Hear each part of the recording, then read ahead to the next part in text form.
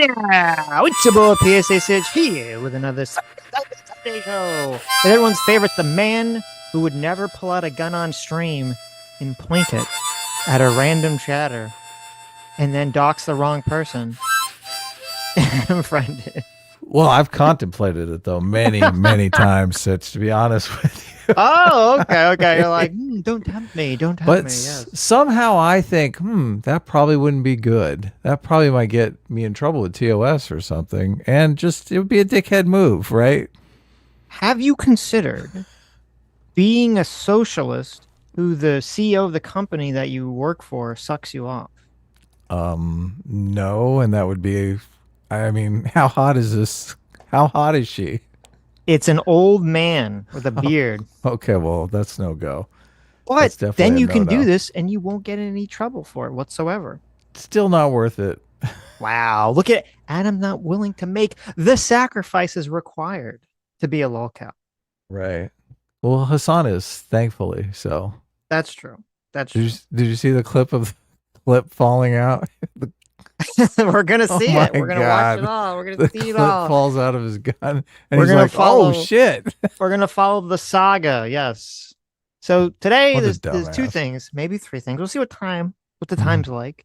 But first, I want to cover this. This is a story that the New York Times first reported on, and then they got attacked ruthlessly by other media outlets for daring to report on something that was true. And this was Zoran Mamdani, the Democrat winner. He hasn't won the general election, but he won the primary for the Democrats of being mayor of New York City. So now it's him against Eric Adams. Though everyone polling looks like he's probably going to win. He's a democratic socialist, so he's just a socialist. And he maybe did something a little dishonest, maybe something a little unethical when he was younger. And now he's trying to lie about it, and everyone's trying to cover up for it. Now, Sitch, what's with these goofy articles? I like to watch videos. Can't we just bring a video up on this? What's going on? It would be good if we could, but since there's so much of non-reporting and trying to cover up the story, those videos don't exist outside of 30-second like NBC clips where they just tell you the story. They're not actually like having a conversation about it. Nobody discusses? No. I mean, this is probably pretty incendiary for a lot of the black community. Well, that's it, because they know that Moran. Moron? I was combining his last name and his first name, calling him Moran, which I kind of like, actually. Moran Zandani? Yes, Moran Zandani. Because they know that, he didn't poll very well with the black community in the primary, so they're worried. Right. If he just wasn't black enough. Listen, he's trying to fix that. Okay. He's trying to fix that. So, but then after we talk about that, we're gonna cover. We'll have all the videos you want.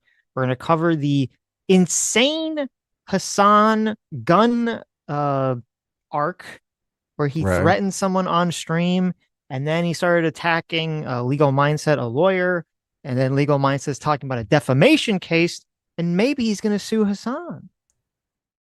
Wow. Okay. Yeah. Legal Mindset suing Hassan would be great. Oh God, what a I would great love that. timeline this is. Okay, we have Hassan's orbiters getting sued by Ethan Klein in a very seemingly open and shut case, and now maybe we'll have Legal Mindset suing Hassan himself in a maybe pretty open and shut case. It occurred to me this is probably why Hassan is not ponying up any money for his orbiters. He was thinking, oh yeah, I'm next on the list. I need to save my resources because that lawsuit is coming my way sooner or later. That would make sense, because Hassan constantly, he'll get into some, this is kind of the problem. It's really weird. We live in a very weird environment right now where, I mean, I get it. We're on the internet. We're streamers. We all feel like young people, right? Sometimes it all feels like we're in high school again, but we're all adults. We're all supposed to be adults, right? Hassan is an adult technically, even though he doesn't act like it. He's in his 30s. I mean, an adult piece of shit. So that is true. That is true. And in the adult world, usually when you get into some sort of altercation with someone where you call them a pedo or you make up all sorts of lies about them, there generally are repercussions to that action, right? Yeah, of course. Yeah. But because we live in this like weird internet environment where I guess everything feels, for a lot of people, I don't know what the word would be, like youngified, high schoolified or whatever. People just kind of act like, oh, it's high school. I can just, talk unlimited amounts of shit and there'll be no follow-up repercussions for my actions. Yeah, lie about people indiscriminately. Yes. And Yeah. That's his I go-to think move. He just makes shit up. definitely. And it's weird. The internet has this weird effect on people where it does seem to de-age people, demature people in terms of how they interact. And I think they get completely lost in the sauce. They get completely detached from reality.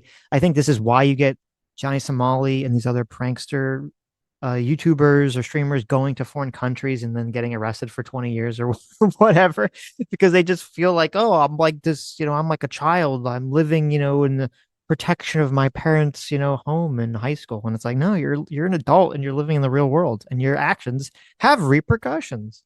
Yeah, exactly. Yeah, the person to go after Hassan is the guy that he doxed on stream. That guy's got such an easy case. And as soon as you get the criminal case locked down, then Mm-hmm. you move over to the civil case and you sue him for fucking big dollars because he's got deep pockets. And you throw Twitch on the lawsuit as well because they're enabling this bullshit. Well, and we'll talk about that because, yeah, Twitch definitely is enabling this stuff. I think that Legal Mindset has a much better case actually than the guy Mm-hmm. because there are some statutes about harassment that they can get him, but supposedly, and it seems like this has been confirmed, Hassan is such a loser, such a buffoon. Okay, Jank's nephew, I should say. I got it backwards. Jane, Uncle. Jank's uncle. Jank's nephew is Is such a Jenks giving this year going to be in a prison cell, Sitch? I hope so.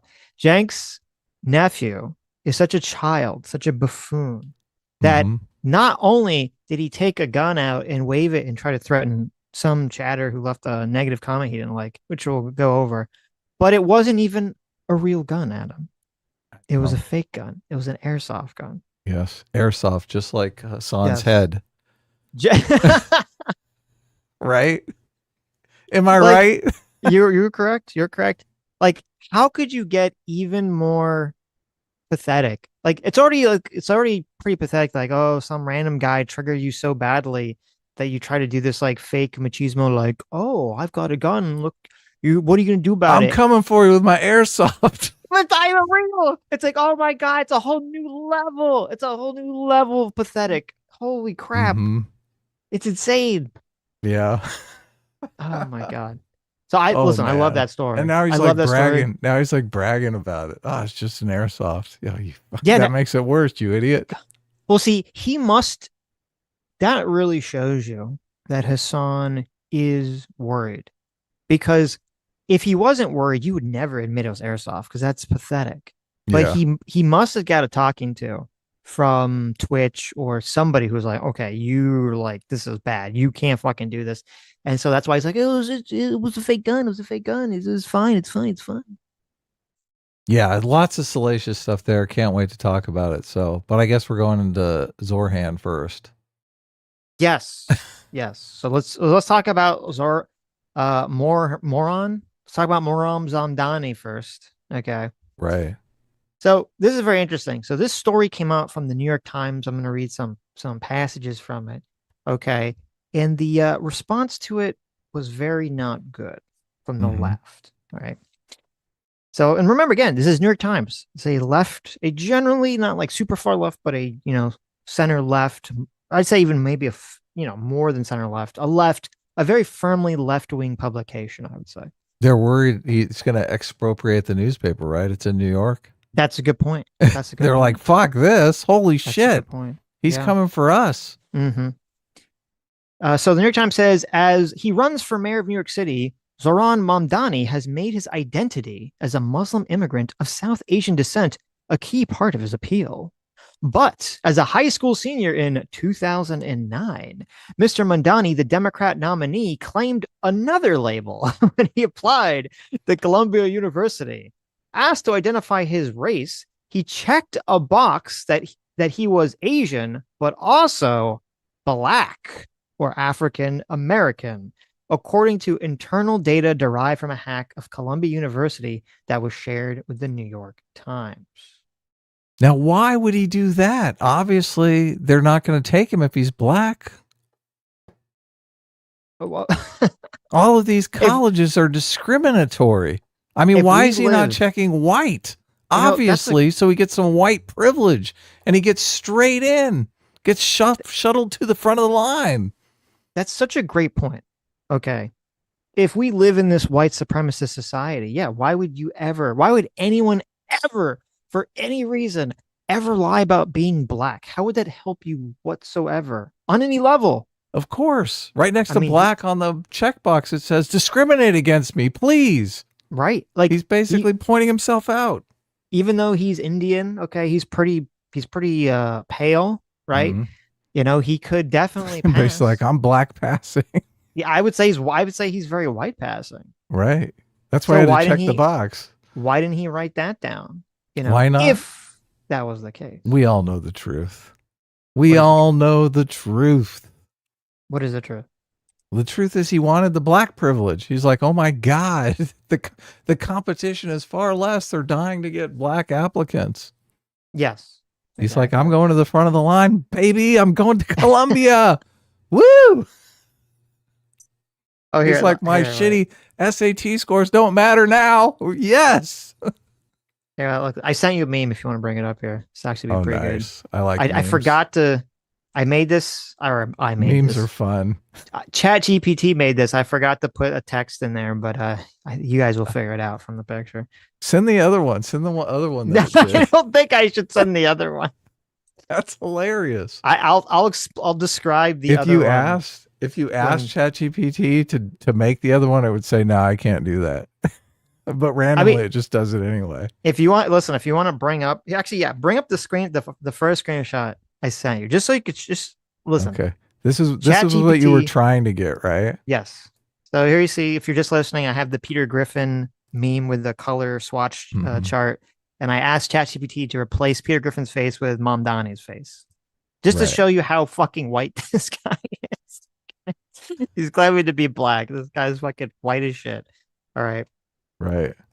But when I first asked ChatGPT to do this, I don't know why, but the ChatGPT had a different idea in mind. Yes. I can bring up the other one, or do you want to just describe it? Oh, you can bring it up. You can bring it up. Okay, I'll bring it up. You can bring it up. I don't want to spoil this. Here it comes. Okay. And look, you can see my prompt. Okay. I said, can you replace the man's face in the first picture with the man's face in the second picture? I don't want to use any names because then, they go, oh, we can't do that. It's offensive or blah, blah, blah. Right. If for some reason, listen, I take it all back. Maybe we do live in a racist society because for some reason, ChatGPT replaced the swatch with a fucking gun. Yeah, exactly. A guy for holding no reason. A guy holding a gun to his head. Yes, I don't know why ChatGPT pulled a Hassan. I was like, what the fuck? What is happening here? Why did it do this? Yes.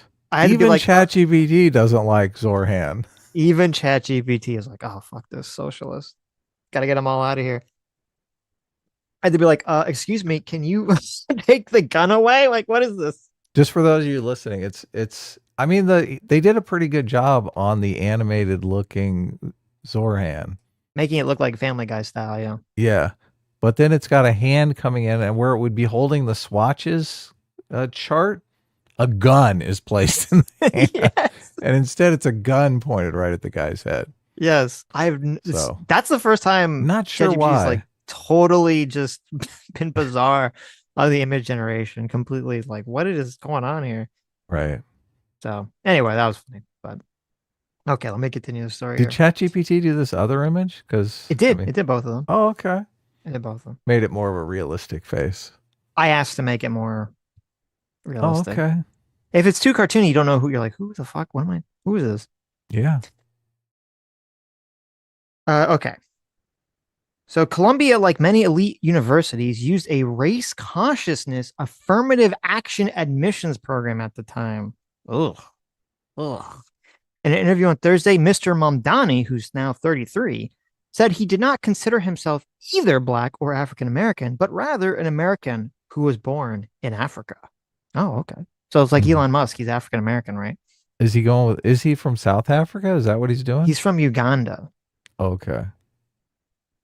So, Interesting. yes. Interesting. Okay. So he's like, technically, well, actually, I am Actually, African American. yes. I didn't know. Right. Apparently, there's a bunch of Indians that live in Uganda. I didn't know about this, but Mm-hmm. Well, did it say black it on the? says so. I sent you a picture. You can bring it up. I sent you. Okay. The New York Times actually got the screenshot of what it looks like. Okay. Okay. And so Okay. if you, So it just yeah, says black or African it says American. black. Yes, it says black or African American. Right. So they got him on he got him on a technicality, guys. Well, He t- that's his defense. He's like, it's a technicality because I'm African, but that's bullshit. Okay, it's totally bullshit. Everyone knows what African American means. It does not mean that you're, a non-black person who lived in Africa or who was born in Africa. That's not what that means right. Right. at all. That's is Indian is Indian on here? Oh, Asian. Asian. Hmm. But Okay. then if you see underneath it, they Right. give you More options. a bunch of options to write Additional in. So you options. could write like South Asian and you write Indian. Right. But obviously he's not going to do that because there's like a million Indians at all these top Ivy League schools. So that probably would actually hurt his chances to get in if Yeah, he he wrote Indian. knows. He knows. Yes. He's Yes. like, I go into the short line over here. Right. So instead he writes in Blasian. He's like, I'm a Blasian. Listen, I'm a snowflake. I'm a Blasian. You have very few of us. Right. Think how many social justice points that is. Listen, it's high up there. Now, he says his answers on the college application were an attempt to represent his complex background, given Hmm. the limited choices before him, not to gain an upper hand in the admissions process. Limited. I mean, they got like 30 different boxes here. Yes, this is why it's so bullshit. Okay. He could have, if he was being honest, and this is, to me, this is what's the most offensive part of the story. Because on one hand, you say, okay, he did this when he was 18, you know, who cares, right? You should be granted some level of forgiveness. And I'm not, well, I would still call hypocrisy because of the politics he has are very much based around this. But on top of that, the reason why I say this is a big deal, and I don't grant him any forgiveness, is because for you to be granted forgiveness, you have to admit that you did something wrong. And he's just flat out lying about the whole thing, not admitting he did anything wrong whatsoever. And all these people that want to support him just gobble it up. They just totally fine gobbling up this lie because it suits their political agenda. Gobble, gobble. Yeah, because he could just easily, like, if you're being honest, you just click, South Asian or Southeast Asian. I don't know which one technically Indians are, and then you just write like, born in Uganda, even though you're Indian. Okay, Right. it doesn't make you suddenly, if you're Indian and you're born in Uganda and your family's all Indian, you're not like, well, listen, I'm really Uganda. I mean, Ugandanese. Okay, Hmm. so he said so. Oh, and by the way, and this is weird too. Even though his father was a professor at Columbia, when he applied for all this, he still didn't get accepted, which is fascinating. I wonder if they knew he lied. Like, what the fuck? Like, bro, your dad works here. We know you're not black. What are you doing? What an idiot. What is this? What is this bullshit? That's hilarious. Mr. Mamdani said most college applications don't have a box for Indian/Ugandans, so I checked multiple boxes, trying to capture the fullness of my background. Oh, that is a top tier lie. That's Mhm. such a good. I have to give credit. That's such a good spin right He's there. a natural politician. He is. He is the fullness of my background. And the application allowed students to provide more specific information where relevant. And Mr. Mamdani said that he wrote in Ugandan. So see, that's even more dishonest. Because if he in this lower box just checked off Black, African American, and then just wrote Ugandan, you would assume that that meant he was Black and from Oh yeah. Uganda. Oh yeah, you would. You totally Yes. would. What did, Even so he though wrote in Ugandan below next to Asian? I believe he wrote it next to Black. So oh wait, so we checked black twice. Yes, he in the first box he checked both Asian and black, and then the second box, I don't know if he checked Asian, but we know because I looked at the data, he checked black slash African American, and he wrote in Ugandan. Next to that, oh yeah, Yes, he's totally yes, working it. yes, and everyone's just lying about it. He continues saying, even though these boxes are constraining, I wanted my college application to reflect who I was. Oh, okay. Who he is a liar, by the way. Mr. Mamdani's father was a professor at Columbia at the time. His son applied to college and remains and is still a professor there. Mr. Mamdani has said he never really wanted to go to university where his father was a professor. So that makes me wonder maybe he did get accepted and he turned them down. That'd be interesting. Be- because Oh, he then it would didn't. make it He even didn't go worse. there, but we don't know if he got accepted or not. Right. Right. Oh, interesting. So maybe that'd make it even worse if he got in by lying about being black. Now, he did say when asked if any of his family had intermarried while in East Africa. So he said that his father had been in Uganda for 100 years. Okay. 100 Okay, years. At he's least pretty his old father's side, then. not his mother's side. And he said, even though they'd been in there for 100 years, everyone in his family is 100% full Indian origin. So no intermarriage. There's been zero intermixing, zero interbreeding whatsoever, which is a little strange Wow. to me. You've been in a country for 100 years, and you're like, no, we've kept the line pure. Don't they have arranged marriages? So they don't. I guess that makes sense, I mean, but nobody's bringing in well, they couldn't. Why someone. couldn't they get an arranged marriage with a native Ugandese person? Yeah, Hmm? I agree. Very Seems a progressive. They little should do it. racist to me, doesn't it? Sounds very Seems conservative. pretty racist to me. I don't know. His family moved to New York City around the time that his father joined the Columbia faculty in 1999. At the time of the move, Mamdani was 7. So it's even kind of further to make it like, oh, I'm a Ugandanese or whatever. He moved to America when he was fucking 7, right? How much does he really remember about Uganda in the first place? On Thursday night, Mr. Adams, so this is Eric Adams, characterized Mr. Mamdani's actions as an insult to every student who got into college the right way. Correct. Completely true. Imagine you are working hard, you're studying, you're taking all the AP classes, you're doing all your homework, you're trying to get good SAT scores and all this stuff. And then you got some asshole who's like, well, I'm black, even though they're not, just to try to get ahead of you, try to sneak right in.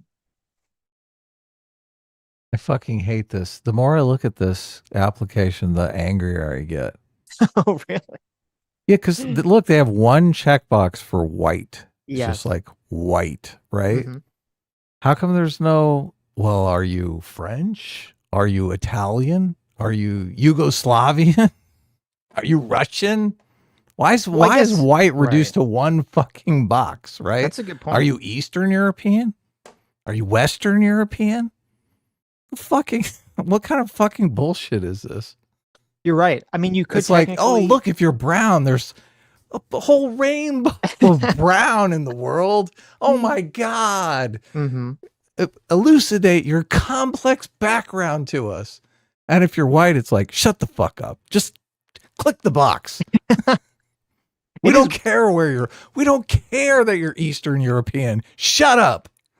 Get it in is weird. line. It is weird that there's like specific, like, you think there'd just be like Native American, right? And then you check that, and if you're from like No, Alaska, they've you just got write in, tribal no, affiliation, there's like a specific, enrollment number. yeah, I know. There's a specific Alaskan Native. There's a specific Mexican American. Instead of just like clicking Latino, writing Mexican, no. The Mexican Americans get their own box. There's a specific Dominican, a specific Hawaiian Native. Yes. It's weird. You're right. It is weird, like why there's so many instead of just if it was just the broad categories and then you had the like because there is white. You could click right Yeah, white. You could white. write in like Irish or Russian or British or French No, or you whatever the have fuck no they did. heritage. Shut the fuck up. I mean, it wouldn't help you, right? They don't look at the Columbia is not looking at their stats and been like, oh well, we don't have enough students of like of a French Why background in are our they doing school. So that? Why are they doing that? It's completely offensive. it's very offensive. Yeah. It's incredibly offensive. It's like, oh my God, tell me about the special people. Right. Why is there no box for Jew? Why do I This get is left out this here? is this is a fucking religion. I can't believe it's invaded all of our Ivy League schools. It's invaded all our schools, all of our Thank colleges. God I the hate this Supreme bullshit. Court said, fuck this garbage and Oh threw it yeah, out. of course. Thank God for Yeah. that. Oh, We're it's making so trash. progress. Yes. This application needs to go. Hmm. Defund all of these places for this fucking nonsense. Where's the what religion are you section, Sitch? Where do they mark the religion? I'm Obviously, sure. this is the social justice religion. So Hmm. anyone who fills this out is in that religion. Right. I'm sure it's somewhere. It's got to be in there somewhere. But No, they can't put religion on the application. That no, would I'm be sure. against the I'm sure they law. do. I'm sure they do. No, they don't. They're They like, listen, can't. we got too many Jews as it is. Okay, I gotta tamp down on our numbers. Right. Okay. So Eric Adams made a meme, which I sent you if you want to bring it up, and he posted this on X. It's kind of funny because it's like it's Eric Adams, but it's a very boomer meme.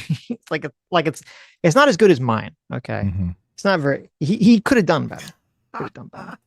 Okay, but Eric Adams said, not This is only is pretty this an good. insult to every student who got into college the right way, but the African American identity is not a checkbox of convenience. It's a history, a struggle, a lived experience. For someone to exploit that for personal gain is deeply offensive. That How? using the wokeness against them. Look at that. They're finally waking up. But it Where's really the white shows you, privilege though? Obviously this is completely contradictory to their whole philosophy. of course, of course. Well, and it really shows you how so much of the ideology, and this is true of all ideologies, not just of woke left crap, but so much of the ideology you can discard if it's a means to gain power. Because they're like, oh, we like this guy. He's a socialist. Even though what he did a few years ago would have been like inconceivably, irreconcilably, racist and horrible, the most offensive thing ever. Because now it's a few years later and he's a socialist. They're like, oh, well, it doesn't matter. This is no, not a big deal. Who cares? Who cares whatsoever? It doesn't matter. Of course, yeah. And I am going to go Mainstream over wants to some look of the his, other way because he's in their camp. yes, 100%. He's got the I'm going to right go, tribal affiliation, which he didn't check. he should have put socialist in the tribal Yes. affiliation. Yeah. I'm going to go over some of his positions after this so you can see how terrible some of his positions are. But Okay. Eric Adams is like, we worked long and hard to get the oppression points from this category. How dare you swoop in and I just know. I take them know. from me? Exactly. Yes. His campaign, Eric Adams' campaign, called on Columbia to release Mr. Mamdani's admission records and investigate whether university policies have been violated. Good luck with that. Mm-hmm. So the backlash to this art now, so the New York Times had this article. They just kind of laid out exactly what happened, right? Um, the backlash was fucking crazy. Oh my, I despise these people. I despise these people. This is part of why I really hate sort of the populist energies specific on the left and on the right to some extent of just this whole like everything becomes about power and about cults of personality. Nothing is about there's an actual principle or an that is being sort of elevated. And the second someone that you support violates that, as long as they're still like on your team, you just completely, you just ignore it whatsoever. Yeah, that is The New super York Times got frustrating. so much backlash from this. Okay. They got so much backlash from writing this article. For calling this guy out? Yes, for calling this guy out. That they actually had to send out on X the A public apology, please. Tell me not. the assistant managing editor for Standards and Trust had to do a long post on X to justify the article. Is that crazy? Now here, let me Why? send it to you. Why? Because they were getting so much backlash from the left about this. I guess New York Times, that's their That's their entire entire customer audience. Yeah. base. Yeah. Here, I send it to you if you want to bring it up. I'm going to read it. So his name is Patrick Healy. So he says, as the New York Times assistant managing editor for Standards and Trust, I've received reader feedback regarding our reporting on Zoran Mamdani's 2009 application to Columbia University. To provide context on how the reporting came together, I wanted to share some information. Oh, thank you. Just information. Just some information. The Times has been reporting comprehensively on Mr. Mamdani's proposals for the city, his vision on the economy and affordability, his leadership record, and his personal background, including his biography and South Asian heritage that he's talked about during his campaign. Times journalists for decades have done deep reporting on major party nominees for New York mayor to provide insight, context, texture about their priorities, history, and evolution. Our reporting helps readers better understand how candidates think and what they believe. What they lie Imagine about. Yeah. Imagine arguing that the candidate lying to get ahead using leftist policies is not important to their character or their candidacy whatsoever. Oh, Like, super important. and the hypocrisy here on display too, because if this was a Republican, that this story would be exploded nationwide and it'd just be blasted nonstop. Wow, this Republican lied about being black to try to get ahead in college. What a despicable racist he is. But a socialist does it, and it's like, it's not a big deal. Just ignore it. Who cares? There would be more hypocrisy if it was the right because they're perceived to be against this kind of identity politics shit. Right. He's just using identity politics for himself, so there's not really that hypocrisy angle. Well, I would say there is. You're right, but there's a hypocrisy in terms of that if you're advocating for these policies to help black people, and then not that black hypocrisy is definitely there. He took a spot Right. from a black person, Yeah, exactly. and then he didn't even end up going. So Right. Now I'm curious. I would love to see, and no one's found it yet, because the school he actually did go to, if he wrote he was black on that admissions form too, because I bet you he did. You sure? Yeah, of course he did. Come on Of course now. he did. Yeah. Our reporters obtained information about Mr. Mamdani's Columbia College application and went to the Mamdani campaign with it. When we hear anything of news value, we try to confirm it through direct sources. Mr. Mamdani confirmed this information in an interview with the New York Times. Mr. Mamdani shared his thinking about the limitations of identity boxes on forums like Columbia's and explained how he wrote Uganda, the country of his birth, the kind of decision many people with overlapping identities have wrestled with, confronted with such boxes. So like he's already like he's already like kind of like apologizing, giving deference to like the way he words it. Oh, he was wrestling. He looked at all these boxes and he's like, I don't know. There's so many choices, Adam. Which one do I choose? He's turned lying on his college application into a struggle of against oppression. Yeah. Oh, we live in such a racist, oppressed society that when they ask me for my oppression points with all the boxes in order to help me if I'm not white, that in itself is oppressive because there's so many boxes. I don't know which one to write. Yes. It's like when you turn on Netflix and you're like, there's so many things, and you spend 2 hours that you were supposed to spend watching something just looking at all the various things and commenting on them with the person in the room next to you. Yeah, it's very sad. Oh, the tragedy of our time. His application was 2 months late. Oh. We believe Mr. Mamdani's thinking and decision-making laid out in his words were newsworthy. They were, and in line with our mission to help readers better know and understand top candidates for major offices. We sometimes receive information that has been hacked or from controversial sources. The Times does not solely rely on nor make a decision to publish information from such a source. We seek to confirm through direct sources, which we did with Mr. Mamdani. So something that came up that I haven't talked about yet was the way this information came out was that there was some X account that I don't know if they hacked it themselves or somebody hacked it and gave it to them. They're an account that was covering whether Columbia was still doing affirmative action policies illegally or not. They wrote a whole Substack article about how they believe that Columbia University, when you look at the admissions data that has been hacked, is illegally currently still engaged in affirmative action policies. And through that information, they were able to go and kind of look for Mamdani's application, which was in the hacked information, and they found out, oh, look, he wrote that he was black on the application. So they're ignoring the Supreme Court? I mean, I've been told that makes you an authoritarian, very evil person, very fascist institution. It definitely does. Yeah. Oh, wow. That's true. All the things they're accusing Trump of, they're doing themselves. Imagine.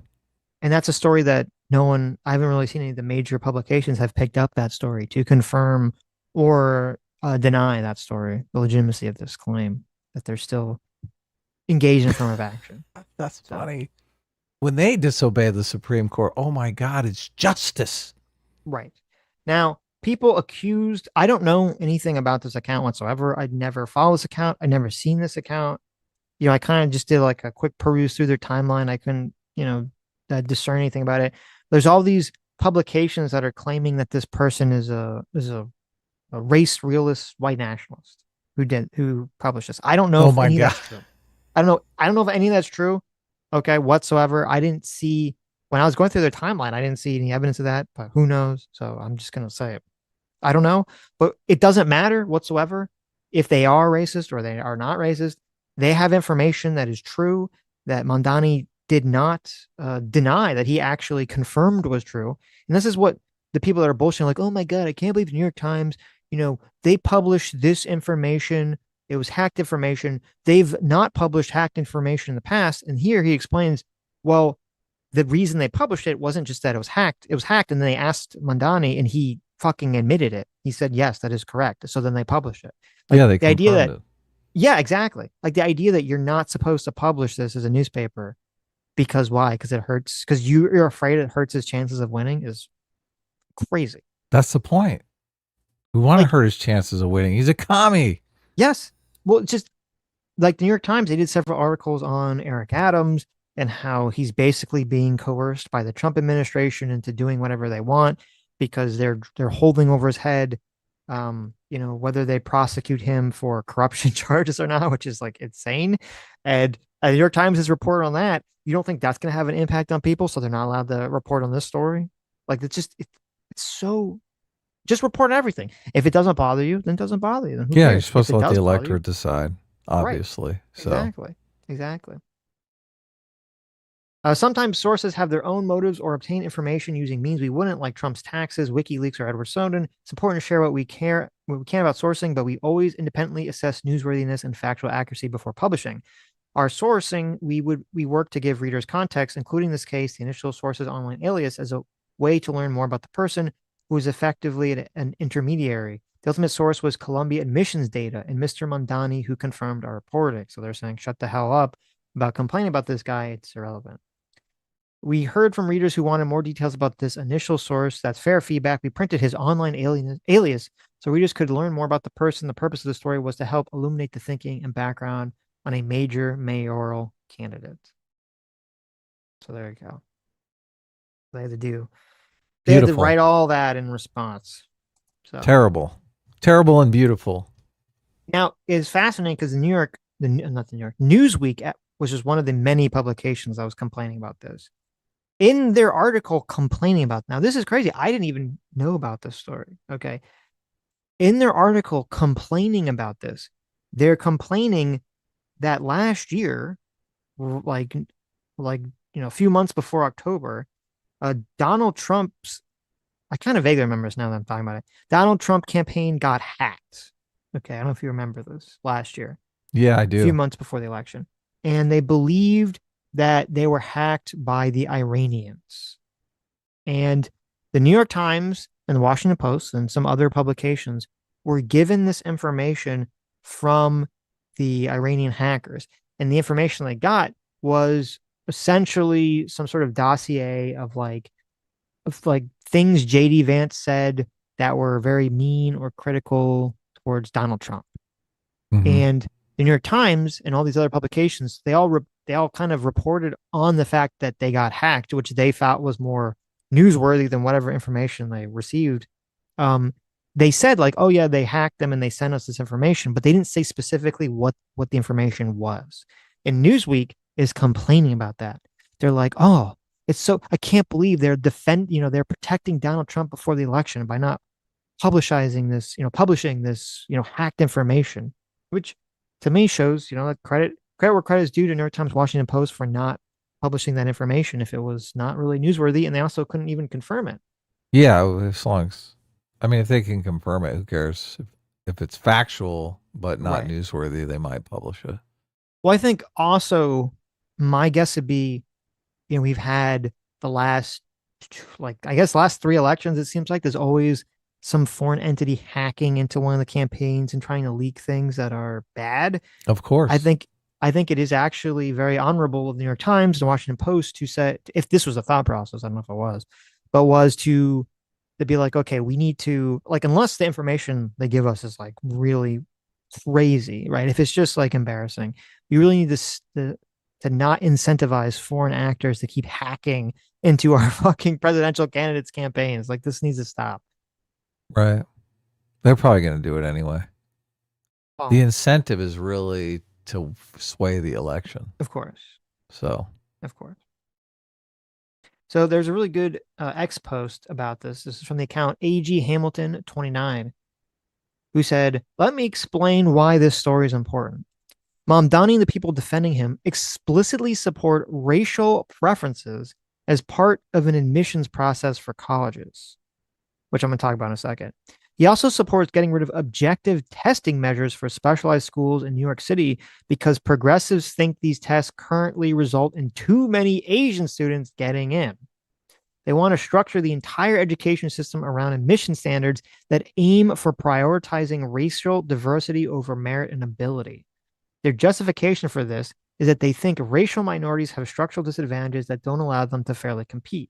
Yet here, the same guy tried to use that system he and his supporters advocate for to get to the admission to get an admissions edge. That despite him clearly not being part of the disadvantaged race he was claiming, and actually coming from an extremely privileged background. So his like mother was an award-winning filmmaker. Okay, so it's not, they were very well off. It speaks to both his character and the issues with the system he openly advocates for, while at the same time showing his supporters don't mind that the system being cheated at the expense of the racial minority students they claim to advocate on behalf of. yeah, that's just their alibi that, that they're helping the disadvantaged. Yes, which is Yeah, crazy. they're Which is totally helping crazy. themselves. Right.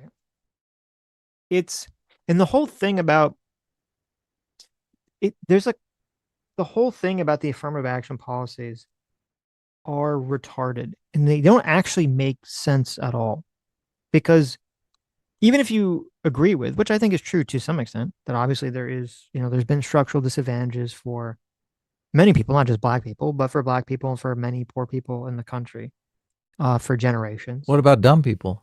And They're the well, ones that that's a say good point too. Yeah. Dumb people they're the have the ones that biggest face the structural biggest disadvantage. structural disadvantage, right? Right. Right. But it doesn't like, say you have a black kid who, if he had grown up in a upper income environment, and went to a better elementary and middle and high school, he would have been able to, go to an Ivy League school and succeed, right? Mm-hmm. But instead, that kid grew up in a poor black neighborhood, and there's a lot of cultural attitudes that were negative, and maybe there was violence, and maybe schools he went to sucked, and there's a lot of disciplinary problems, and blah blah blah blah blah. And he tried his best that he could in that environment, but he still wouldn't just be able to, because of his upbringing, wouldn't be able to get into Columbia compared to some other people, right? Like there's like this weird idea that I think some people have on the left where if you took that kid and you plop him in Columbia, he's going to just magically become like the straight A, like super genius student. It's like, that's not how this works for 99% of the population. Yes, if he was in another environment when he grew up, yeah, he could succeed, but he wasn't. So he doesn't have the background, doesn't have the prerequisite knowledge, doesn't have all the building blocks. People don't just like get, popped out of the womb and then get a degree at Columbia. It's years of training and mental processes that bring you to there from all your schooling and all your education, which kind of builds upon who you are. So if that kid from the underprivileged neighborhood can still go to a good school, maybe it's not an Ivy League school, but can still go to a good school and get a good education, get a degree, that's what you want. It makes no sense. It literally makes no sense. And I think Thomas Sowell has done a lot of research into this to lower the standards for people just because it's correct. They had an unfair situation in life. They did have an unfair situation in life, but lowering the standards doesn't even help them anyway. And it says it's not fair for anyone else in the world. Yeah, it hurts them in the long run because they can't compete at these schools. They don't have Yes. the merit to compete against the other students. So They don't have the a lot of background. times they ended up flunking out, where if they just went to some state school, they'd probably be the superstar. Yes. Yeah. Yes.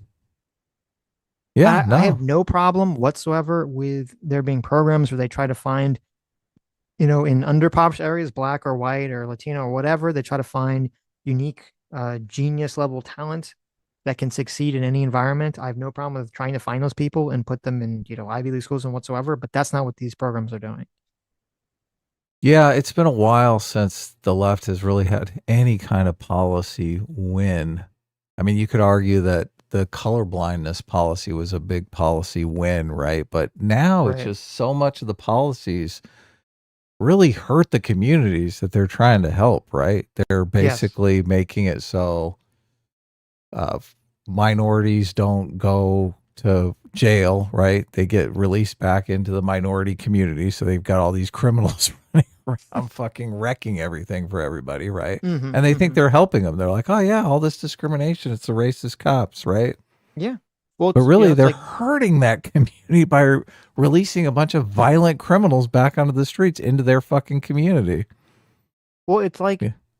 when we were talking to FT Signifier, Mm-hmm. and he has this idea that he's pretty married to, which I don't like. It's become a religious belief at this point. Oh, yeah, Um, totally. which is that, yeah, the more cops there are in the area, the more that they're just going to harass black people. It's going to be worse for black people, not better. That's why I said, like, listen, you should go talk to Sean. You should go watch some of Sean actually just worth videos. He has a lot of videos. He's pretty knowledgeable on the subject matter about how policing affects these areas. And he's like, no, I'm not going to look at any of that stuff whatsoever. I'm not even going to Yeah, engage with it. So I have a belief. yeah, it's a Yeah, religious so do belief. all progressives have a belief, right? Yes. And it's Yes. that belief just is completely wrong and does serious damage. It's more damage than even malicious people are able to do.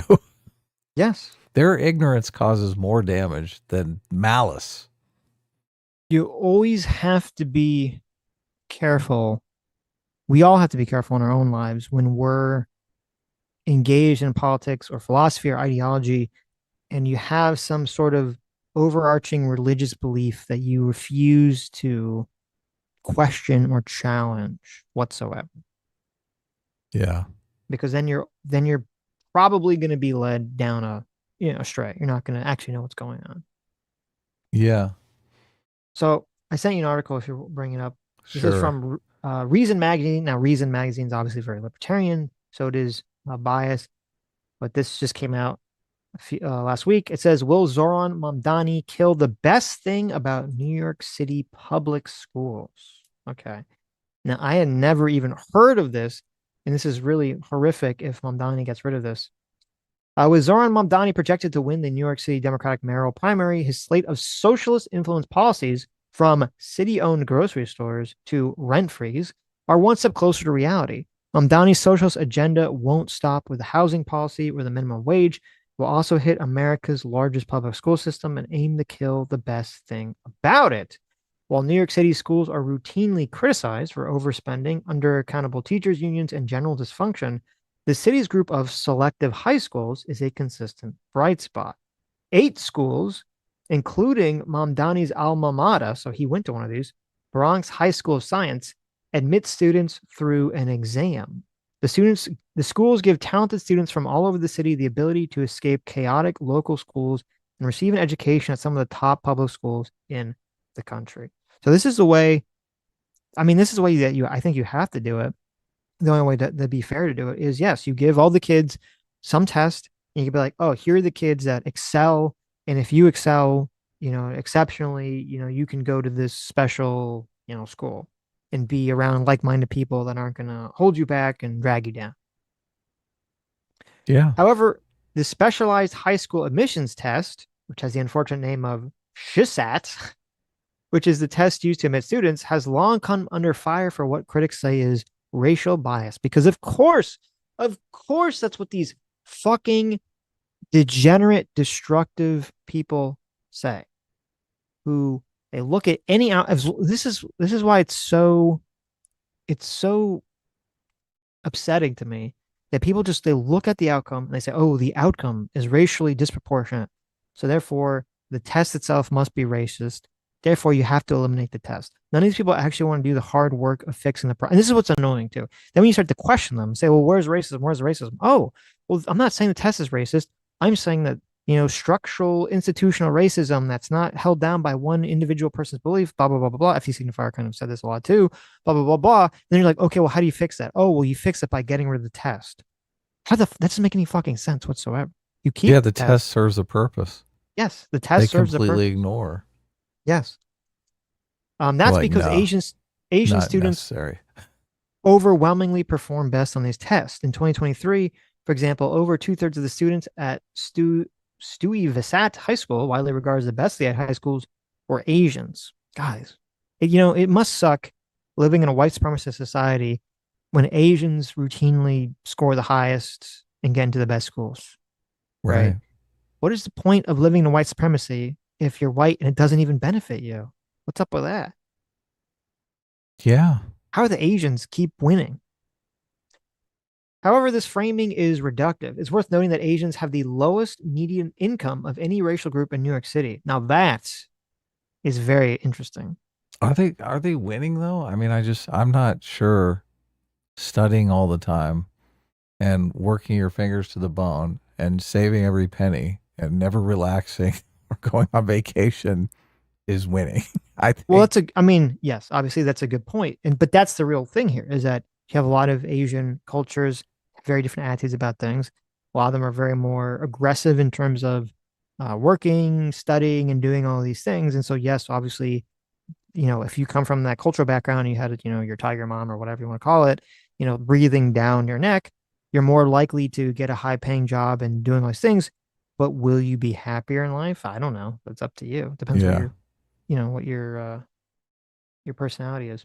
Even in China, it's hard for them to maintain an economy because they don't have a consumerist ethic.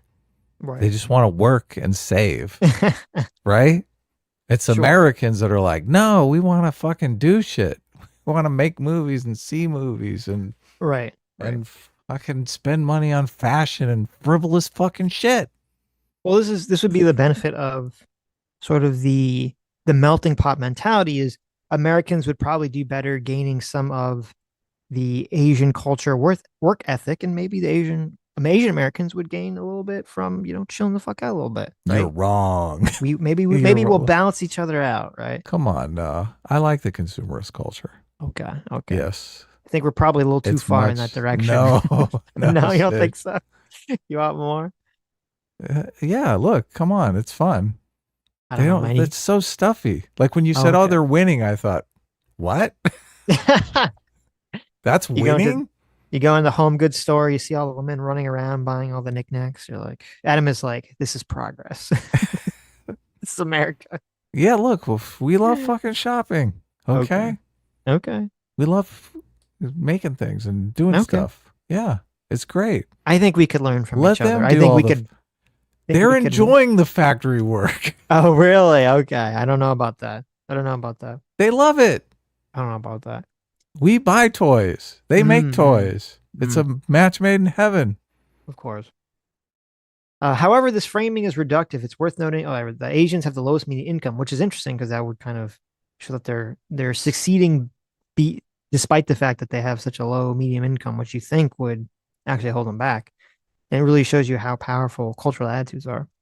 Contrary to the popular vision of magnet schools being compromised of upper middle class white and Asian students, New York select high schools are economically diverse. 50% of the Stu Visant students are economically disadvantaged. At Bronx Science, it's 52%. See, now that should, from the left's perspective, say, oh my God, this is like this is the policy that they should hold up. They should say, look at how amazing we have these special schools in New York City. Half the population comes from an economically poor background, and yet they're going to these elite schools. This is like the left's wet dream. And yet, because it's not racially diverse enough, it's like, no, no, no, we have to change the system completely. We have to break it and burn it down. Why are you helping all these poor white people? Poor white people and poor Asians, yeah. But that hasn't kept politicians from attacking the schools as segregated. and the Shusat as racist. In 2018, then Mayor Bill de Blasio, that asshole, called the high schools a monumental injustice. He attempted to subvert a state law protecting the test, but the admission changes has so far been tied up in a legal battle. God, what a terrible mayor. Mm-hmm. Over the years, Mamdani has stated that he would also attempt to ditch the admissions test. Quote, as a graduate of Bronx science, I have personally witnessed just how segregated New York City public schools are, especially our specialized high schools. He said in a 2022 interview, I support measures to integrate our public schools and fully fund our education system, including the abolition of the SHSAT test. So wants to get rid of the test. The shit because set. he wants to get rid of the shit sat. Yes, exactly. Last month, he made a similar statement saying, quote, my administration will focus on addressing the root educational causes of this segregation by implementing recommendations from the 2019 School Diversity Advisory Group at elementary and middle schools across our country and support an independent analysis of the specialized high school exam for gender and racial bias. Yes. The recommendations he mentions argues in favor of eliminating elementary school level gifted and talented programs and placing a moratorium on new tests in high school. It's so, these people need to be shot into the sun. I'm Can't you sorry. fix a test? I mean, you just got to get rid of it. There's like this insane, I really, I want to be chill, but I really despise these people. They have a religion, they have a cult. And it doesn't matter how many times they perform the ritual. It's like, they're like, listen, if I take my human sacrifice up to the altar and I cut their chest open and I rip their heart out, I'm going to get rain. And they do it and there's no rain. And they're like, well, obviously I have to keep doing it until I get rain. And then after doing it for a month, they get rain. They're like, see, everybody, you doubted me, but the ritual worked. Okay.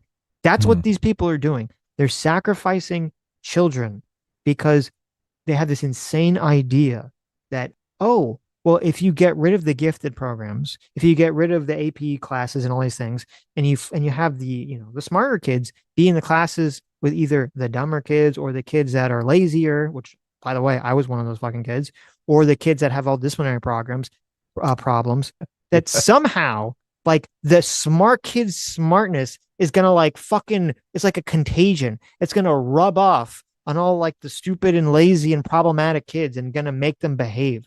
And I'm like, what the fuck are you talking about? You're delusional. You're a psychopath. It's literally the opposite. I'm still not so old that I forgot what school was like. Okay, the smart kids are not the ones influencing everyone else. It's the troublemakers that are the ones influencing everyone else. Every kid knows this. Yeah, this is a perfect analogy for the criminal justice problem, right? They don't Yes. believe in separating the troublemakers. No. They're in favor of the troublemakers. God, they empathize. They feel bad for the troublemakers. Because it's like this crazy thing where it's toxic. It's like it's a form of toxic empathy. I can be empathetic totally and understanding and say, okay, I understand. A lot of these kids, I had a friend who was a teacher and it was like, they're there. And it was like, it was crazy. His teaching experience was crazy. Okay. He worked at a lower income, predominantly Black school, and the disciplinary problems were out of control. And part of the reason disciplinary problems were out of control was because the state, or I should say the county actually, was like so woke and afraid of racism that it removed any power for the school or the teachers to discipline any of the children. And so you'd have a handful of problem children who would prevent the entire class from learning whatsoever. And he talked about how there was some like field trip one day where most of the problem kids were gone from the class. And I was like, oh my God, you could actually teach. And the kids actually wanted to learn. It was like a fucking miracle. Oh my God. It's so amazing. And I'm somewhat empathetic because, he talks about, they bring the parents in, and yeah, all these kids, they come from like fucking broken homes and they don't have fathers or they don't have mothers or whatever. They have a really fucked up situation at home. And that's why they're acting like fucking assholes in class. I get it. I'm empathetic to it. I'm completely empathetic to it. Right. But you cannot sacrifice everyone else because one person or a handful of people had a bad fucking experience in life and they're spreading their bad experience to everyone fucking else. Okay. I get it, but you can't live that fucking way.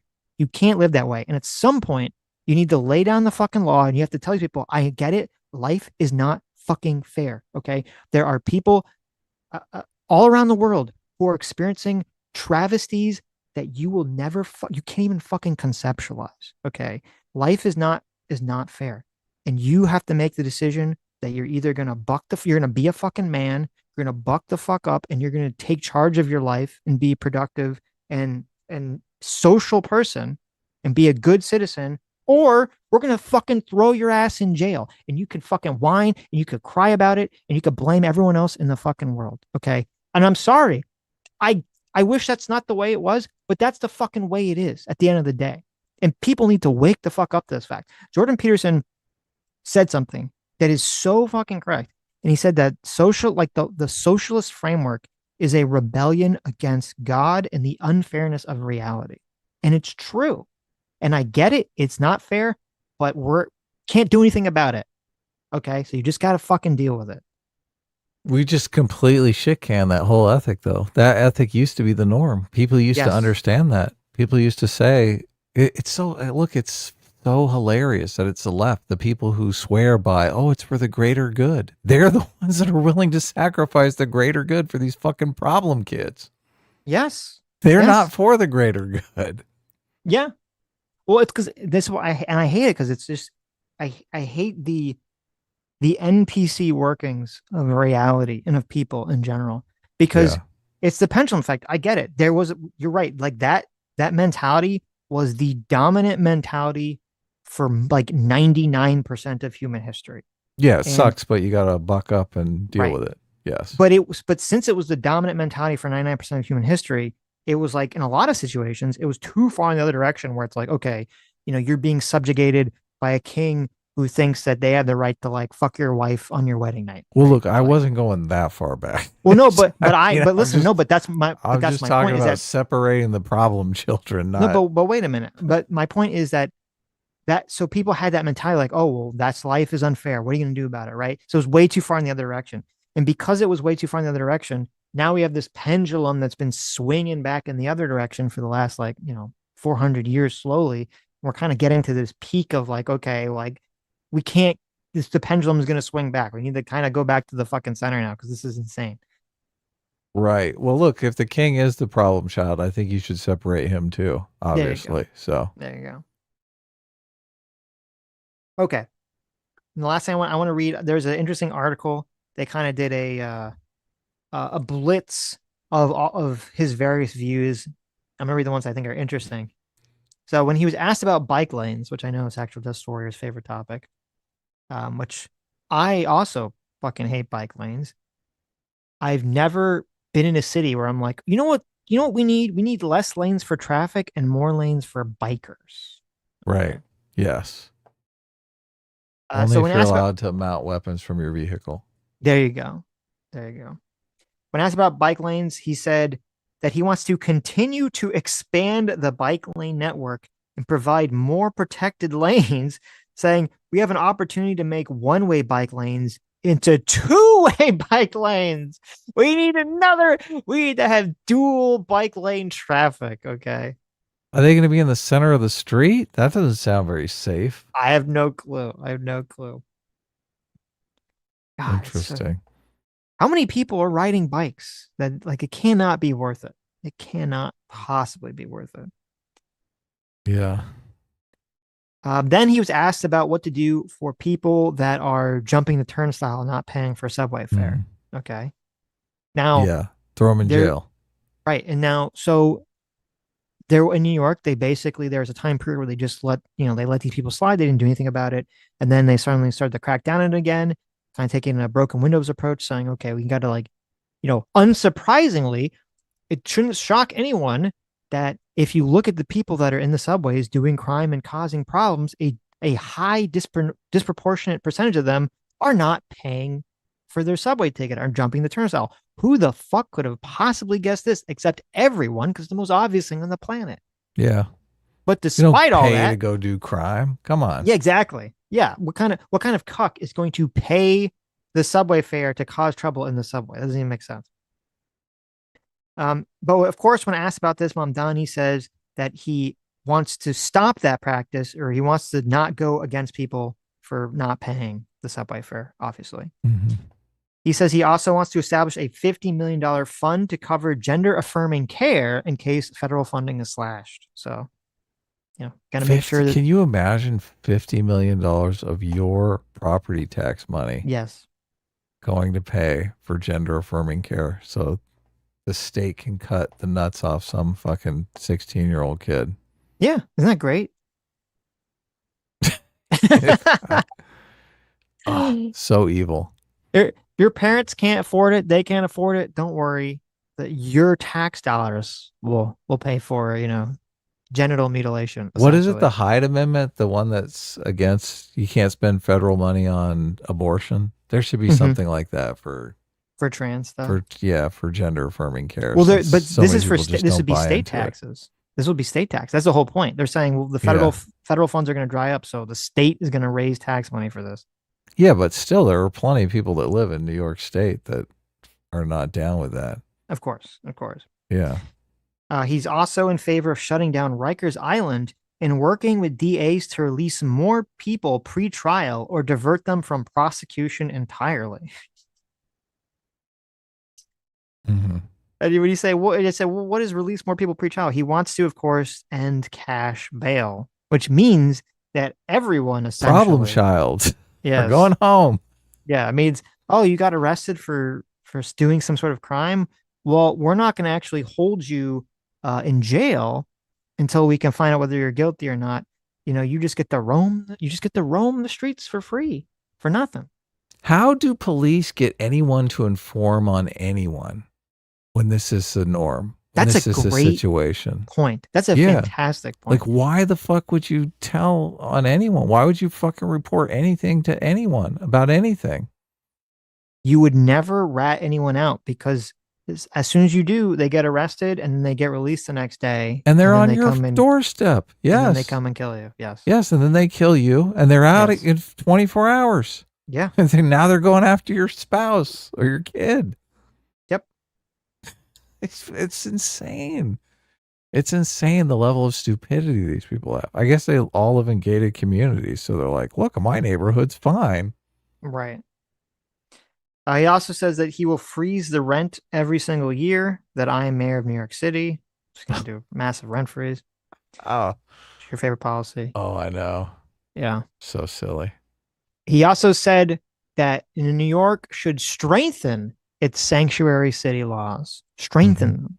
Yeah. That's great. Now- Move all the Americans out. Let's get all those immigrants to come in and fill up our hotels. I did see some fake news about, first of all, sanctuary cities. I don't even understand how they're even legal. They should they should just be illegal under federal law. I don't understand how they're legal, but whatever. I saw some fake news that was like, oh my God, Donald Trump is threatening to arrest, Mamdani. Oh, he's such a bigot. He's such a racist. He's gonna arrest him. And I looked at the quote that Trump was responding to, and it was Mamdani made a comment about how he was not going to work with the federal government to enforce immigration laws, essentially, which is what a sanctuary city is. And they asked Trump, they said, what are you going to do if he becomes mayor and he basically prevents federal agencies from, deporting people, arresting people, doing all the things they're supposed to do? And he said, well, if he's going to be the mayor and he's going to, prevent us from doing lawful actions, but I guess we're going to have to arrest him. So that gets spun Trump into, said he was going to arrest him. yes, that was a response. He Yes. should have gone for the deport him. I mean, Well, take away his citizenship. revoke his citizenship. Yeah. Right. That would have been funnier, but whatever. I think that would send the wrong message. Deport him. Yes. He's a naturalized citizen, right? Yeah, he got his citizenship in 2018. Okay. Even though he's been living here Wow. since he was 7. So, Okie dokie. So he wants new changes. So get this, okay? It's like every policy you could think of, he has the worst position. He has new changes to the state's involuntary commitment laws. Okay, so there's new changes that made it so that it made it actually easier for the police and health professionals to admit people with mental illnesses to, mental, asylums essentially, right? Though Mhm. obviously they're not like they used to be. Now he wants to get rid of that, of course. He wants to make it harder for people for people to get, go to get be put away for mental health reasons. He says, I oppose the law's premise. People have a right to make their own mental health care decisions, and that should not be compromised. Okay. So from that answer, he wants to make it sound like that there's no fucking way whatsoever for the state or the police or anyone to say this person who is talking to themselves and swinging a knife around on the street, I guess you can't, put him in a mental asylum because, he has a right. He has a right to his own mental health care. Don't the people that are walking by who are following the fucking rules? This is the way I think the right needs to kind of frame the argument. Okay. What about the right of the person who's following the law? What about the right of every fucking person in New York City who's just trying to do their job and trying to be a good citizen? They have a right to not be molested or harassed by criminals and psychopaths. No, you don't have that right anymore.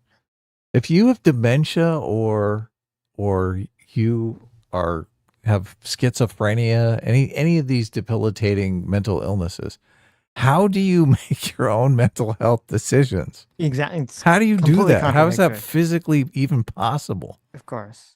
Right? It's ridiculous. Well, I guess maybe they could just ask them, hey, would you like assisted suicide, right? Oh, I like that. And they'd be like, yeah, we'll get that the sounds great. We'll get the little Futurama. I think you could probably talk them into anything at that point, right? There you go. Listen, you know what? That's a good point. If you talk one of these crazy people who's causing trouble into killing themselves, isn't that their own mental health decision? Yeah, of course. Logic? Yeah, sure. I like it. It's great. It's a good plan.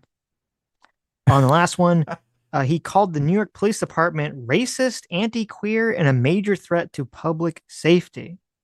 And in other posts, the police department is. Oh my God. And in a post called for the abolishment of the entire prison system. Yeah. They look at the prison population and they think, oh my God, racist. We have to get rid of this. Now, a lot of these comments he made in 2020 or 2022, and he sort of tried to, soften them up somewhat, walk them back a little bit, make them not so insanely fucking crazy. But, we all know what's going on. He's trying to walk them back more? Yeah. Yeah. He's trying to essentially be like, oh, listen, I don't really want to destroy everything, even though I said I specifically wanted to abolish prison, a couple of years ago. I've changed. My opinion has since changed. It would be interesting to go into the black population of prisons and ask, did you get involved in crime because you thought that the world was unfair because of white supremacy? Could you imagine? I wonder what the numbers would be on something like that. Well, it's kind of a I hate to use this word because I feel like woke people kind of ruined it. It's kind of a pernicious issue. Because pernicious I think is a bad word now. Come on, pernicious is fine. You meant problematic. No, I've heard them say pernicious too. Oh, really? Okay. But it's fine. I'm taking it back. Okay. It's kind of a pernicious issue because, yeah, if you ask those people, I don't think they'd be like, yes, I made a conscious decision to turn to crime because I live in a white supremacist. It was an unconscious bias towards criminal activity. No, I think, but I think what white happens. Supremacy. I do. But it's based on the belief, not that there actually is white supremacy.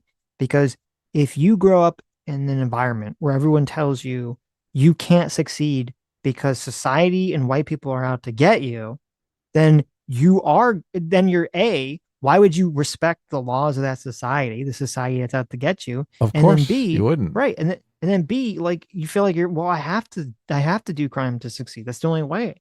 It's the only possible way. Yeah. I mean, I guess you could not ask them about the turning to crime bit, but you could just find out how much of the population believes in the idea of white supremacy. I mean, I wouldn't phrase it like that, obviously, in the academic jargon. I would just talk about the substantive beliefs that go along with that, right? The white man's out to get you, society structured against you, all those kinds of things. Yeah, I'm sure it'd be interesting. I'm sure there's been a lot of research on this to look into it, where they'll have, ask people that have committed crimes, especially violent crimes, like, what their belief system about society. And I'm sure it's mostly like, society sucks and, dog eat dog world out there and strong survive and all this nonsense. Right. Yeah. This is another place where I obviously you'd have to do some research to see if it's factually correct. But my intuition is this is another policy that the left has that completely is against their stated goal, right? Their Right. stated goal is to lower the prison population, but they're going out creating these memes that everyone is against you and society is structurally in favor of white people and against black people. Hmm. That's just setting up a environment where the incentive is do crime. Yep. Don't 100%. respect the society. Yeah. It's bullshit. Mark Twain's Revenge for $50. Thank you. Says, I found in my personal life when dealing with professional politicians in Connecticut that extreme disingenuity, I can't even say that word for some reason now. Disin, Disingenuousness. well, disingenuity. I can't say it. I don't know why. Disingenuity. See, you can't say it either. Disingenuity. Yes, Is that thank even a you. word? It is a word. It is a Okay. word. Yes. A Amazing. form of disingenuous. Yes. That extreme disingenuous is the insider norm. The goal is winning elections and staying in power, and that's basically it. That's what Zoran reminds me of. Yeah, I wonder that too. If he's just saying all the bullshit that everyone wants to hear, but he knows that none of this stuff is going to be enacted. He's just doing it to gain power. I think it's both because you can see like in 2020, 2022, when things were like way more peak wokeness, he was like way more peak woke in terms of what he was saying. And now he's still woke, but he's like trying to scale it back somewhat. So he obviously, I don't think he changed his mind in like 2 or 4 years. He just is hiding his power level because he knows it's not as effective. So I think it's both. I think he does really believe these things. Some people have gone over his father's work. His father supposedly is very, far left radical too. Surprise, surprise, professor at Columbia. And so I think that he really does believe those things, but then he is willing to hide his power level in order to win the election. Can he enact these policies? Is there anything in his way politically? I don't I know the mhm. politics in New York City, so Yeah, I don't know exactly how the power structure of New York City works, but my understanding is that he would have significant power to change a lot of the things he wants to change. okay. So Jason Mulgren for $20 says, remember how FD signifier was unable to clarify whiteness? It's because to the socialist, Marxist, communists, whiteness equals capitalism and doesn't have anything to do with race. That's why they can map whiteness to non-whites. Yes. I mean, that's why so many people were like, what the fuck? You're saying like whiteness is an impact in India or whatever. And why? I mean, it was crazy to me that we spent like, I don't know, an hour or longer just on, what is the point of calling it whiteness? It's so self-destructive. It's so racist, and there's just no movement on that. So Well, his argument as being in the majority ethnicity is like a tangible property that you mhm. could profit from. That's kind of the thinking behind it. Well, that's usually true, but call it majority privilege. Don't call it whiteness because in most places in the world, white people aren't the fucking majority. Well, and the whole concept of colorblindness is to mitigate that fact. Yes, That's yes, exactly the purpose of it, right? that is the purpose So of that it. Yeah. the majority ethnicity doesn't have a cultural advantage or a political advantage. And Well, but they're yeah. against that. They're like, "Oh shit." When also whiteness framing as whiteness definitely creates sort of the self-destructive us versus them mentality, where of course you're never going to succeed in society whatsoever, because succeeding in society means becoming part of the dominant, majority culture, which means becoming white. And if you are not white and you've been told that being white is bad, why would you want to be a sellout like that? Yeah, exactly. Borman 2579 for $20 says Andre Vasquez, who is running for Chicago alderman seat, was caught in 2019 for citing racist, homophobic words on forums and rap battles. He was running for office in a gay neighborhood. He just said he's a democratic socialist and he won. Jesus Christ. Wow. Terrible. Okay, I have a question. This is unrelated. Is smartly a word? Do you think Smartly. smartly? Yeah, do you think smartly is a word? This And I seems want like a trick question, but without I would okay, say smartly is definitely a word. okay, I want to ask chat without looking it up. How many of you think smartly is a word or is grammatically correct? So you're saying you think it is a word. Yeah, smartly. Okay. Yes, I smartly am saying that it is Yeah. correctly a word. Okay. Let's see. We have yes, no, yes, no. Look at this. Yes, yes, no, yes, no, I yes. mean, my Okay. instinct is that it's not a word because obviously, why would you be asking this question when it so Yes. obviously seems like a word? Interesting. Interesting. I mean, Okay. I've used the word smartly before. I Right. have smartly used the word in, Really, how have you used the word smartly? right. Yeah. Give me the sentence. Me? Oh, I've Yeah. used the word smartly in all of my academic papers. Oh, really? Yes, Yeah. Hmm. because I'm Okay. so smartly. The reason I ask is because it's funny. I kind of some argue with Sam. I've heard the context. She said smartly, and I'm like, I don't think that's a word. Hmm. So we looked it up, and it is a word. Smartly is a word. Though primarily, I believe, as some people in the chat have pointed out, it does refer primarily to like when you say like, oh, someone is smartly dressed, not necessarily like someone's intelligent. You're like, oh, well, they're very smartly. Oh, So, yeah. so she's been rubbing it in my face for the, the past like 4 days that I didn't think smartly was a word, and she was Oh, and right. this was you just trying to get even with chat because you got bested? No, I was just curious. She wanted me to ask chat. She said she wants me to ask Oh, chat okay. because I was curious as who else like me was incorrect and thought smartly Smartly. was not a word. Yeah. It's so obvious. I don't. It's funny because I don't think I've ever used the word smartly. I don't think I've You've really ever never heard. said smartly dressed. She was No, smartly dressed. no, That's something that's probably in 10,000 screenplays. probably that makes sense. Yeah. Smartly dressed Hmm. because it's very short. I've heard people say like, "Oh, you're looking smart," or "You're smart Mhm. dressed," but not smartly dressed. JMac for $10. A circuit father says, if you can something stupidly, then you can something smartly. There you go. Oh, yeah.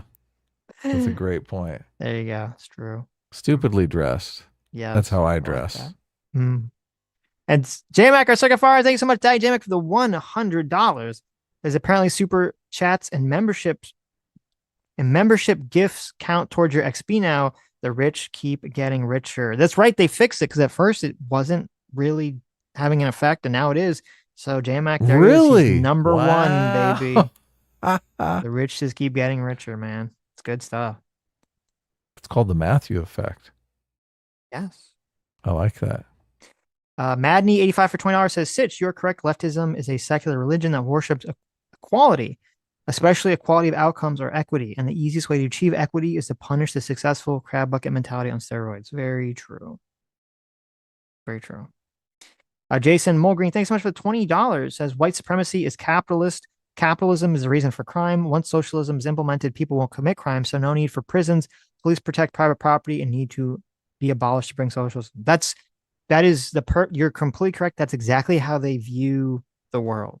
Completely how they view the world. And this is how we know it's a religion, because obviously say, well, there's countries around the world that have gone socialist. Did they need police? Were people still committing crimes? Were people still, going to jail? Oh, they were in mass at far greater numbers than countries that were democratic countries. So I mean, that just seems asinine to me. Obviously, so much crime is committed because somebody disrespected someone else or looked funny at their girlfriend. I mean, right. that's such bullshit. Yeah. That has nothing to do with capitalism. How does that have anything to do with capitalism, right? Because they like tying this retarded idea that the only reason people compete and fight over resources is because of capitalism. And there's some magical, blank slate nature form of humans where if you got rid of capitalism, they would, just work together in harmony. You think Ethan is going after these Hassan orbiters because he needs the money? Fuck no. They fucked with his kids. They fucked with his kids. Right. Yeah. No amount of money's gonna turn him off. Yeah. Then that has nothing to do with fucking capitalism. Yep. Yeah. I'd be very interested to hear a socialist try to explain the whole ugly World of Warcraft mounts situation I talked about, where people would choose their World of Warcraft mount based on rarity, not looks. And Right. so, like, the rare ones are always coveted, even if they look stupid. But because they were rare, convened or conveyed, I should say, a like status upon that person. Like, oh, look, they got the Yes. rare mount. I Well, guess why would they do rarity is that? its own kind of aesthetic. Exactly. Well, why would they do that? Because you're not it has nothing to do with money whatsoever, right? It's just grind and time and all this other stuff. Yeah. It's the same reason why. I mean, the whole thing, the people fighting for money is for status. It's why you go and you see these women and they're like, oh, I have my, DG purse. They always have these like fucking ugly designer brand purses. When you look at them, they're just an ugly purse. And what makes it distinct? It has the logo of the brand just vomited over every inch of the product, right? And the only reason you do that is because to show off. Oh, I'm look at my status. I can afford to buy some, $3,000 purse or whatever. Yeah, I guess most socialists they just hate the status competition. They do. Yeah. They do. And I get it, but the you can't that's listen, that's part of human nature. And if you want, you can try to like funnel it towards more productive means. I think that's possible, but you can't abolish it. And to try to abolish it is retarded. Well, capitalism is this funneling it towards more productive means, obviously. Yes. 100%. Yeah. War is the funneling it towards less productive means. Right. I still think Very. there's room for improvement. I think we'll get to the Star Trek future, but we're not quite there yet. That's why Star Trek isn't socialist, despite what all these retarded socialists pretend. Drunk Hammer, thanks so much for joining. Discipline equals freedom. Look at that. And thank you, Lucy Lemonbug, for the 5 gifted memberships. And thank you, Jason Mulgreen, for joining as well. Look at Uh, that. Cameron Welcome new 502 members. for $2 says, wasn't Mamdani's father a professor at Columbia? He was. He was, which is weird why he didn't get in. He did, because I looked, the school he got into was some, I forget the name of it. I never heard of it, but it's some like elite school too. So it's not like he, had some retard grades or something. But Stargate 44 for $10 says, speaking of communism, just saw a video by Business Basics on how Apple single-handedly built China up and cooperated with the CCP. I think you'd find it interesting. I don't use the word treason lightly, but it's hard to argue. U.S. executives need to be held accountable. Oh, I'll check it out. Yeah, That sounds does great. sound very interesting. Add that to the list. I actually just saw a video before the stream of from What If All Hissed. That was Nice. all about. It was all a response to. I saw 2 of them. One was about Jewish history and culture, which I actually found very interesting as a Jew, and the second one was all a response to the people calling Winston Churchill like the enemy of World War II. And it's a great video. I'd highly recommend everyone watch it. He completely like craps all over uh that idea that Daryl Cooper was kind of trying to put out here. And I think he kind of goes deeper into sort of the mentality that's affecting some of the people, on the internet, right? And why it's stupid and self-destructive. So I would Cool. highly I'll check recommend it everyone out. check it out. Yeah. What if all hissed? Yes. Uh, El Caliso for $10 says, serious question. Uganda abolished slavery in 1995, and Zoran's family has been in Uganda for 100 years, and they never race mixed. Did his family own a few people? That's a Doesn't good India still question. have slavery? Zoran, Mamdani, family own slaves. That's a good question. I don't know the answer to that because that is very strange. Hmm. I haven't seen anyone talk about it, so I'm gonna have to dig deep into it. So Zero Fox says, "Did you see that Daryl Cooper and Scott Horton started a podcast?" I didn't see that, but when you tell me that, I'm not surprised at all. Actually, that's completely not surprising. That is seemingly completely obvious. All these America bad people seem to link They arms love and it. they Yeah. love it. Yeah. They love bitching about America. The Rooster for $10 says, as Hispanic American, the census categories always confuse me, but I recently realized the white category was for assimilating European immigrants 100 years ago. There is no brown race yet. So I believe, I mean, in the Colombian one, I don't know what the US census says, but in the Colombian one, there you're supposed to click there. You can be white Hispanic or non-white Hispanic. So that's what you're supposed to click on. Because in the first box, there wasn't even Hispanic.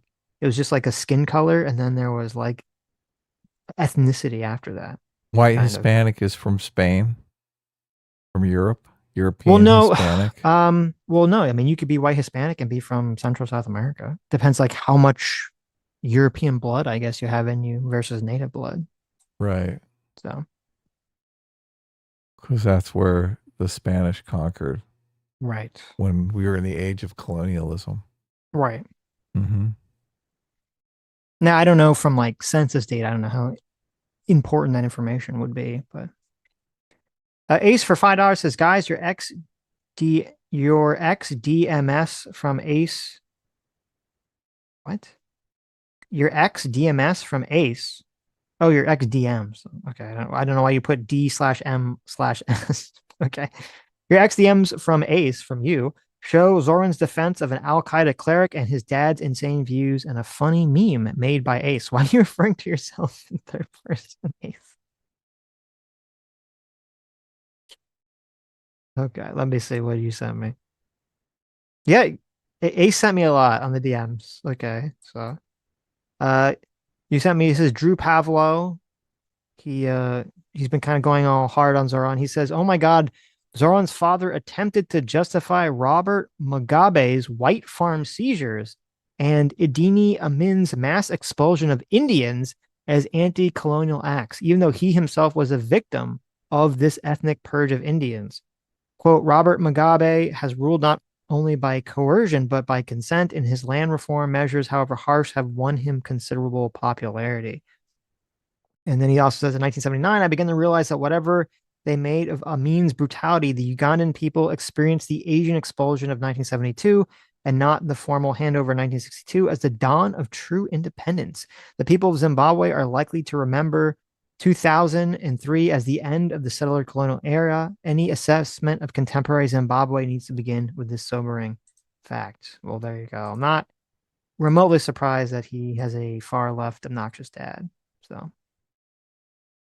who's literally in favor of things that hurt himself and his family. Great. Wonderful. Lincoln And by Town for wonderful, you $5. mean terrible, right? I do. Lincoln Towns for $5 says, this money is for Sammy G. Thank you for making Sitch a little more based every day. America. Sammy's doing the Lord's work. I'm making Sammy a little bit more based every day. Okay. Oh, really? Is that what's She's going just on? arguing with me about words like smartly. That's all she's doing. Ace for $10 says, Adam, I hope you know I don't hate you for your stance on Trump. I just think you come to defend Trump way too much and come up with reasons you know are bogus to do so. We weren't even talking about Trump. Ace is swinging at you. When did I bring up Trump? I like the Ace is like, Adam, I hope you know I don't hate you, but I think you're full of shit. I think I did bring up Trump when we talked about Oh, did the you? Okay. the fascists ignoring the Supreme Court. Right. Because everyone's like, oh, Trump's going to ignore the Supreme Court. He's a fascist. Oh, right. But they ignore the Supreme Court because the Supreme Court sided against Yes. the DEI college admissions. Right. Ace has no chill. Ace is fine. I got nothing against Ace. No, he's fine, but he has no chill. He wants to come on still, so we'll probably have him on next week. Yeah, we can have him next week. You brought him up when deporting Mamdani. Oh, you're right. Okay, that's true. Mm-hmm. Uh, You brought him up. I brought him up. Following the conversation. Yeah. You bought Trump up. Right. Docspin for $5 says, beautiful to see Sitch's fast evolving Mamdani derangement system. Nip it in the bud early before it consumes you, bud. Well, what did I say? Excuse me. What did I say that was incorrect about his positions or stances? Sitch hates communists, so obviously he's going to have a. He hates communists and populists Right. and Muslims. So Well, I appreciate the $5, but the $5 would have been better spent if you're like, Sitch, go look up like this thing, and maybe it'll change your mind. And then I go look it up, and maybe my mind would be changed. Aluser Doman for 39 months said, thank you for look at that, 39 months. Says it's 25 degrees Celsius. Okay, what is that in like correct temperature? That's that's 77 degrees Fahrenheit. See, that's beautiful. that's like, yeah, that's like very nice weather. I see 25 degrees Celsius. I'm like, oh my God, this, what is it, like freezing cold? That must be fucking horrible or something. You're like, no, it's like, it's a nice day outside. Okay, terrible. It's 77 degrees at 2 p.m. and I'm cliff diving at Englishman River Falls. Hope everyone's having a great day. Sending you love from Vancouver Island. Well, that sounds wonderful. Cliff diving at Okay. 25 degrees? Oh my God, you're That freezing. doesn't sound wonderful. Right. There you go. Freedom units. That's the correct unit of measurement. Ace for $5 says Harvard versus the presidency defying SCOTUS. Private distrust versus constitutional crisis. I get why they're seen differently, even with bias. Okay. Yes. I mean, that's fair. Blonde, thanks so much for the $5, $10, $15. Says Mamdani plans to create jobs for people in New York by building a memorial to the 9/11 hijackers. I, Is for he all really my going to hate, do I that? don't think that's probably true. I'm gonna guess that's not true. Uh, China's economy is flailing because the government wants a bunch of white collar workers, but everything is censored, so they can't be good office workers. Donnie says, quote, I don't care if a child is black, Latino, Asian, white, or Jewish, just so long as they're not Jewish.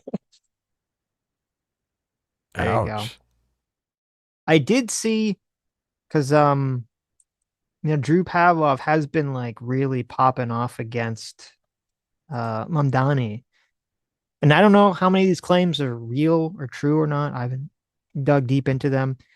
But one of them was kind of interesting is that he said that every 4th of July for the last 4 years, except for this year, on 4th of July, Mamdani would post a picture of a rap group wearing kind of like American flag gear and stuff. And he says that this group, they're like known for having a famous song. One of their most famous songs is actually praising the 9/11 hijackers.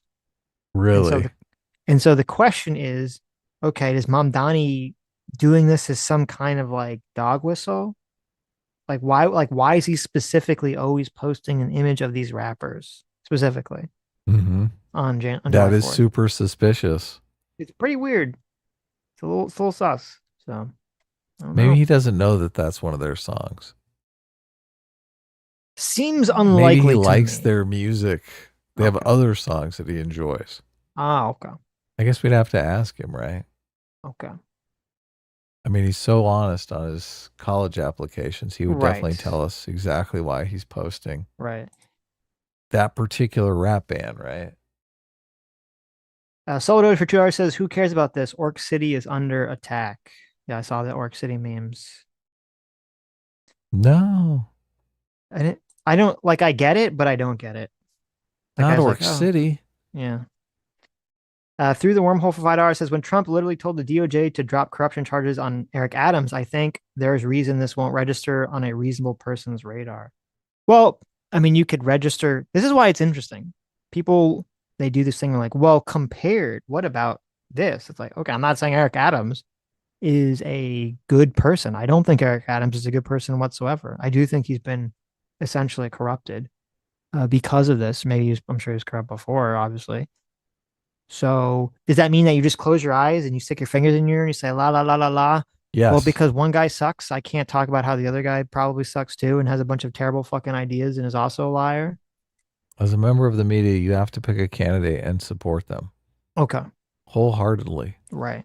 even if dishonesty is in play. Okay. That's how it works. I forgot. Now it does. Blonde for $5 says this thing about troublemaking students being removed from the class so normal students can learn was on season 4 of The Wire. Watch The Wire. Everyone says it's good. Everyone says The Wire is Well, good. that's a good idea for an Yeah. episode. And Blonde for another $10. Thank you, Blonde. Says Sitch as a teacher, quote, talking out of turn, that's a paddling. Making woke movies, that's a paddling. Joining the A Club, that's a paddling. Liking Hello Kitty, oh, you better believe that's a paddling. Oh, it's so true. Sitch can't stand Hello Kitty. That is true. I would do all those things. I'm very big on corporal punishment. Okay. Mm-hmm. Beat the children. That's how you keep them in line. It's true, though. There you go. Ace for $5 says, Sitch. First, you became a corporate rat for greedy gaming execs. That is true. Now you're attacking bikers like me. Now I hope Zoran wins just to piss you off. Look at that. There Ace you is a go. perfect example of someone who needs a paddling. This is He's a what perfect happens example. when you ignore corporal punishment. Ace is a perfect example of that. He also is a perfect example of someone who's very guided by psychological reactance. Oh, yeah, of course. Yes.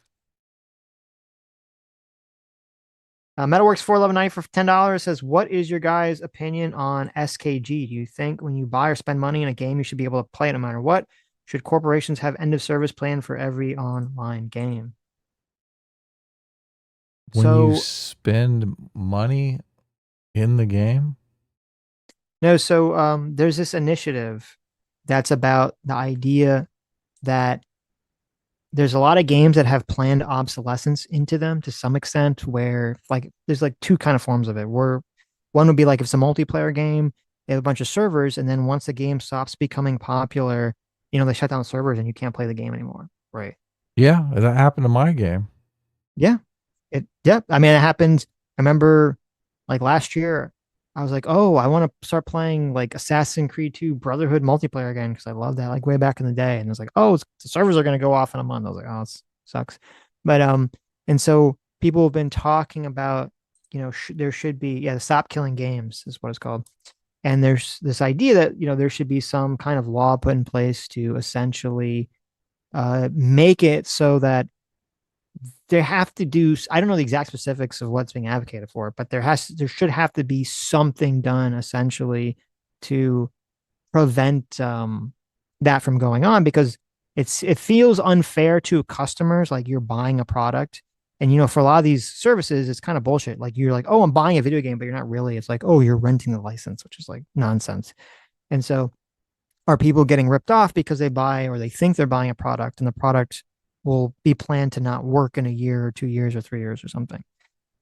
Which I agree with. I think there could be alternatives to this.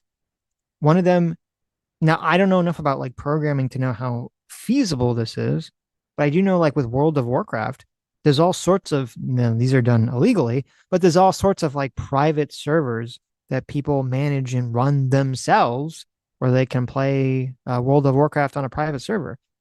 I don't know if if that is technologically feasible for any game. I don't know why they couldn't just do it for any game. And they say, oh, we're shutting down servers. Just like, okay, well, listen, if someone wants to buy their own server and host the game, go for it, do it. Like just make it so that you can actually do them the game. To me, That that'd would be be like better. Yeah. a good way to solve the problem. Because obviously you can't, like, if the game is not profitable, it doesn't make sense to force them forever to have their own server. So this to me would be like the good compromise. They're not coming in and shutting down people who do start their own servers based on copyright, right? Like that's our copyrighted material. You can't host I don't this. know if there's been a case. They have done, like, I know WoW has done this. I don't know if there's been a case of them doing this for a game that they're not even running the servers themselves. Yeah, that would be bullshit. But That would be crazy. Yeah. my gut intuition is that even if they said huge on the package that this game may become obsolete because of user interest or Which is whatever, probably what they will do. yeah, I don't think it would affect the sales at all. So, I No. mean, maybe 2 or 3 people might not buy, but if it's a popular game, you want to play it. And they can't help if the culture changes and grows weary of a game that is no longer feasible because not enough people want to play it. Right. Right. Yeah. Yeah. I mean, they can't go into bankruptcy because three people want to play their game from 1992, right? Of course. The code to run a server would have to be turned over. Could they, I don't know enough about, could they turn over that code without it like giving up, company secrets or proprietary information or something? And they look, this is an interesting topic because obviously, I mean, you could make it so they went into the public domain once they lost their popularity, right? But Mm-hmm. then it could get some sort of resurgence of popularity, and then all of a sudden they're like, "Holy shit! Now our game's more popular than it was when we owned it." Right. That's kind of messed up, right? I think that kind of is what happened with World of Warcraft, where there was all these private servers running like the older version of Warcraft that were becoming super popular. Right. And so they're like, oh, well, we'll just We can't make it compete. ourselves. Yeah. Yeah. So then they just started to bring it back themselves. So. Oh, they brought back classic WoW. Yeah. It's not retroactive. They're only seeking change for new games that will come out in the future. Yeah. Yeah. I mean, obviously that would have to be the way the law would function. So, A lot of times people see the consumer business relationship as somewhat antagonistic. And it can be, but in best case scenario it's not. mhm. The the service providers providing a valuable service that people can take advantage of. It's not adversarial at all. Some people just they can't stand the idea that some service provider is making any money at all. They're just like, that's evil. But I Yeah. don't look at it that way at all. So obviously Sitch and I differ on that considerably because I'm like, sky's the limit with profit. And Sitch is like, maybe we shouldn't price gouge people. So Yeah, exactly. yeah. The movement is just asking for P2P code and to leave private servers alone. Yeah, no, I agree 100%. I think if there's some law that said if they're going to shut down the servers, that the code has to be made available. So again, I don't know enough about it, assuming there's nothing like that, crazy in there, and that they can't go after private servers unless they're running their own servers. I would be 100% favor of that.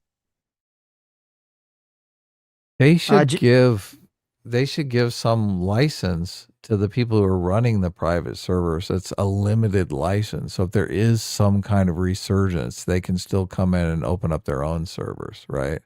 They could do that.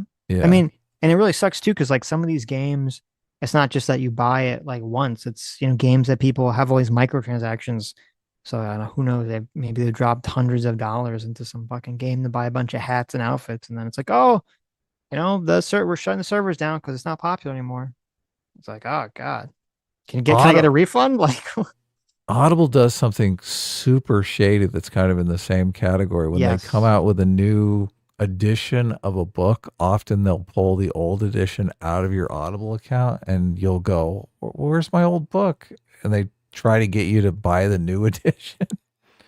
Right. Like it's still there, but you have to like hunt for it. No, I've had to talk to customer service and say, really? Put it back in my account. Yeah, what the fuck are you doing? That's crazy. Yeah. Not because I had one where re-add it. That's crazy. I had one, I don't remember what book it was where I'm like, I knew I bought this book and I was looking for it. And it was exactly what you said. It was there, but it like took me like 10 minutes to find it. It was in some like weird setting. I was like, what the fuck? Yeah. Yeah, super shady. And it's weird too, like, because part of the question, and this is a little bit more contentious, is like if you have something like Steam, I think, you can buy all these games on Steam, but then I believe if you violate the terms of service by like cheating in a game or something, I think they lock your Steam account. I think you just basically lose access to all those games that you bought. Yeah, that's kind of fucked up because there could be false positives, right? You could be accused of cheating when you're not actually cheating. Or is that just impossible? Happens, I mean, I fucking play TF2. I hate aimbotters as much as anyone else. I guess when it's free, they can just make a million infinite accounts, so it doesn't really matter. But JMac, our circuit far, thanks so much, Daddy. JMac for the $50 says classic gaming wins again. If you guys want to come over Friday for pizza and Halo 2 Slayer, hit me up. Side note, one of the best things about private servers is they often preserve the original feel of these games. COH Homecoming has been a godsend. There you go. Every time I mention Warhawk, someone in the comments is like, they have a private server for Warhawk, Adam, you can still play. I always think, I've spent so much time playing that game, but I would love to fucking play Warhawk again. Oh my Well, god, there you go. You that can game find is a so private much server fun. for it. Yeah. Who does I Sitch should main do it. in TF2? See if you guys can guess who was my main. I was pretty good. I was fairly good at all classes except for heavy and medic. Those are my only classes I didn't play or like. But you can see if you guys can figure out who my main was. I had two mains actually. Okay. I Who can was it? hear all the sounds of Warhawk in my head now. There you go. Lives in Deswall's for $5 says taking the aggressive vagrants into signing up for an underground self storage plan might work. Start a nonprofit, then have one for the inverse. I like that. I like that. I like the way you phrase that. I like it too. Yeah. Loser Doman for 2 Canadians says, quote, incentives drive culture. Adam Friended 2021. So true. Uh, Amit Yanaka for 15 shekels says, did you cover the Globalize the Intifada and Holy Land 5 already? We watched last week, I believe. We watched the video of um Zoran Mamdani. Zoran Mamdani, yeah, like not wanting to criticize the Globalize the Intifada, Intifada yeah. thing. Yes. Dodging. Playing Yeah. dodgeball with the press. Right, right. We didn't really talk about the Holy Land 5 thing, which is a whole nother thing, but which is pretty crazy. A lot of people in chat getting it right. My two mains were Scout and Spy. There you go. Spy was the most fun class to ever play. So completely different than any other FPS at the time. Magor for 29 months says, so now that you're affronted by all of our handles, who has the best one? Well, they changed it. They changed it back. Everyone hated it so much they changed it back. So Didn't last a week. it lasted one stream. I was like, this is crazy. Obviously, JMac, our surrogate father, has the best handle. Okay. Obviously. The Shogun for 5 Aussie bucks says, I've only just started the stream and the quote, I means are coming in strong. This is a reminder to activate your almonds and notice it. Why? Just accept the I means. Okay. Just accept it. Accept it into your life. Bend over and accept the I means deep inside you. Blaine's Escape Corner for $5 says FD can't change the term whiteness because socialism, read communism, needs a revolt against the existing structures that only whiteness can provide. That's a great point. I mean, that's a great point. Dr. Fire for 5 Canadians says, isn't there some recent controversy around Nintendo having a code to brick customers' handheld switches if Nintendo deems it was used incorrectly? I'd never heard that. That's crazy if that's the case. Wow. Interesting. Metalworks 41190 for $5 says some companies will completely remove these games from people's digital libraries, which to me feels like theft, man. That doesn't just feel like theft. That is theft. That's completely theft. If you buy a game and they take it away from you without recourse for no reason. And they put it in the terms of service when you buy it that they can do that, which is just Yes. a weird way of legalizing theft. Right. Mr. Ubercross for $2 says testing something. And then Mr. Ubercross for another $5 says $2 is 100 XP. Well, there you go. Look at that. Only really? Holy shit. How much is $5? How much XP is that? I wonder what JMac got for that 100. Yeah. When Is are it we gonna infinite get XP? Let's see. well, here's a Oh my question. god, JMac is up to 8,575 XP. He's like 6,000 ahead of number 2 spot. So I think that $100 really, I think that got a lot of XP. I'm What do sure. you think, Sitch? I'm curious if we got to get super chats to be counted as tips. Mm-hmm. Though I do wonder because Streamlabs already says that it always calls them tips already. So I wonder if that'd be easier to switch Oh, over. really? Yeah. If Streamlabs count as tips, we're gonna be we're gonna be pushing that Streamlabs pretty hard. way harder if that's the case. No That's the tax case. on Streamlabs. Yeah. If that happens. So I mean, we don't really get a W2 for Streamlabs anyway, so I don't I know that we've mean, ever paid taxes on Stream. well, we pay taxes on Streamlabs. Oh, okay. It is when I send you the tax information, it is Hmm. calculated into the tax system. Don't Oh, you it worry. is? Yes, Interesting. the Streamlabs is calculated. Yeah. Look at Adam over here. That tax information you send me, I just throw that shit away. I don't really do anything with it. So. There you go. Spend all this time on tax information. Adam's like, oh, here's my taxes. Crumples it up, throws in the trash No, can. I give it to I have a tax account. She Okay, handles all that stuff for that's me. good. So That's good. You're not gonna be like, what's his name? your tax accountant, I'm sure handles all that shit for you and sends My it to tax me, accountant right? talks to Adam's tax accountant. Yes, exactly. Yeah. Adam's We do not it gonna the be old fashioned way. Adam's not gonna be like alt right That playbook lady, guy.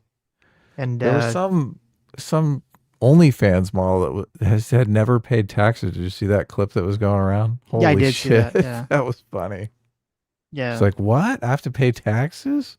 It's like, yeah, what the fuck? What do you think? I only made $5 million on OnlyFans. Yes. The realization that you owe Uncle Sam $2 million. That's not a good realization. What? Libertarian Sasquatch for $5 says you should watch Hassan's video critiquing Johnny Harrison's video on North Korea. It's batshit crazy.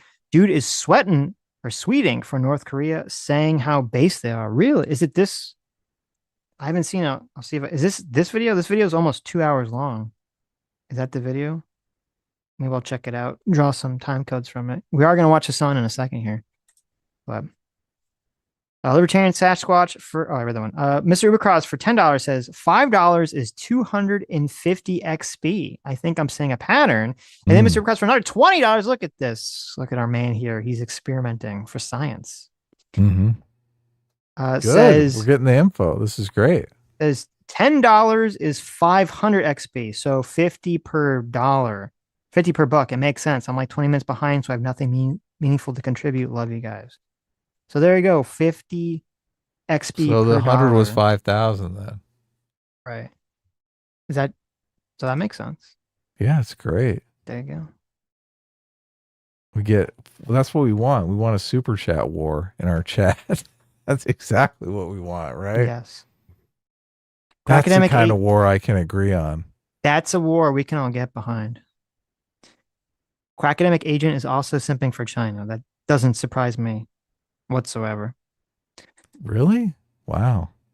Fondue for $6 says Sitch. It's always been the commie bait and switch that call it a problem, but the only solution is to break everything. Very, very true. Very true. And Fondue for $2 says, I always find it strange that these people simp for criminals that are the exact stereotype they claim capitalism is. That's funny. I don't think they're trying to break everything, though. I don't think that's the intention. I think it's stupidity. I think they honestly believe their policies are going to make things magical. Yes. You agree, right? They have a magical view of reality, yes. Well, they say they have a magical view. I think a lot of them are sort of emotionally motivated by rage and discontent with the fact that society hasn't recognized their greatness. Oh, really? Yes. So they think they should be at the top of the status hierarchy. Yes. If only the status hierarchy valued things that weren't money. Yes. They're like, I would be at the top. If only the status hierarchy admired Shakespeare in the Park enough. If only the hierarchy acknowledged my philosophy degree, or my African studies degree, then our society would truly be peak. Sodos for $2 says Orc City was a meme because this guy tried to attack Kojima over the character Fat Man in Metal Gear Solid 3. People found his book and showed his writing was abysmal, where the Elf King burns down the Orc City, basically destroyed his reputation. Yeah, I mean, I saw the little passage that people were citing, and I was like, didn't understand the context. So thank you for providing the context. Was it bad writing? I didn't read it because it was a big long passage. It seemed silly. Fuck this. It seemed pretty silly. J-Mac, our sorry, father died J-Mac, and #1 in the chart of experience. Comes in for another 500 XP. Yeah, for $10. Says the maximum super chats that YouTube allows on any one account to do over 24 hours is $500, which means the most you can get from super chats per stream is $25,000 or XP. 25,000 XP pay to win. That's what is that? That must be new because I know in the past, didn't we get like $1,000? We got $1,000 and a $2,000 super chat. I think both from you and from Sword and Scale in the past. Sword and Scale gave us the maximum you can give on StreamYards to show us exactly how much it was, and it's like $2,192 Oh, was it on Stream or something? StreamYards? Yeah. Okay. Or Streamlabs. I remember it because I used it in the video that we made, the Right. Hassan's a dumb fuck video. I'm pretty sure someone's given us 1,000 on YouTube before. Or was it on Stream? Maybe I'm just misremembering. It was Streamlabs. I think it's Streamlabs, yeah. Okay, maybe. I think they've capped you at 500 on. You can't do a super chat higher than 500, I'm pretty sure. Right. Well, I know JMax like switched accounts to give us more money because he's such an amazing individual. Yes, he's got a second account. Yes. You know, when we got to pay the mortgage, when we're late on our mortgage, JMac comes in in a clutch for us. He does. It's great. Okay. Oh, look, we're at 1099 concurrent viewers. How convenient. There you go. Okay. Let's get into Hassan pulling out a gun on stream and all the drama that came out of that. What was that sound? That's Hassan laughing. Oh, okay. Interesting. Terrible. Not as bad as Tucker's laugh, though. Oh, yeah. Tucker has the worst laugh. Okay, so first we're going to watch like the original stream in its full context to see exactly how this all sort of came about. Okay. He has Mamdani on the video when he pulls the gun out. He does. Isn't that funny? Isn't that ironic? That is hilarious. Yeah. He was talking about this very issue. Yeah. Socialism kills. It's time to crusade Iran communists. Let's go to war against the left. Hassan Piker getting beat up soon. Mamdani is such an idiot.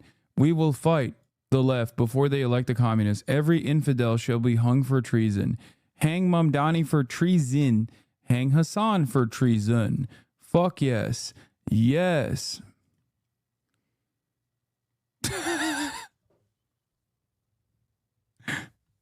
Okay, chatter.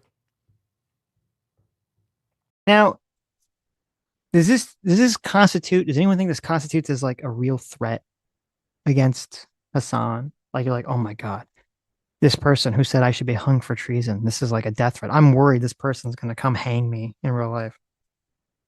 I mean, we would see stuff like that in our chat and I would just think it's a joke.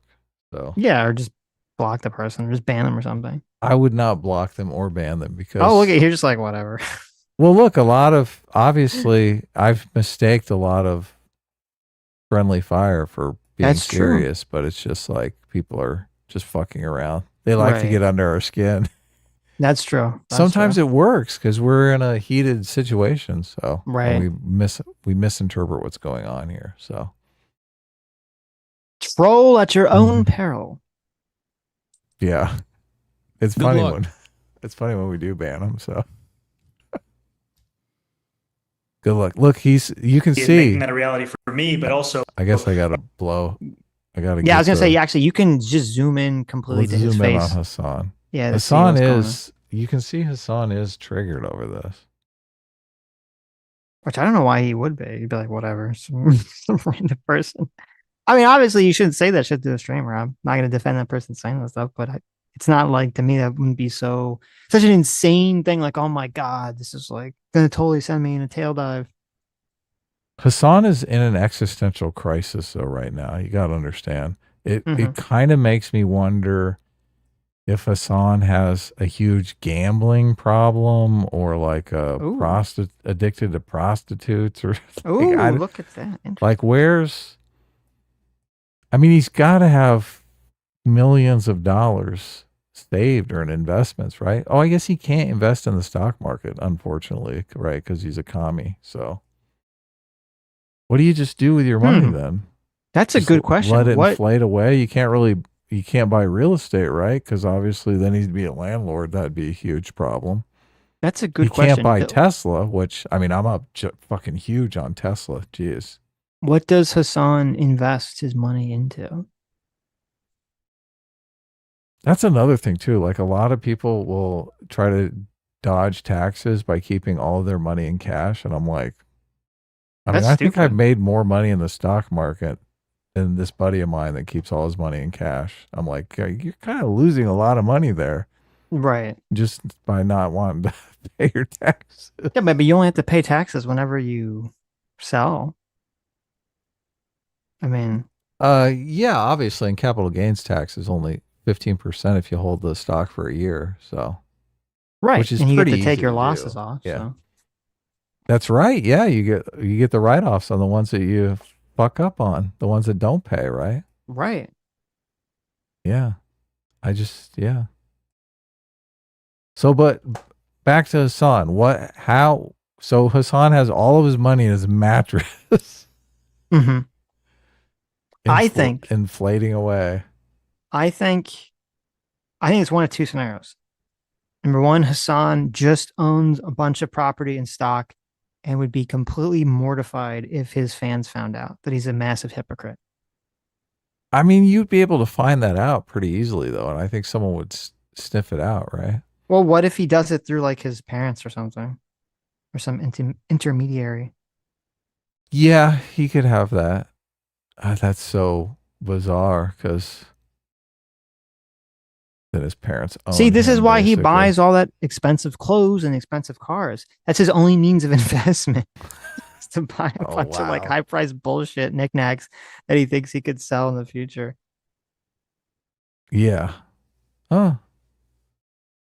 How funny would it be if like we find out in the future that Hassan literally was just sitting on a bunch of money, spending it, not investing in anything. He just goes like broke Well, he is in kind of a like dipshit, so 10 that's why I years. was thinking maybe he's got a huge gambling problem. A lot of these Right. didn't XQC accidentally share his screen and he'd bet billions of dollars on some gambling website?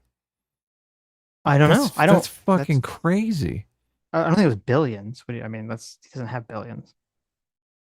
Yeah, but look, sometimes you win, sometimes you lose. So you can bet billions and you can bet millions over and over and over again. And the cumulative betting process goes up to billions. Oh, I don't know. Maybe you're right. It says, well, according to AI, it says XQC publicly discussed significant gambling losses, including reporting of losing over $100 million. He also revealed wagering nearly $3 billion on the online gambling platform Stake. That can't be real, though. He can't. How could he possibly have ever gotten $3 billion? You don't get 3 billion. You bet $1 million, okay, and you win, so you got 2 million. Now you bet 2 million. You're officially up to betting 3 million, right? You lose that, so you got to bet another million. You win, you get 2 million. You bet 2 million, you lose that. You see, you're at Oh, zero now. oh, I got you. So But you've basically, bet the five, amount $6 of million now, right? right. So Yeah. essentially, you're saying the amount of money So that that he's wagered is 3 is. billion. Yes. Oh, that's still like insane. Yeah, it is. But that's how you lose 100 million, right? I guess that's crazy. Yeah. But So I found that. this is the thing. Like if he just would have taken $100 million and bought like the S&P 500, Oh my God, he'd this be is in the insane. stratosphere. So I found the thing. Okay. So here, wait. Let me send you a picture. Not So you only can- that, all of these online gambling sites are scams, complete fucking scams. Mhm. Here, wait. Let me send this to you. X is like really These fucked online up gambling today. sites are making money off of all the streamers. Of Hassan, course. XQC, they're all just giving their money to these online gambling sites. Okay, I sent you the picture. This is insane. Mm-hmm. Is This it the is XQC picture? crazy. Yes. Okay. Yeah, it says XQC has wagered $3.5 billion and I guess lost 3.5 billion, like in wagered money. That is insane. So it And says how much total bets. Oh yeah, total wagered. That's the big one. I guess I should bring this up. mhm. Here we go. XQC with his shared screen.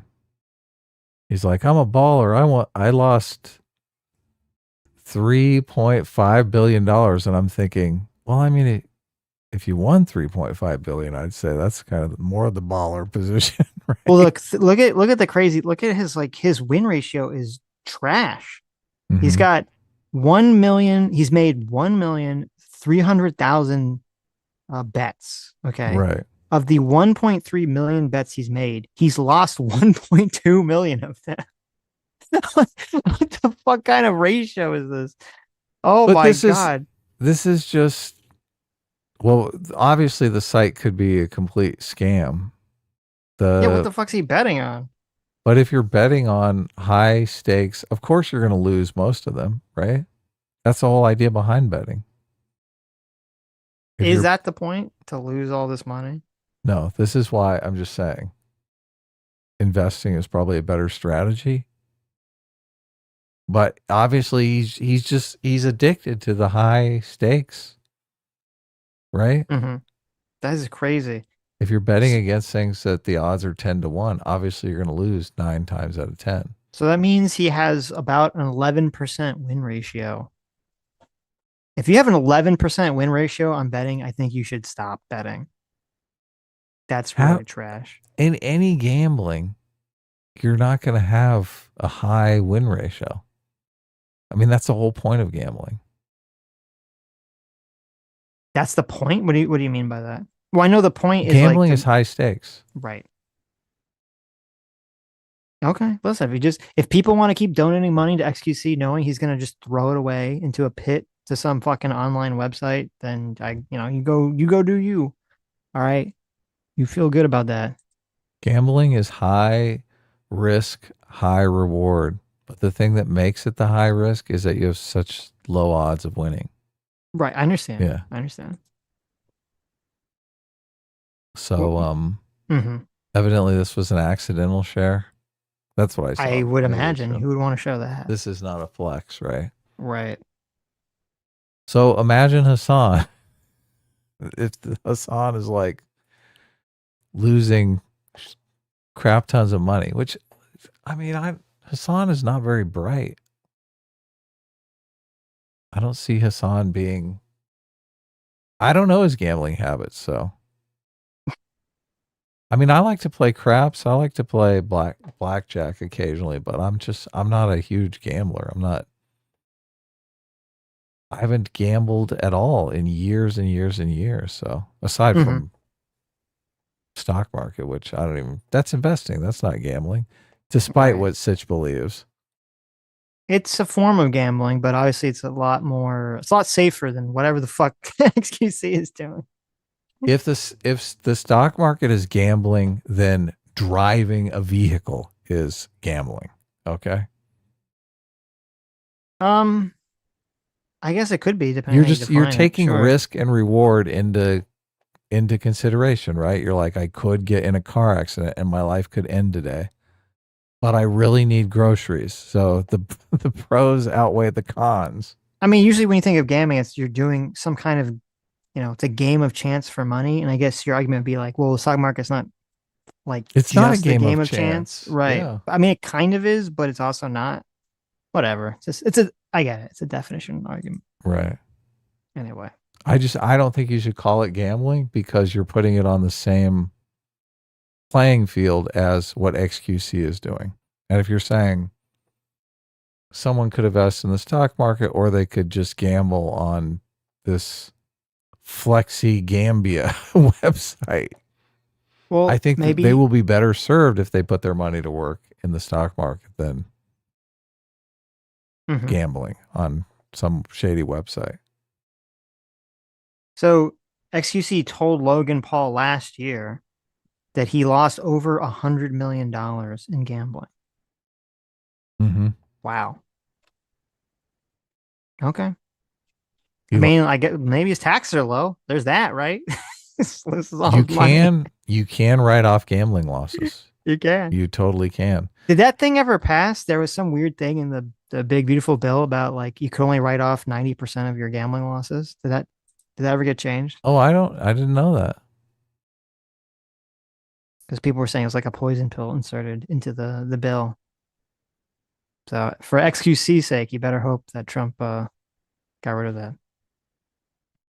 Anyways, that was an interesting side quest. It was mostly stake money. Yeah, that was the website.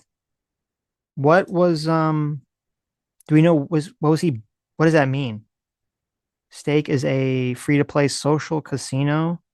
So is it just like normal casino games or is it something specific? What was he do we know what he was like I would playing? never play on one of these websites. What the fuck? I feel like online, yeah. I mean, if you go to a casino and you're playing with like They're table, regulated by the state. it's regulated or cards. I feel like those are your best chances. Even like I don't even feel good in those casinos like doing the slots or anything because I always feel like that's just a scam. They're like cheating you in the slots. Of course, it could do whatever it wants, right? Well, they have state regulators that come in and double check the slots. So. That's true. That's true. It's normal casino games. He and most of the big streamers are given massive purses to gamble away. Well, does he do like ads for stake and stuff? Or does he gamble online so everyone can watch it? Because that's pretty gross. That's the case. Yeah. Look, if I was one of these companies, I would definitely want to get XQC hooked on my website. I would give him lots of free shit. Well, no, I guess you have to pay out. But look, he barely wins. I mean, you'd spend $1.2 million on advertising alone, right? That's what I'm saying. This is what I'm saying. Like, if you're going to a casino and you are only winning 10% of the time, you're doing something wrong. You should probably stop. There's games that have better odds than 10%. That's like trash. Loki says it was all sponsor streams. Wow. Okay. That's really bad then, too, because then he's getting a bunch of people hooked on gambling. He's basically just doing ads for degenerate gambling. Like, yeah, that's horrible. If you're going to go piss away a bunch of your money in gambling and be a degenerate gambler, at least do it in private and don't don't get other people hooked on it. That's terrible. 10%. I don't know the odds on. Now I want to know the odds on like blackjack. I thought the odds on blackjack were like pretty decent. I thought they were like 40% or something. If it was maybe, I don't know. I never blackjack really contemplated odds. Yeah, ask what against the house. There we go. That can't be right. It says only 0.5 to 2%. Yeah, that's what I thought. No. Yeah, I'm like, where do you get 40%? What the fuck are you talking about? No, I'm sorry. It says the house's edge over you is only 0.5 to 2%. Oh, okay. I'm saying blackjack's like 50-50 plus 5 to 2%. Yes. So it is 60-40. You were pretty close. Yeah, blackjack is the best game, I believe, statistically to play in a casino for your chances to win. Assuming you know like the strategies and how to play correctly, because obviously that has a lot to do with it. They're given a pay for the sponsor stream, then given a separate purse to blow on the gambling. Oh, well then I guess okay. Well, like the question is maybe all that money is not even his money whatsoever. Maybe it's all just. Well, okay. Well, maybe he hasn't really lost so much money then, because maybe the casino just says, you're going to do a sponsor stream where you gamble online to get a bunch of people hooked. We're literally going to give you like $50 million or $100 million. Funny money. In like casino currency, right? To just, blow on stream so everyone can watch you play. So maybe he actually, I'm curious. Maybe he actually hasn't lost his own money. I just asked Grok about the odds on the pass line in craps because I've always heard it's one of the best bets in the casino. And it did a full book report laying out all the fucking odds and probabilities of each dice roll. It's hilarious. It's like a 7-page report. I didn't think craps was good odds. I mean, I guess it's the same thing if you do the right bets, it's better odds, right? The probability of winning pass line bet is 49.29%. The possibility of losing is 50.9%. 0.71%. The house's edge is only 1.4%. So it's the same thing as blackjack, essentially, if you do the right bets. Well, you said the blackjacks, the house's odds are 5 to 10%. That's No, I said it was no. I said it was 0.2 to. It said 0.5 to 2%. You're saying this is 1 to. oh, You said okay, this is 1%. 0.5 to 2%. Okay, Right. interesting. So it's pretty close. Yeah. Interesting. Sodos for right. $5 says, speaking of gambling, it's time we got Adam into Uma Musume Pretty Derby, mostly because I want to see him yell at anime girls to be turned to glue. Yeah, everyone's playing this game where it's like a horse racing game, only instead of horses, they're like anime girls that run. Running? Oh, okay. It's like a horse race, but with like hot anime girls. Are they very sh- on all very fours? They are not.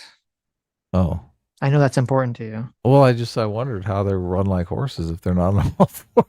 They just run, and they have little Okay. horse ears. So I know for you, that's like they're too furry to be attractive because they have wouldn't it horse be ears. more like a marathon or a 2K or something? Well, I think they're all named after real horses that exist. Oh, okay. So, they're like horses in that they have horse names. and have horse ears. One of them is named Alcatraz. Yes. And I was like, I want to see the girls run on all fours. Well, you game is had called- me interested when I thought they ran on all fours. There you go. Now he's saying he's like anime girls in maid outfits running. I'm on board. Oh, but they're running on 2 legs. Oh, fuck that. That's lame. Do some of them run on their knees and some of them run on their tiptoes?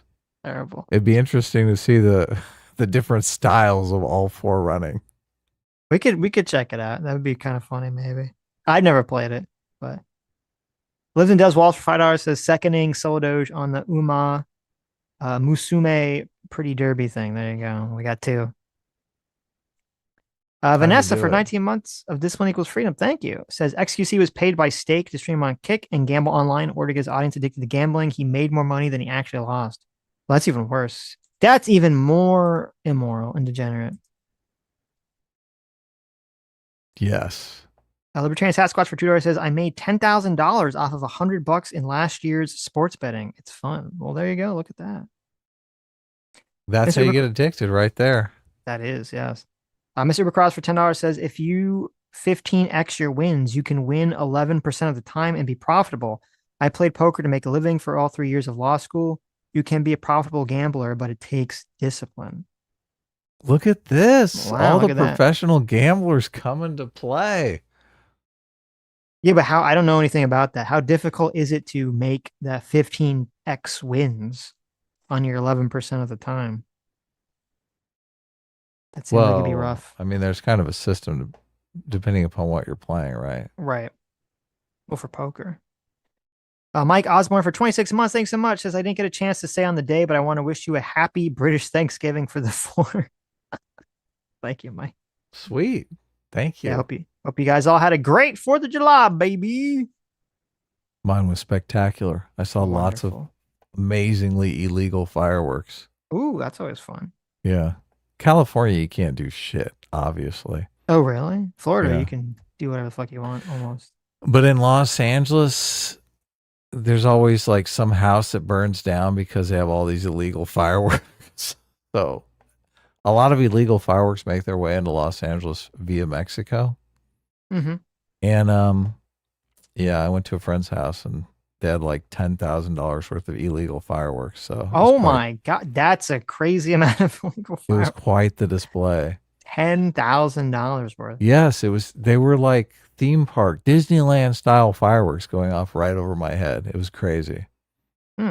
That's impressive. Yeah. That's very cool. Did you see there was that rapper who got his hand blown off?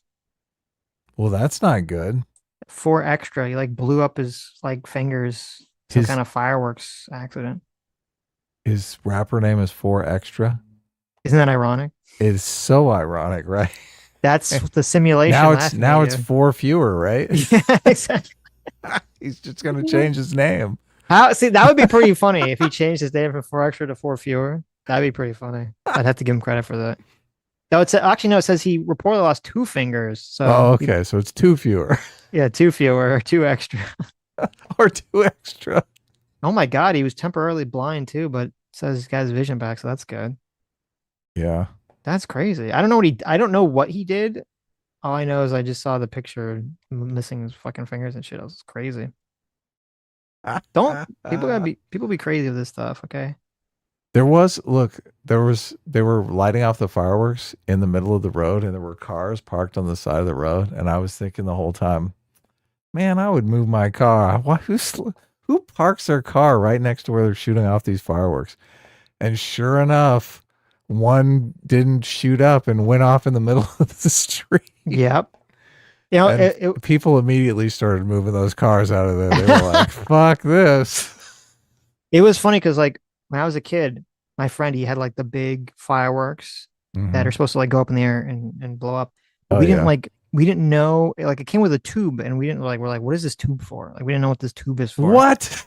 We didn't understand the concept. You gotta have the tube. What the fuck? So we just lit them on the ground. That is so dangerous. It was very dangerous, but it was amazing. It'd be like the giant firework, but like just ground level. It'd be like, Brum! And I don't like it's so crazy because we did this. And would you aim it?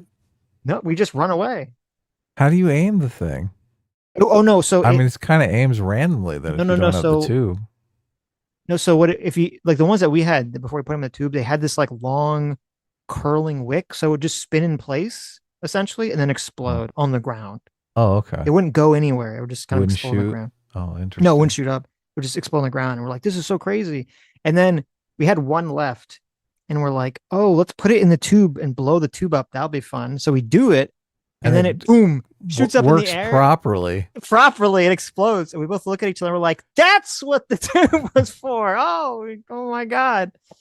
There you go. Let's blow this fucking tube up. Yeah. Ah, well, shit. how am I supposed to know? You have a tube and you have an explosive. It's a cardboard tube. I'm not like, well, obviously the cardboard tube's gonna make it shoot up in the air. Like that didn't occur to my like 12-year-old mind or whatever at the time. The illegal fireworks didn't come with instructions? They did not. No, it was just a box with a tube and a bunch of bomb looking things. The beauty of illegal fireworks. So apparently 4Extra before or on July 4th, he posted a picture of him holding M80s and saying, I'm going to blow something up. Oh yeah, those are loud. Yeah. Terrible. Okay. Yeah.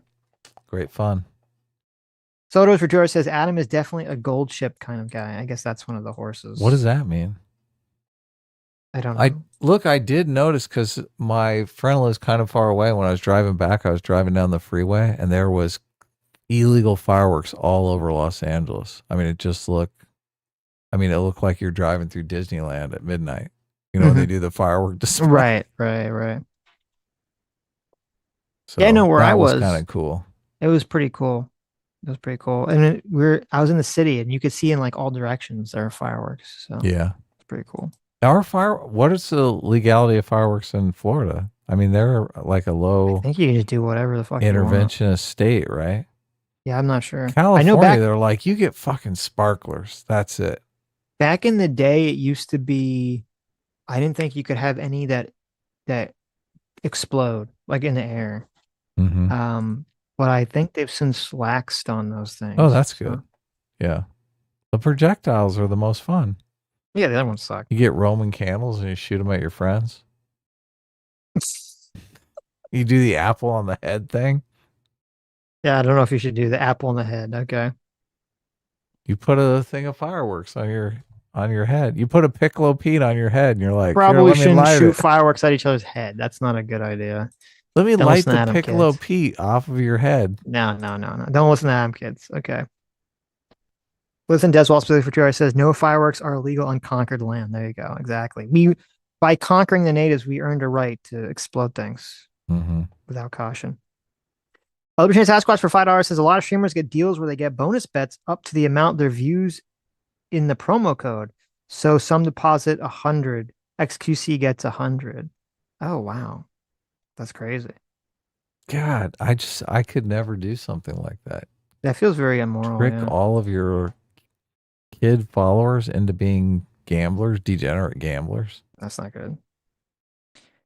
PC for $10 says, I consulted at a slot machine maker for a few years. The payouts on slot machines are regulated by the states, but the regs vary and mostly focus on the max payouts, which require you to bet the maximum.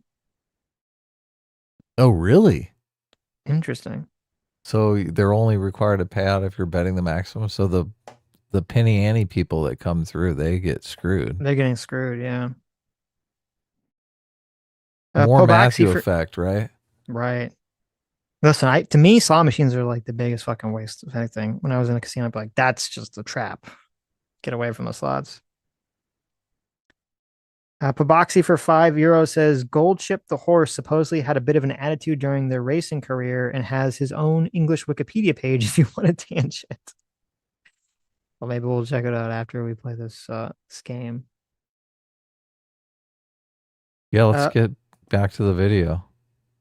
Yes. Let me just read these, otherwise I'll forget. J-Mac for $10 says, trust me, Sitch. I always trust you, J-Mac.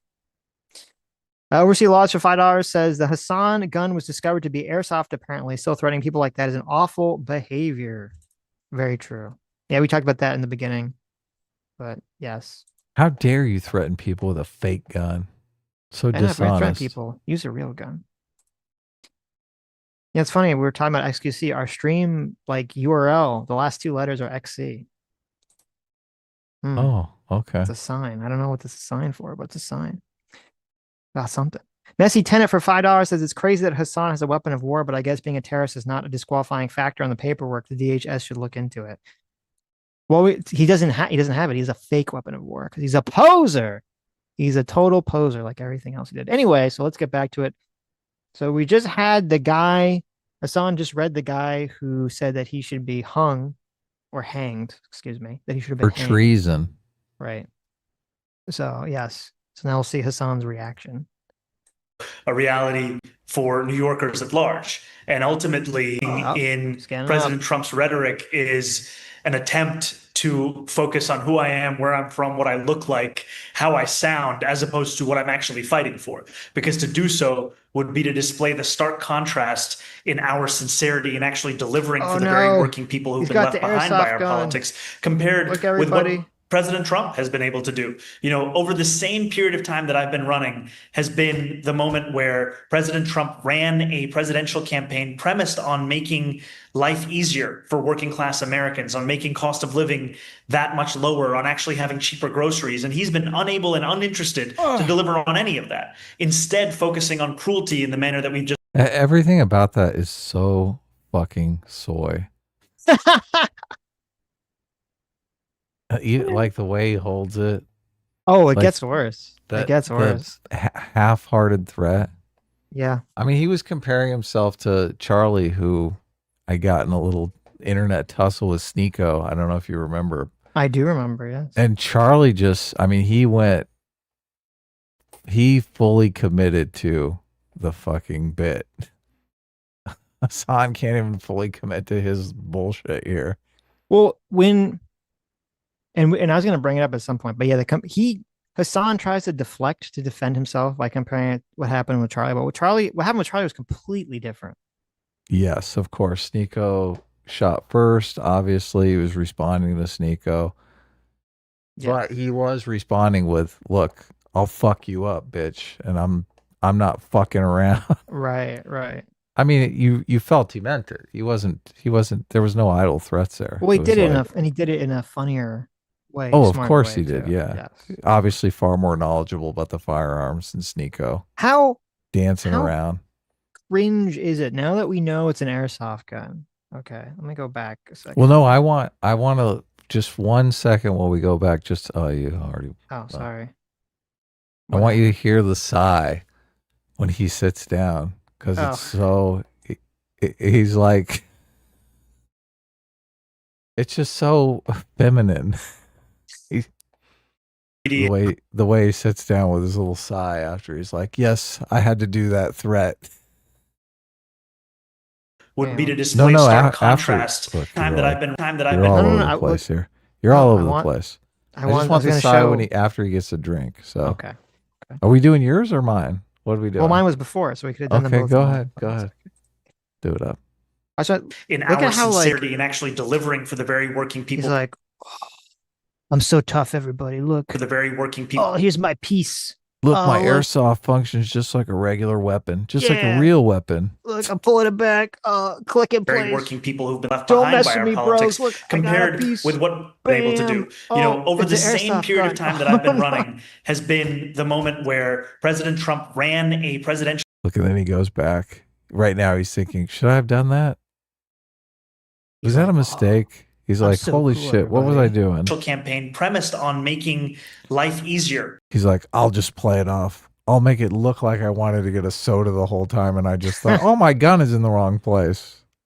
Life easier. See, now that would have been funny if he like reaches into like his drinks and he's like, why is there a gun in my Coke dispenser? Life easier for working class Americans, on making cost of living that much, having cheaper groceries, and he's been unable. Okay, here it is.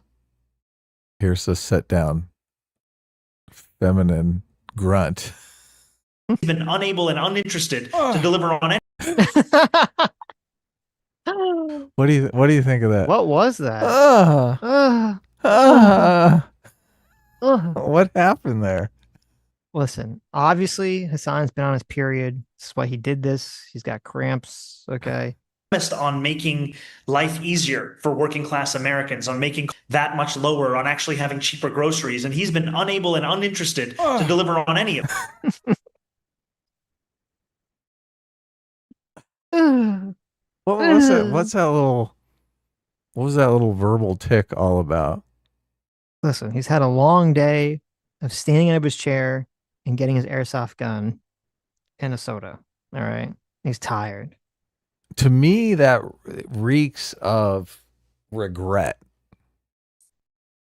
I think that's like instant regret. He's like, what the fuck did I just do? Maybe. I perceived it as like part of his pretending to be a tough guy. Like, oh, it's so tough. It's not tough. It's not tough at all. I get death threats and I got to show my piece. Ugh. That's not tough. No, I know, but it's pathetic. To deliver on any of that, instead focusing on cruelty in the manner that we've just heard. And what I would tell him. And then he's like, watch, I'm going to go to the chat. They're going to love what I just did. I don't want to say this with any stereotypes, but I don't know how else to say this. The way he holds the gun is very gay. Okay, just look. It's very gay. Are we going to see the clip drop out of it in this shot? I think so. We should. Okay, that's good. That's like that is the money shot when he drops his fucking It's the money shot. It's like when he drops his Right. like when he drops his pizza on the ground. And he's like, oh shit. I was gonna eat that. What I would tell him is that the last person who couldn't get my name right, we defeated them, and that's what it's going to look like again. Okay, fair enough. As you may have heard, a number of business leaders in the city have been meeting in a state of, I would characterize it, sure if they would agree, but they seem to be trying to rally support for Eric Adams or even for Andrew Cuomo or anybody in order to try and stop Zoran Mamdani from becoming the mayor. What would your message to them be? My message would be... Open presents, thank you for the 100 gifted subs. He is super triggered. You can tell he's like super triggered. He's really triggered over this. Yes. Which I don't know why. Why is he so triggered about this anyway? Oh, well, you found his account? Today, I will show you 3 ways you can use your smart... Wait, this is the guy? First thing we want to do is download the YouTube VPN app, which we can do through the first link in the description. So, by the way, this is not the guy. No, this is not the guy. Yeah. So he's brought some wrong person on screen here to get his audience to attack, and he's gonna threaten, I guess, with a gun. Just some random dude on the internet. Yes. This is a guy that they're saying has a case because what he's doing is illegal in California. You can't. It's cyber threatening or something like that. Right. So he's got a criminal case. Fuck are you gonna do, bro? Petition? Let's do a crusade, he says. Let's do a fucking crusade, he says. Let's hang Hassan and Mamdani for treason, he says. The fuck are you gonna do? I've never seen a man hold a gun so effeminately in my life. Mm-hmm. It's like he's never held a gun ever before, the way he's waving it around. Well, he's played airsoft. I mean, what's Has that? he? You know that scene in the movie where there's like some fat bad guy who's like standing there comedically, they're like holding a gun, very like limp wristed, and they got their gut out and they like wave it around. Yeah. That's the energy. Okay. They wave it around Let's on their pinky. Yes, that's the energy. Let's do a fucking crusade, he says. Let's hang Hassan and Mamdani, he says. The fuck are you gonna do? What are you gonna do? You're gonna go on a blast his fishing eye out? expedition? Try to fucking put malware in my phone? Is that what you're gonna do? You skinny bitch. Ugly ass. You know what Hassan's gonna do? He's gonna call the police that he hates and hide in his house. Of course. Yes. Yeah. Yes. Defund your police. Don't defund my police. Yes. I need them. Also, I like that he's calling him a skinny bitch. Like that's a bad thing. Mm-hmm.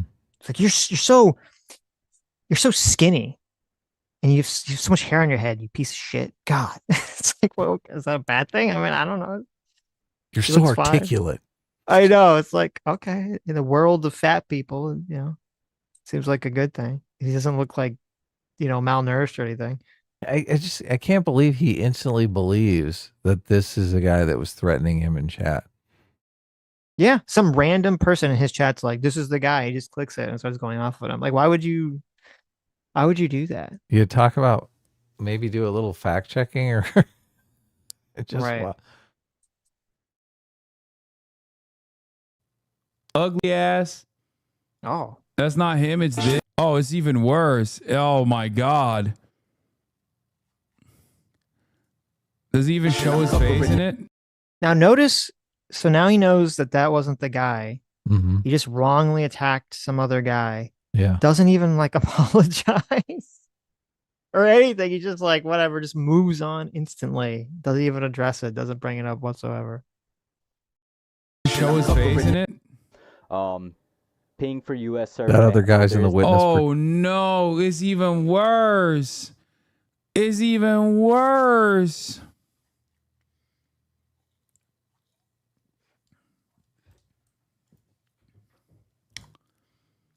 Guess who he's a fan of? Awesome. First time catching him on Lamau, the infamous chat.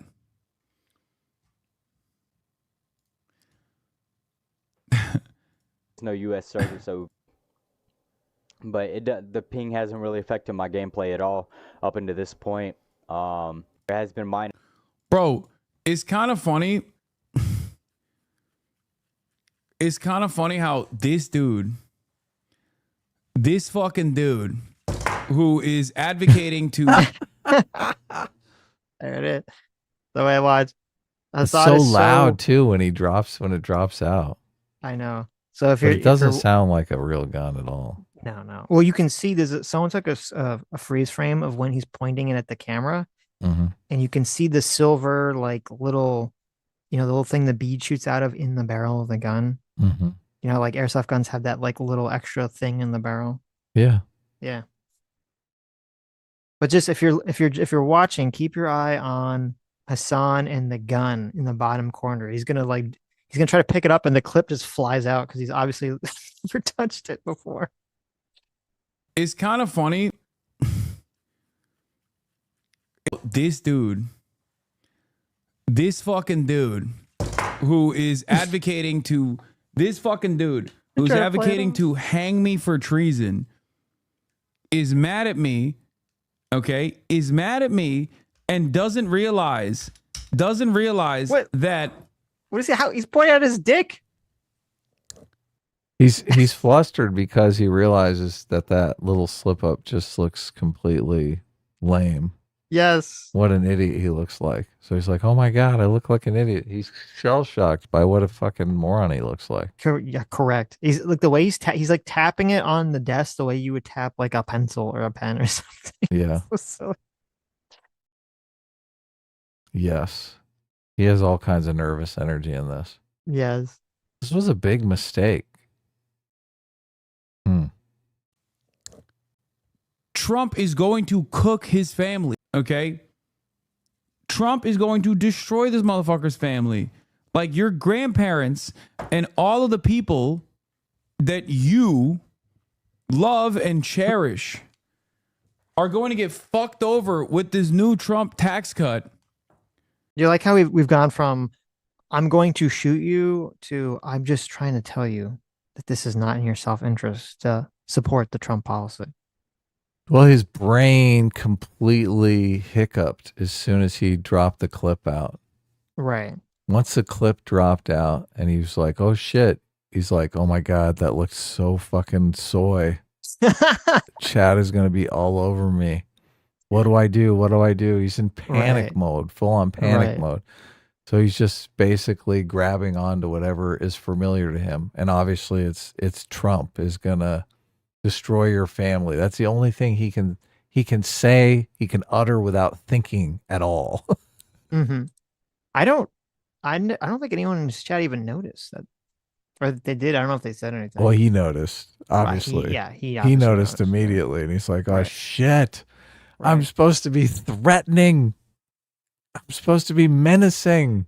And now I look like a fucking idiot. Mm-hmm. I don't look menacing. No.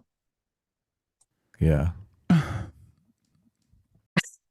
did another one. I know that is his, oh, I'm fucking up so bad sigh. You know, that's exactly what it is. It's like, oh, fuck. It sounds like he's got a finger in the pussy. That's what that sounds like. Oh, really? That's what that sounds. Oh, you think this is making him excited? No, like it's an unwanted finger in the pussy. Oh, I gotcha. He went in for a shower and got a little extra. He accidentally dropped the soap. Yes. God, that's so wrong. Love and cherish are going to get with this new Trump tax. Look, he's trying to play it off like, oh, I didn't pull a gun out. Just ignore. Like he would move on and try to gaslight Chad into believing they didn't really see him pull the gun out now. His new Trump tax cut. That's crazy to me. That's something that I'll never understand. This is the exact same vibe as when Hansen comes out with the chat logs and he's been caught texting with a minor. That's the same kind of deer in the headlights that he has right now.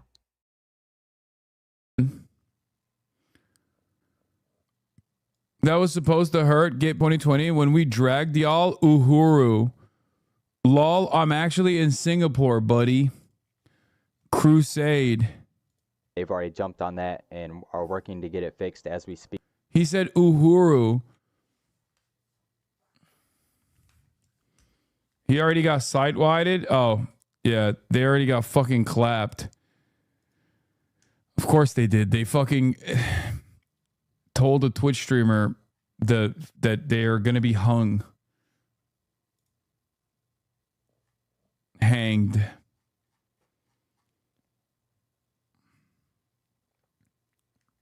He's so angry. He's just so fucking angry. Yeah. It is weird that got him so blasted. So ass blasted. It's like a combination of things. It's the guy he hates, Ethan Klein, just on a total victory arc. Like destroy all fucking victory arc. Ethan looks completely intelligent and cool and funny. And he was supposed to be the dum-dum on Leftovers. And reality is playing out completely different than that narrative. So that's weighing on Hassan's mind. He's probably thinking about that a lot when he's trying to go to sleep at night. It's also like this whole Asmongold thing, right? Asmongold has eclipsed him as the top streamer. Like now he's fucking second place. Sitch, second place to a guy he perceives of as a big like Trump simp. Right. Oh my God, the tectonic plates are shifting below him. He doesn't know how to handle this. You're saying he's got all these things that are just weighing on his mind. He's weakening. Well, his breaking point. It's a huge hit to his self-perception of himself, right? This is a respect thing. It really is. Mm-hmm. And then to have some chatter come in and disrespect him in his own home. Oh my God. On top of all this disrespect that the world is throwing at him, it's just too much for him to bear. Okay, after that, Hassan, everyone's going to understand if you need to take a minute. Brother, if I took a minute. Oh my God, his chat even knows. His chat even knows. He's like, look, dude, if you need to lie down. I know it's tough being a streamer, but if you need to take a break, okay? Oh, he's going to try to play it off. He's going to be like, oh, don't worry about me. I'm so tough. I'm with the chat. I think the chat knows. I think it's pretty obvious what's going on here. Yeah. Yes. Yeah. You might need a sick day, bro. Mm-hmm.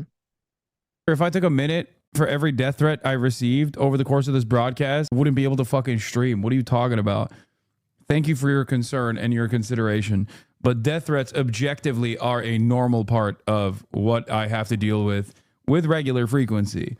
And now he's like, I'm so oppressed. Oh my God. It's death threats all day, all night. That's all I get. Death threats. Death threats coming my way. You think that's true? I think Hassan gets death threats all the time.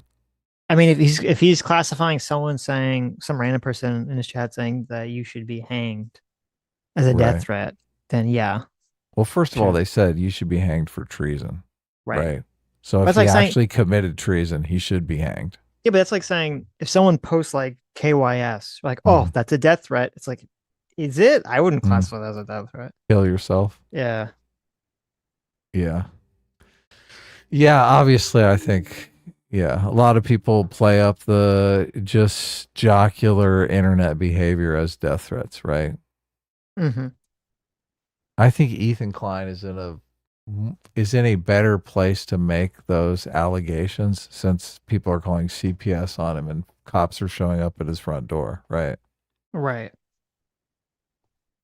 People are mailing him human skulls. See, to me, someone mailing you a human skull is far like, that's like, okay, that's a death threat. That's not someone telling you to, kill yourself or something on the internet. Right.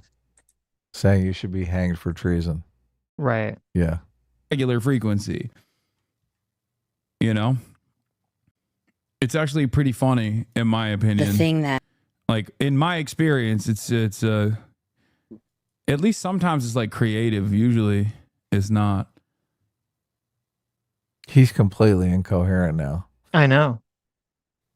You just said sometimes it's creative and usually it's not. What? Huh. But it's cute that you think I don't receive this literally at numerous times throughout the fucking day.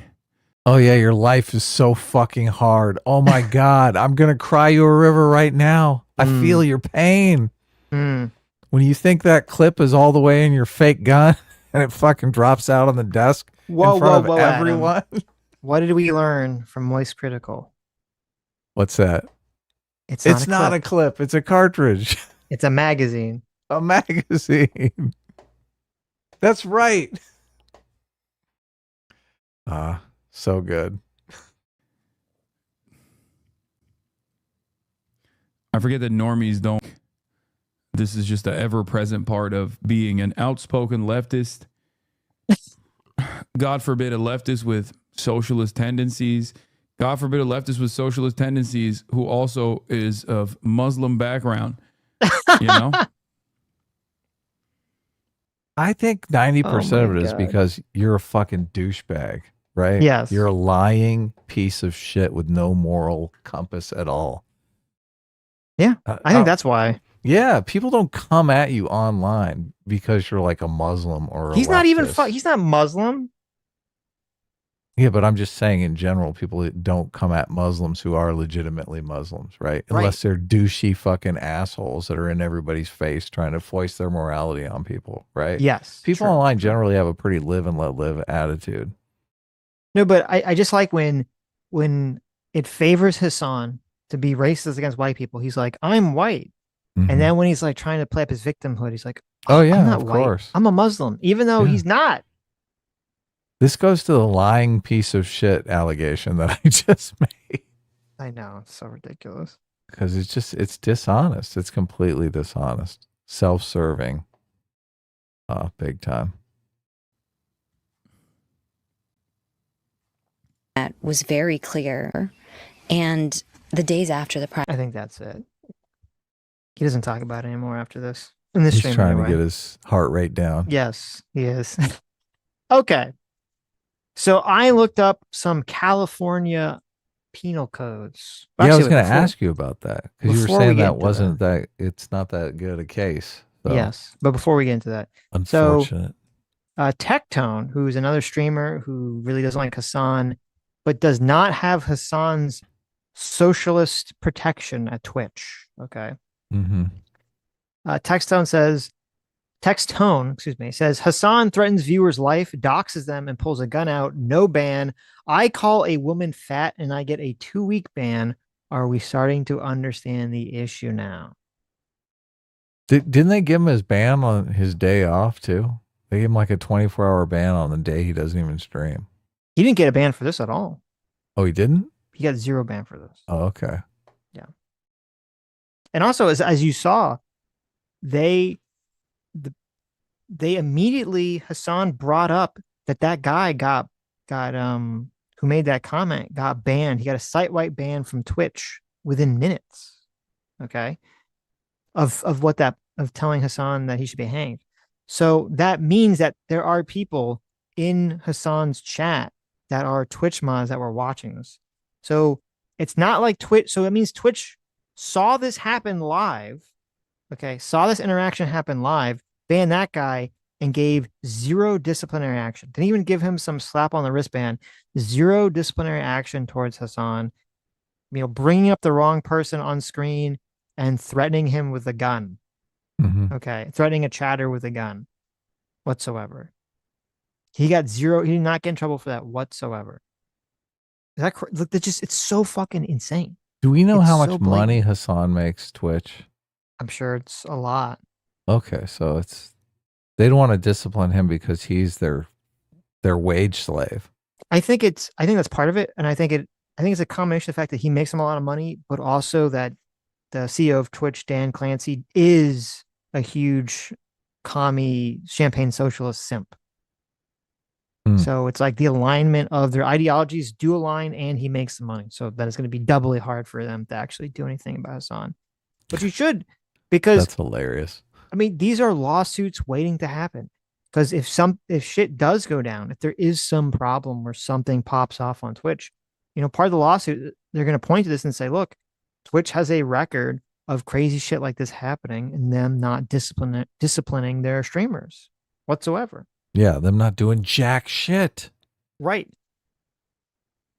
Also, Tectone said, I tell chatters to kill themselves and I get a 2-day ban. Hassan threatens to kill chatters. He gets no warning or ban, ? Exactly. Okay. So if it had been a real gun in California, there's Penal Code Section 417. Every person who, except in self-defense, in the presence of another person, draws or exhibits any firearm, whether loaded or unloaded, in a rude, angry, or threatening manner, or who in any manner unlawfully uses a firearm in a fight or quarrel is punishable as follows. And then, since it was not in public, it would be considered a misdemeanor, punishable by imprisonment in a county jail for no less than 3 months. Wow. If it was a real gun. Okay. Now, these statutes were created in mind of a person physically being near you doing this, not on the internet. So that would obviously play into it. I tried to see if there was any cases or anything, any laws about like people doing it over the internet, and I couldn't find anything. So that would obviously play into it and probably lessen any sort of potential penalties. Legal Mindset did a video, Well, and we're gonna there watch is some law in Yes. California. Okay, so but you couldn't find that law? No, that's a different law. He's not talking. Okay. I'm talking about specifically with like threatening someone with a gun. Right, yeah. Yeah. Like, is there a specific threatening with someone with a gun in public, threatening someone in a gun in private, threatening someone with a gun over the internet? Because I mean, I think you can make a strong case if someone sends you a picture or video saying like, "I'm gonna shoot you," and they point a gun at the camera. Mhm. I mean, that should constitute a threat if it's, you know, legitimate or perceived as a legitimate threat. But since it wasn't a real gun, since it's a fake gun, this is section 417.4. Every person who, in acceptance self-defense, draws or exhibits an imitation firearm, as defined in subdivision blah blah blah, in a threatening manner against another in such a way as to cause a reasonable person apprehension or fear of bodily harm, is guilty of a misdemeanor punishable by imprisonment in a county jail for a term of no less than 30 days. So here's where he could, I don't think he's going to, but he could theoretically, the person said, you know, when Hassan, you know, pulled out that gun, I felt threatened. I felt threatened. Now, his defense would be, well, would it be reasonable for you to feel threatened because I'm not in person, it's across the internet, you know, and I don't know where you live or something. So though part of Hassan did kind of screw himself over with his tough guy act, because him telling people that he's not bothered by it, that would nullify his defense, because usually your defense for brandishing a weapon is I felt threatened. And if you brandish a gun and then tell everyone that you don't feel threatened, that this is a normal occurrence for you, that kind of removes the most common defense you could give in that situation. Interesting. Now, to my surprise, according to California Penal Code 20165, it is actually not only illegal, I suspected this, it's illegal to sell a fake gun without an orange tip or other markings that make it clearly identifiable as fake. But it's also illegal to receive one, to buy one, which I didn't realize. So, and it's also illegal to modify a fake gun to remove the tip. Yeah, to remove it. So it's illegal to remove the tip. It's also illegal to buy one too. That's weird. You can be given one by like a friend, but if you buy one, that's illegal, and it can be up to a $10,000 fine. So holy shit. Potentially, maybe. Now, obviously, this doesn't apply. There are exceptions to like if you're doing it for like a stage play or a movie or something, but that was not the case here. So I don't know. Maybe I doubt the DA of LA is going to be, you know, clamping down on Hassan. I can guarantee you if he was some, you know, right-wing streamer, maybe it'd be another story, but they're not. They're going to let Hassan skate on that. Then there's this other statute. This is 422, criminal threats. Any person who willfully threatens to commit a crime which will result in death or great bodily injury to another person with the specific intent that the statement made verbally in writing or by means of any electronic communication device is to be taken as a threat, even if there's no intent of actually carrying it out, which on its face, under the circumstances in which it is made, is so unequivocally, unconditionally immediate and specific as to convey to the person threatened a gravity of purpose and an immediate prospect of execution of the threat, and thereby causes the person reasonably to be sustained fear for his or his own safety, of his or her immediate family safety, shall be punished by imprisonment in the county jail not to exceed 1 year. So this I do not think would apply to Hassan either, because as it says in the statute, it says the threat has to be immediate and specific to the person, and the gravity of purpose be an immediate prospect of the person executing the threat, which obviously that doesn't come across in this situation. Right. He probably didn't even see it live. He probably saw he got it later. banned, so he might have seen it live. I mean, he might have still been. I don't know if you get banned from Twitch, it's like turn off the screen or you just can't comment, but you might have still seen there's multiple people involved here, though. There's a guy who actually, the anonymous guy who made the threat. Yes. And then there's the other people who received the threat, right? Right. So The guy Right. who was brought up on screen could conceivably press charges, right? The first guy. Yeah. Yeah. Right.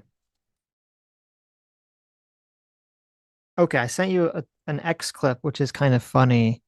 In response to this whole situation, Hassan has weighed in on he's called the behavior he did stupid in the past, even though he just did it now. It's kind of funny. Hmm. And then there's the question of, is it doxing? I don't think it would constitute doxing because he just what his moderator or whoever he sent him that information. All he did was they just looked for the chatter's name and they found a YouTube channel with the same name. So I don't know if that would be considered doxing or not. I don't think it would be. Though I do think, even though that wouldn't technically be doxing, I do think that kind of behavior should be stopped on Twitch. Twitch should be telling its streamers. It should be just like, listen, some fucking person gives you hassle in your chat, just ban them and move on with your life. Don't fucking try to go find information about them and bring them up on stream and drag them. What the fuck are you doing? But that's what the chat wants to do. The chat is like, we have to find these people in real life and fucking make them pay. Right. And that's why Twitch, who's supposed to be the authority figure, the parent in the room, needs to tell their streamers who are fucking grown ass adults and should behave like adults, to not engage in that behavior. Laughable. Yes. Laughable that you would think that I know. is remotely plausible or that they would Also, do. Twitch TOS, it says acts and threats of violence are counterproductive to promoting a safe, inclusive, and friendly community. Violence on Twitch is taken seriously and considered a zero tolerance violation, and all accounts associated with such activities on Twitch will be indefinitely suspended. Yeah, right. And cut to Hassan literally showing fucking terrorist propaganda on stream, and he hasn't got any trouble for that whatsoever. For example, you may not show or promote uses of weapons to physically threaten, intimidate, harm, or kill others. So the whole purpose was to intimidate them. Yeah, of course. Yeah. No. And this stream, we're watching it from his page on Watch Together. It's still up. It hasn't been censored. He didn't cut it out. Like, he feels so emboldened to do whatever the fuck he wants on Twitch that he didn't even cut this part out of the stream. Yeah. How crazy is that? Well, they don't cut it out because they feel it'd be an admission of guilt. I guess. So this we're looking at as an older stream? Yes. Right. So this is past Hassan. This is past Hassan. Okay. I got it up. Ready? It's 39 seconds. Right. 3, 2, 1, go. Groups such This is my favorite type of chatter who just keeps spamming. Do you own guns? Do you own guns? Do you own guns? Do you own guns? If you are to own guns, do you hold them in a safe? Specifically, can I get the blueprint to your house of where you have guns if you have guns? Like, what fucking gun owner that's responsible, if they had a gun or not, would fucking tell you? What responsible person is going to inform 36,000 people on whether or not they have a fucking gun, what the make and model of it is, and how many fucking bullets they have, and if they have it in a fucking gun safe or not? The fuck is wrong with you, dumbass? Stop asking dumb questions, dude. Shut the fuck up. groups. I mean, that might be the smartest thing Hassan's ever said. Right. And then he goes and turns around and he's like, oh, they took out my airsoft gun. Look at me, everybody. I have the airsoft that I don't keep in the gun safe. Yes. Okay, here, let me send you. So here are the pictures, if you want to bring it up, that people are pointing to show that is, in fact, an airsoft gun. But making the whole thing even more pathetic, even more crazy pathetic. Of course. So, oh my God. So Lance of the Surfs quote tweeted Tectone, and he says, Hassan waved a toy gun in response to someone sending him a death threat. The dox was displaying his Twitch username. Meanwhile, your father is one of the most prolific rapists in U.S. military history, and you brought him on your show around other streamers. The fuck? Lance is another piece of shit. Oh my god. That's so bad. It's like a different world. Jesus. I do not respect Lance at all.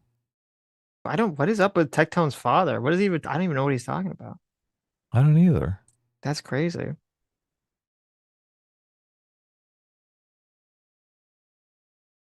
But imagine that someone does something wrong.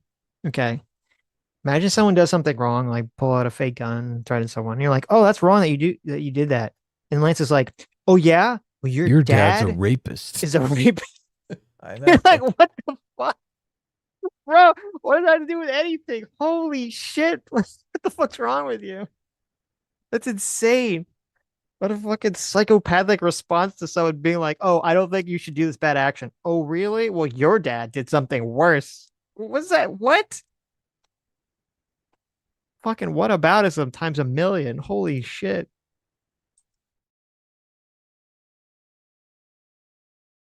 I haven't thought about Lance in forever, and I was on a roll. And Sorry, then I brought it back. Ruined it.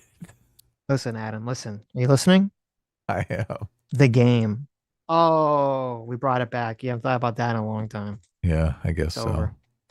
Yeah, so you can see in the picture, one of the pictures you see, it's like the little clip edges of where you would put the little airsoft pellets in, which obviously it doesn't exist in the gun. And then the second picture, you can see the little metal thing inside the barrel. Yeah, so there's like no barrel. It's just down to a little pea shooter in it's there. A little, you see the little tiny barrel for the little pellets. So yeah, there you go. So it is an airsoft gun. Seems pretty confirmed. All right. Okay. Now that we worked that out. Yes. Okay. So let's go to the second video. Now this saga spans 3 days. Okay. It spans days. Still continuing. It continues, yes.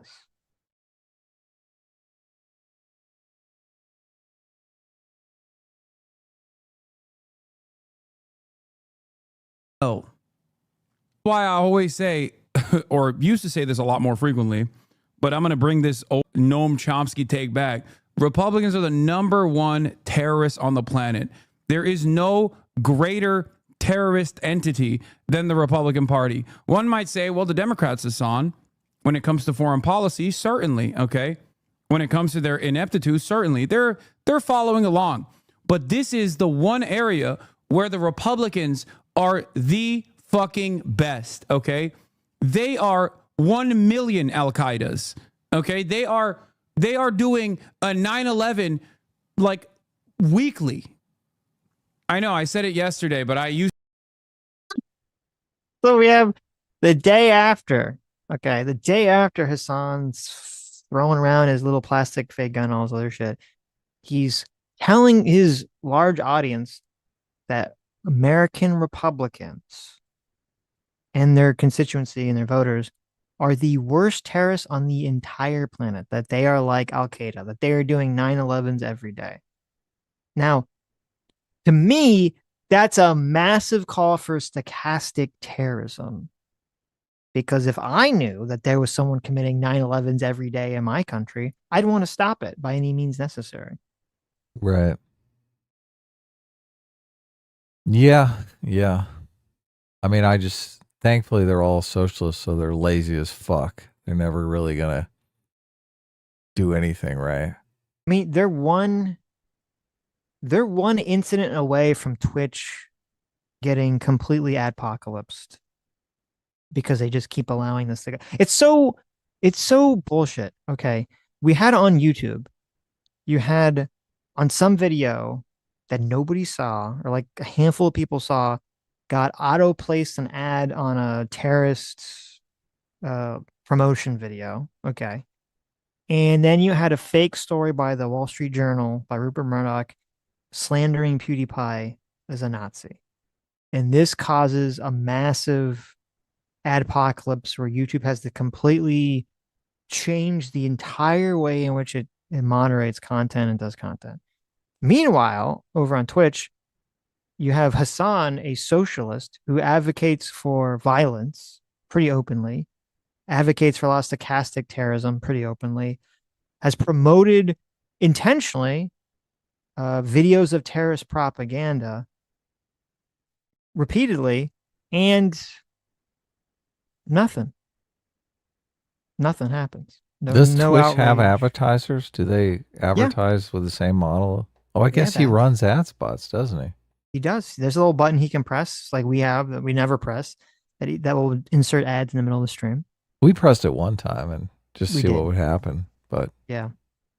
seemed random. Seems like some people get an ad and some people don't. So it leaves us. I mean, what do we do? Well, some people probably have either YouTube Premium or they have ad blocker, so it probably didn't show up. But nothing. It's just it's the amount of hypocrisy in this situation is so disgusting. It's just so disgusting. These socialist streamers are just a blight on the community, on the conversation, on everything. And they're just able to skate and get away with fucking doing basically anything. On Twitch, at least. It ain't fair. No, it's crazy. No, it is crazy. What are we going to do about it? Should people target them, Sitch? That's what I'm interested in. I think people should target the advertisers on Twitch to make them make Twitch do something. Oh, okay. That Twitch needs to go through its own apocalypse. What if the advertisers are like gun manufacturers? So they love this. They're selling guns left and right, all kinds of ammo. It's like a heyday for them. Well, there you go. That's the free market, baby. What if the advertisers are gambling websites? Oh, I'm sure they are already. It's just a seedy place over there. YouTube's is like the burbs by comparison. That's true. You walk into YouTube, nice atmosphere. Okay, it's well lit. You sit down in the booth, it's got like the nice cushion, it's not ripped, The waitress hands you a menu. It's like that nice like card stock. It's not like a plastic, menu. Right? You go to Twitch, you walk in, it's like dark. The ground is like sticky. Like whenever you walk, it's like oh yeah, your shoes totally grip the floor. Yes, from you all sit the down at the semen. table. Yeah, you don't know. Is it beer? Is it human liquids right on the floor? What exactly? Why is the floor so sticky? Right, yeah. The floor is made of that like, it's made of that weird like black. It's like black concrete, but it's like it's not smooth. It's got like jaggedness to it. And you're like, what the fuck? Like, what is this floor made of exactly? You're like, Jesus Christ. And then you sit down and like the table's all wobbly. The chairs feel like they're falling apart. The menus half faded or covered in like, food and shit. The waitress got a cold sore on her mouth. Okay. There's some dirty needles in the booth next to you. Yeah, you look on the floor, you're like, is those dirty needles on the floor? Oh my God. Maybe some bugs scurrying across the table. That's Twitch. That's Twitch. Yeah. Ugh, horrible. Yesterday, but I used to say it a lot more frequently back in the day. The Republican Party is the number one anti-American terrorist entity on the fucking planet. The number one terrorist entity on the planet in general, but like certainly an anti-American one too. This guy supports the Houthis. Yes. Yes. The level of irony here. Literal terrorists. Well, they're not terrorists. I know. Speaking of the Houthis, there's some new information. Oh, about the Houthis? Yeah. Did you know the Houthis attacked another ship recently today? I did not know that. No. Okay. Here's an article. Crew abandoned ship attacked in the Red Sea, says the UK military. Crew members aboard a ship set ablaze by a series of attacks by the Yemen's Houthi rebels in the Red Sea abandoned the vessel Sunday as it took on water, marking the first serious assault in the vital corridor for trade after a months-long campaign. See, I remember Trump was all like, "Oh, the Houthis, they said they weren't going to fuck with us anymore. They said they're going to be peaceful." Well, I guess that's off. They sank That's, one. Jesus. yes. Suspicion for the attack immediately fell on the Houthis, particularly as a security firm said it appeared bomb-carrying drone boats. So now they have drones. Okay. They have bomb-carrying drone boats that hit the ship after it was targeted by a small arms and rocket-propelled grenade. The rebels media reported the attack but did not claim it. It can take them hours or even days before they acknowledge an assault. Our new Houthi campaign against shipping could again draw in the U.S. and Western forces, particularly after Donald Trump targeted the rebels in a major airstrike campaign. That's awful. Let's see. The British military center first said that an armed security team on the unidentified vessel had returned fire against an initial attack and that the situation is ongoing. Described the attack as happening some 60 miles southwest of Yemen. So it sounds like they tried to board the ship first to take more hostages and attack them. The ship, fortunately, had an armed security team. How fucking crazy is it that people they need that, but they have a fucking armed security team. They managed to fight them off. So they said, "Oh, you stop us from stealing your ship and holding you hostage? Well, we're going to send fucking kamikaze drones to go blow up your ship." Not nice. You know what? They're fucking pussies. Okay, these guys are pussies. But at least back in the old days, if some Islamic terrorist group wanted to blow you up, they kamikazed themselves. They didn't send a drone to kamikaze. There's no 77 female drone virgins up in there in drone heaven for that kamikaze drone. At least get some Houthi to strap some bombs to their chests and do it themselves. Yeah, what happened to the pirate code? Yeah, exactly. What happened to the code? They didn't have pirate parlay ethics when they when they attacked. Not only that, they lost the fight, and they're like, "Okay, well, we're gonna sink your ship because you were a bunch of pussies and you fought us off." Yes, they should just been like, "Okay, you won." Yeah, exactly. The vessel appears to be a Liberian flagged bulk tanker called the Magic Seas. The Magic Seas. Magic Seas. Where was it going? Was it even going to Israel? I bet you it was not going to Israel. It's going to Libya. It was sailing under the flag of Liberia. Oh, Liberia. Yeah, it doesn't Not say Libya. where it was. Doesn't say where it was going. Magic Sea owners did not respond yet. Then there's a second article update. Crew rescued in Red Sea after attack. So that's good. The crew of a ship set on fire and attacked the Red Sea on Sunday, abandoned vessels, and were rescued as it took water, the British Maritime Agency said. Yeah, I was wondering about that. Where did they abandon ship to? The Yemen coast? I don't know. Well, they were in the middle of the waters, so 60 miles off the coast of Yemen. Yeah, but where are you going to go? I mean, sooner or later you're going to run out of food, right? Run out of water. I don't know. Not a lot of options. Maritime security sources said the vessel, which they identified as the Liberian flagged Greek-owned, so it was Greek-owned, bulk carrier Magic Seas had taken on water after being hit by drones. All crews were safe after being rescued by a passing merchant vessel, so that's good. They got picked up by another ship. It was first targeted by gunfire and self-propelled grenade launchers from 8 small boats when they returned fire. Then they ran away and they shot their suicide drones because they're pussy ass bitches. Losers. Attacked. Let's see. Does it say where it was going? Because they always say, "Oh, we're just stopping ships from going to Israel, right? Who cares if it's like a Greek-owned ship? You know, maybe someone on the board of the ship, you know, fucked a Jew once, so you have to blow up the ship, right? That's the rule. That's the one drop rule." Under the agreement Donald Trump laid out with the Houthis, neither the U.S. nor the Houthis would target the other, including U.S. ships in the Red Sea. Well, there you go. It's like, well, it wasn't a U.S. ship. It was a Greek ship, so that makes it okay. That makes it totally fine. Oh, well, here's a even further update. Israel has responded 30 minutes ago. Israel says it launched a strike on Houthi targets in 3 Yemeni ports, including the western port. The attacks came shortly after the Israeli military issued evacuation orders for civilians in the area, warning of imminent airstrikes. Look at that. Even with that, they tell people to get the fuck out. Israel Defense Minister Israel Katz confirmed on social media that strikes on the Houthi-controlled sites, including a power station and a ship that was hijacked by the group 2 years ago. Oh, did they blow up? Did you see that? Did you see that picture? Wait, I should bring that up. I think I'm bringing it up now, the one you're talking about. The picture of the Houthi pirate? Yeah, in front of the Galaxy leader. Yes. So if you didn't see holding this, a picture of Hassan. yes, if you didn't see this, the definitely not a Houthi pirate kid, who's definitely not a terrorist, went in front of the Galaxy leader, which is the ship that the Houthis with guns took over and held the crew hostage for over a year.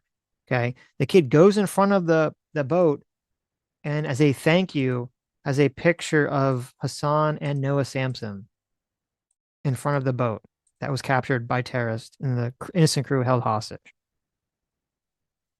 And this is the people that Hassan. He says, "Thank you for supporting Palestine." Yes. You're doing your part. Right. Dumbass Americans. Yes. That is kind of funny. If Israel blew up that ship, they're like, "Oh, you want to take a picture in front of your trophy?" Fuck you. So I just checked on Hassan's timeline to see if he responded to that. He retweeted that. He retweeted the picture of the kid holding up his picture in front of the boat. Oh shit. So Hassan is. I thought Hassan was going to slink off quietly, pretend like it didn't know. He retweeted it. He's like fully on board. Fully on board, yeah. He loves that kid. Wonderful. Wonderful. Okay, well, we'll see. See if anything happens. Trump is gonna do anything about this. Trump's been kind of super being pussying out against Russia recently, huh? Yeah, he cut off Zelensky. Mm-hmm. Tried to say he started the war again. Oh my God. Why does he keep saying that? I mean, Putin must have zero respect for Trump. Remember when people were like, oh, Putin respects Trump. He's scared of Trump. He's going to do stuff. On the 4th of July, okay, on Independence Day, which Russia, they're aware of. I think even like Russia's official account like posted something like Happy 4th, Happy Independence Day or something. On the 4th of July, they launched one of the largest, if not the largest drone attacks that they've ever launched on Ukraine after we deny them a bunch of shipments and stuff. It starts blowing the shit out of, a bunch of people on July 4th.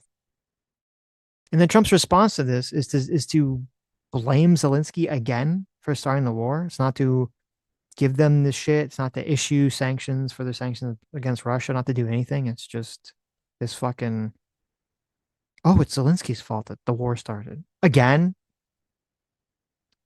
Who do you think, who in the administration is like worm tongue? Because I don't think Trump has strong opinions about most things. Who in his administration is like worm tongue whispering into Trump's ear, like poisoning him on Ukraine, like making him have these like shit takes? They all just completely buy the bullshit on Ukraine. They believe the Putin propaganda, so they're all inadvertently working for Putin. Right.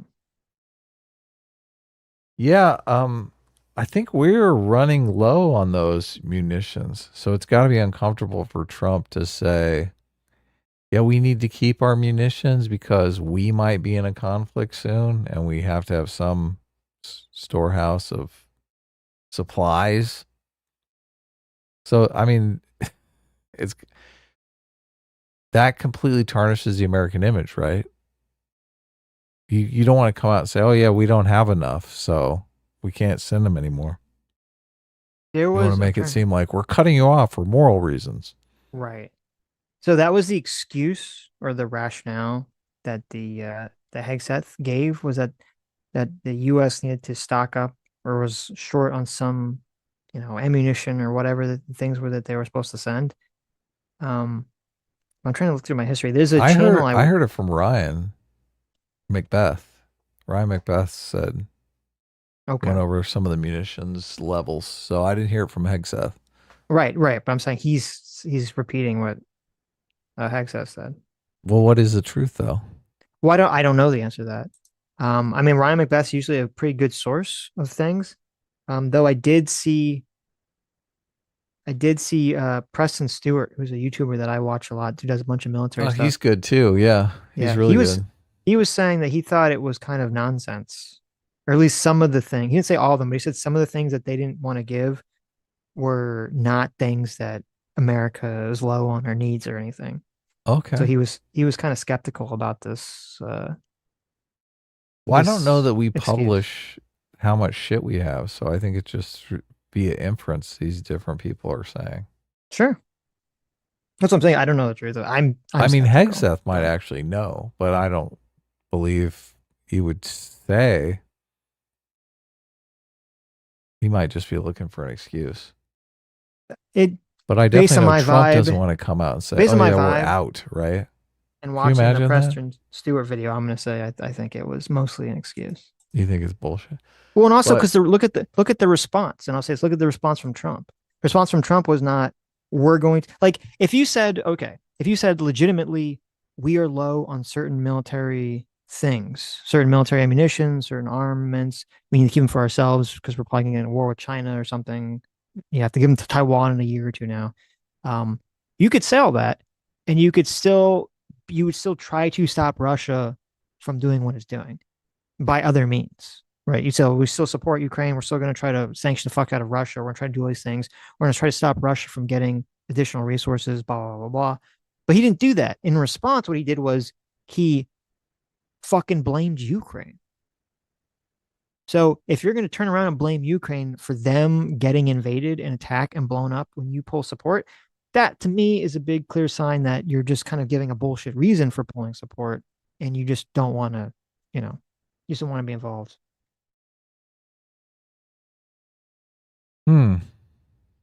I mean, all of this depends upon whether or not we're low on the resources. I don't think Trump, if we are legitimately low on the resources, I can't imagine a world where Trump is going to come out and say, "Oh yeah, we don't have that." I mean, his whole brand is our military is the best fucking military in the world. We have everything 10x. That's his whole narrative. So he's not going to come out and say that. I mean, Hegseth might say it, but Trump would. If Trump heard Hegseth say that, he'd be like, "What the fuck did you say that for?" He'd be all up in his face. I understand what you're saying, but it would also be not the only, but the best excuse you could give to not give Ukraine stuff anymore. From like an American first perspective, you would say, well, we need this stuff for ourselves. Trump, the best excuse that he could give was Ukraine shouldn't have started this war. They aren't going to finish it. That's literally the excuse he gave. Yeah, which is a terrible excuse. So we're both under the opinion that Trump is not constrained by the actual facts of the situation, correct? Yes. Okay. So Trump doesn't know if we're out of material, out of munitions or not, and doesn't even care if we're out of munitions. Right. If we were down to our last fucking bullet, Trump would come out and say, "Oh yeah, fuck, Ukraine shouldn't have started this war." So what Preston Stewart said in his video was that Hegseth had been looking into military readiness or something, and had been asking for all these information about these armaments.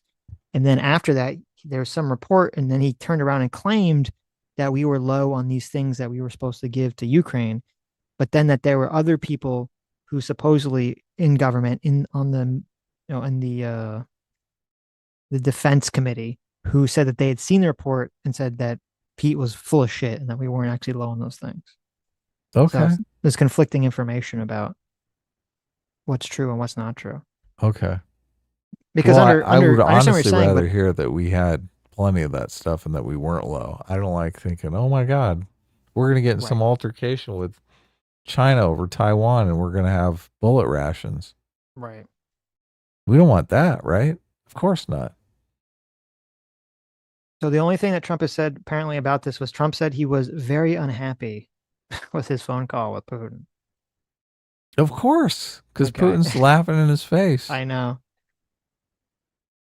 I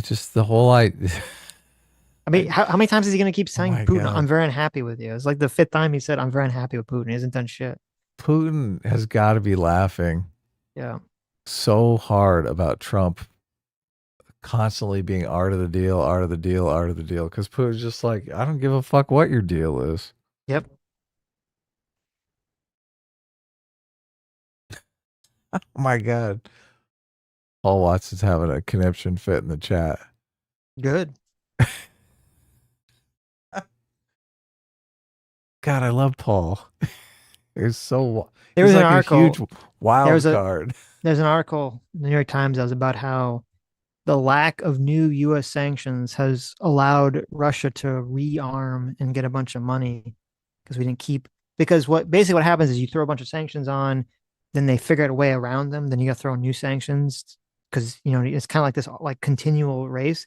And since we didn't do that, Russia has figured out a way to like subvert a bunch of the sanctions, and Trump didn't do anything in response. So we basically allowed Russia. This is the argument they're making, to get a bunch of weapons and money again. That we're just Trump's just kind of doing nothing to stop. So they bought a bunch of munitions from Iran. And they're getting China. a bunch of soldiers from North Korea, which is fucking crazy too. Yeah, North Korea is fully in the battle now. I will say, and I said this before, and I think I'm at the point. So Scaramucci, who was, he was in the Trump administration, first term, he was Trump's friend for a while, and then they had some kind of falling out, and he got fired. And he has a podcast now where he talks about all the Trump stuff. And he always pushed this concept that he's like, oh, when I was in the White House, me and all the other people on Trump's cabinet didn't understand why Trump was so deferential to Putin and why, what Putin had on him. And he always said this, and I said this on stream, I've never believed that idea. I never, ever, ever believed that idea. Scaramucci believes it with every fiber of his being. I'm starting to believe that idea now. I'm starting to believe that idea. It's getting to the point where it's just like insane how Trump allows Putin, as you said, to laugh in his face, to walk all over him, and just doesn't do shit about it. He has the P tape.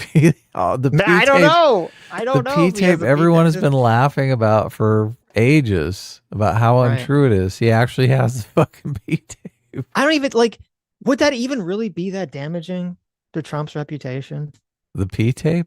If there's a video of Trump. Well, now you could just say, oh, it's AI. This is fake. Well, that's true. It. Yeah. But even if there's a video of Trump sitting on a chair and there's a prostitute peeing on a bed in front of him, and he's paying her to pee there because Obama slept in that bed, would that really, I know in a normal presidency that would be so damaging. I feel like with Trump, it would, no one would give a fuck. It would it'd be a story for a couple of days and then something else would happen. Everyone would forget about it. They're like, oh, P tape was real. That can't be it. And then he'd have a good excuse to go blazed earth on Russia. Yeah. That can't be it. I just feel like that's so nothing. Think it's worse. I don't know. As I said, I don't know. I never believed it until now. It's just he's so pathetic against Putin. He does nothing about the Putin. It's so lame. Did KGB murder Trump's ex-wife? Maybe. They got Ivanka's mom with the umbrella, with the palladium, 255. Yeah. Anyway, let's get back to Hassan here. Hassan. Ugh. I mean, I do like this coping Hassan a lot better, though. You do? Coping and seething. Always on the verge of a cope spiral. It is nice. It's refresh. You can tell he's getting burnt out. There's only so many different ways Incredible you can say stuff. Republicans are evil. Yes.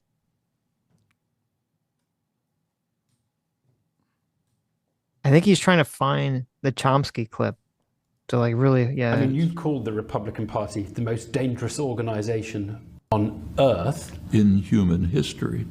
There has never, it's an outrageous statement, and when I said it, I said, look, this is a very outrageous statement, but is it true? has there... But you're rating them worse than the Kim Jong-un of North Korea or ISIS, who are very... Is ISIS dedicated to trying to destroy the prospects for organized human existence? Yes. Noam Well, Chomsky, as long as it's Jewish, right? Of course they are. Noam Chomsky says the Republican Party is worse than the Mongolian horde, than Genghis Khan and the Mongolian horde. Well, Okay. he Like, asked. what the fuck? He asked, "Is ISIS dedicated to destroying the prospects of organized human existence?" If that organized human existence is Israel, they are 100% in that camp. So what the fuck are you talking about, Chomsky? Everyone makes this guy seem like he's a fucking genius or something. No, Chomsky's a fucking idiot. He has socialist brain rot. And even if ISIS, magically wiped out all the Jews, I mean, they're gonna go for anyone non-Islamic. Like, it's just, they want to take over the world. Islamic sect. Yes. Yeah, that differs with him on some opinion about what prophet did what. They're next. His argument is that since he thinks that climate change is 100% going to doom humanity, since No Republicans way. Oh my God. are like they don't believe it, or they pretend like they don't believe it, was probably what he thinks, that therefore they're like the most bad threat of all human history. That's his argument. Okay. He's saying they've doomed the planet. Yeah. God. Right. Is that bad? The Republican what Party. does it mean to say not doing anything about climate change, but we're trying to accelerate the race? Yes. Worse. What do you mean Kim Jong-un? Are you fucking kidding me? It's not even a question, dude. It's not even a fucking question. Yes. Far worse than fucking Kim Jong-un. Because of climate change, there's like zero climate change skepticism in any of these people's brains. Well, zip. I would say, like, if there's a very big difference here too. Like, let's just say hypothetically, okay? Because we here at the Sitch and M show, we can do hypotheticals. Okay. Only when we have certain guests on do we. Right. Are we forced to abstain? Right. We could do hypotheticals. We've eaten breakfast, and we know what it's like when we don't eat breakfast. Right. Even if you say, okay, climate change is 100% real and true, there's a difference between someone who's like, I know that climate change is real, it's going to doom humanity, and I'm going to accelerate it or do nothing to stop it because I'm going to make a bunch of money, which seems fucking insane, but okay. Versus people who, even if it's true, would just not believe it and are stupid. Now, that's bad. Don't get me wrong. That's still definitely like horrible if that was the case. But I do think from a moral perspective, and Noam Chomsky, they're big, oh, I have these deep moral questions. I think you have to create a dividing line in your mind between someone unintentionally doing something that's really bad and fucked up versus someone intentionally doing something really bad and fucked up. And to me, it seems not even comparable to say, okay, a bunch of people who maybe will turn out to be wrong about climate change and will cause a lot of problems for people in the future, though it's not going to be like the day after tomorrow or something, but it's going to cause a lot of problems in the future, is very different than like Kim Jong-un, who's subjugating millions of people intentionally in a horrific prison country, or the Nazis intentionally killing, millions of people, throwing them in fucking death camps, or intentionally starving, the Nazis and also the Soviet Union intentionally starving millions of people to death, the Chinese intentionally starving millions of people to death, the Mongolian horde, killing and raping and pillaging like fucking all of Asia and half of Europe. Like, it's just insane to me that you're going to say someone unintentionally doing something bad is worse than all these actors in human history intentionally doing the worst, most heinous shit imaginable. Yeah, it's completely ridiculous, obviously. Intentions matter. And then Hassan is like, well, of course, North Korea, of course. He makes a comment here that's fucking, like, it's a little offhanded comment, but it's so insane. And I guess it lines up with, because I didn't know he reacted to that North Korea video. I didn't know that Hassan was this huge North Korea simp, which I shouldn't be surprised. Because they're communist. Yeah. North Korea's communist. I shouldn't be surprised. It's not even a fucking question. Far worse than fucking Kim Jong-un.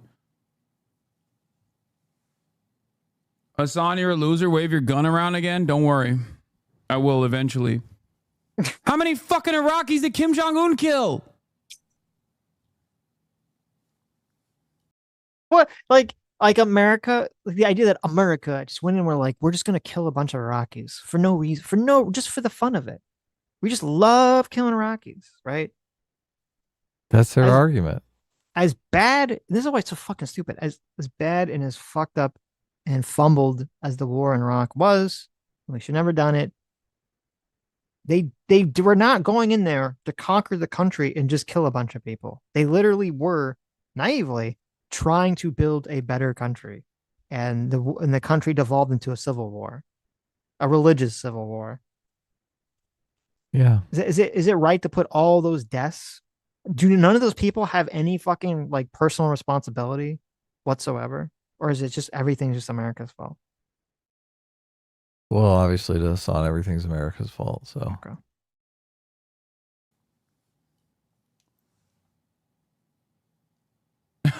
Said Kim Jong-un is only terrorizing the bakeries. Yeah, and the cheese factory. So Hassan and his audience, that comment is in fucking psychotic to me. Okay. I thought he supported Ukraine. So why is he like North Korea's in Ukraine killing Ukrainians? That's a good question. Hassan only supports Ukraine to the extent that he feels like he publicly has to support Ukraine. Oh, okay. This is Hassan 100%. Because remember, before Russia invaded, okay, not only did Hassan say they're never going to invade, which fine, I didn't think Russia was going to invade either. His rationale for not thinking Russia was going to invade was because he was fucking pro-Russia. Because he said the West is bad. The West, he buys all the whole things that the West, did the coup in Ukraine and all this other nonsense. Okay. So no, he supports any country that's not America. That's why there's that clip that we played where he says, don't ever support the Western powers, where America and Ukraine is the Western powers. Mm-hmm. Hassan only supports Ukraine because he feels like he has to. But that comment he just made in his chatter made is insane. That the only threat that Kim Jong-un poses is to cookie and cheese factories. And they're saying because he's fat, he eats a lot. This is a person who is fucking starving his country. Okay. Millions of people in North Korea are being held as slaves, as hostages. It's 26 million people. Okay. 26 million people are in like the worst fucking conditions under the most authoritarian, crazy dictator imaginable. In Hassan's mind, he characterizes that as LOL, he's just a fat guy who eats a lot. It's fucking crazy. It's insane. It's disgusting. I was looking. Kim Jong-un has like a harem of, I think, 100 women or something like that. Yes. I was gonna look that up. What's going on with that? Yeah. Why do you think? Because that's the only way these fucking people can get food.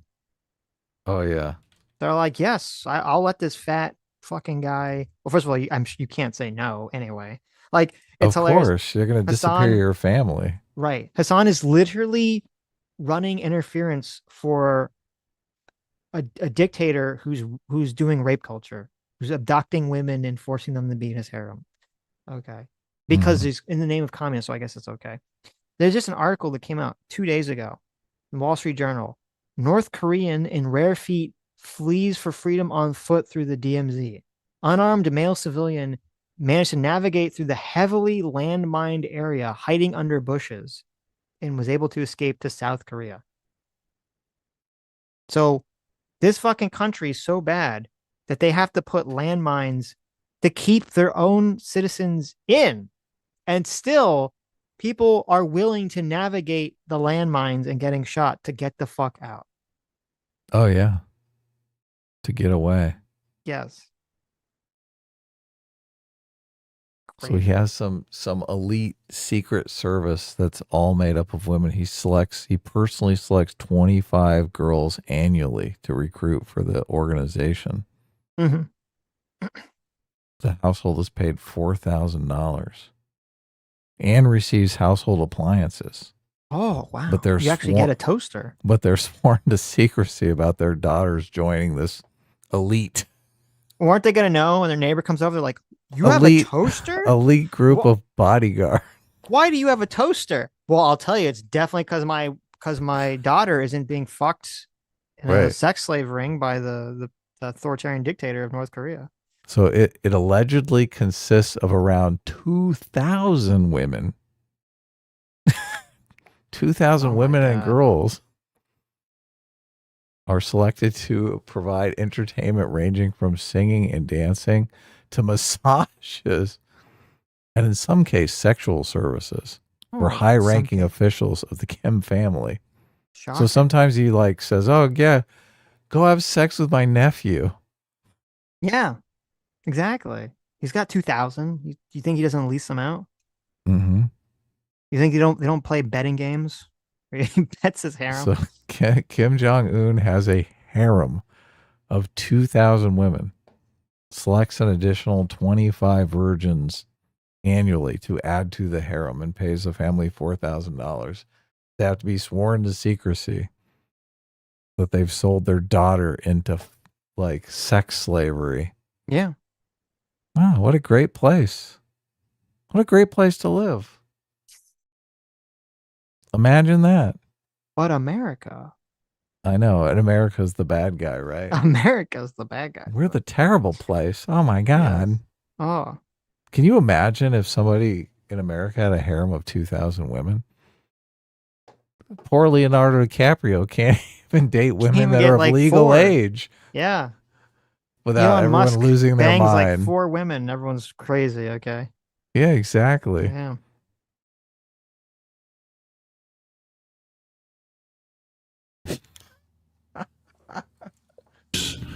To the press. Entertain the possibility that they may be genuine in their belief that this is... Doesn't matter whether they genuinely believe it or not. The people who genuinely believe that Christ is coming in their lifetimes do genuinely believe it.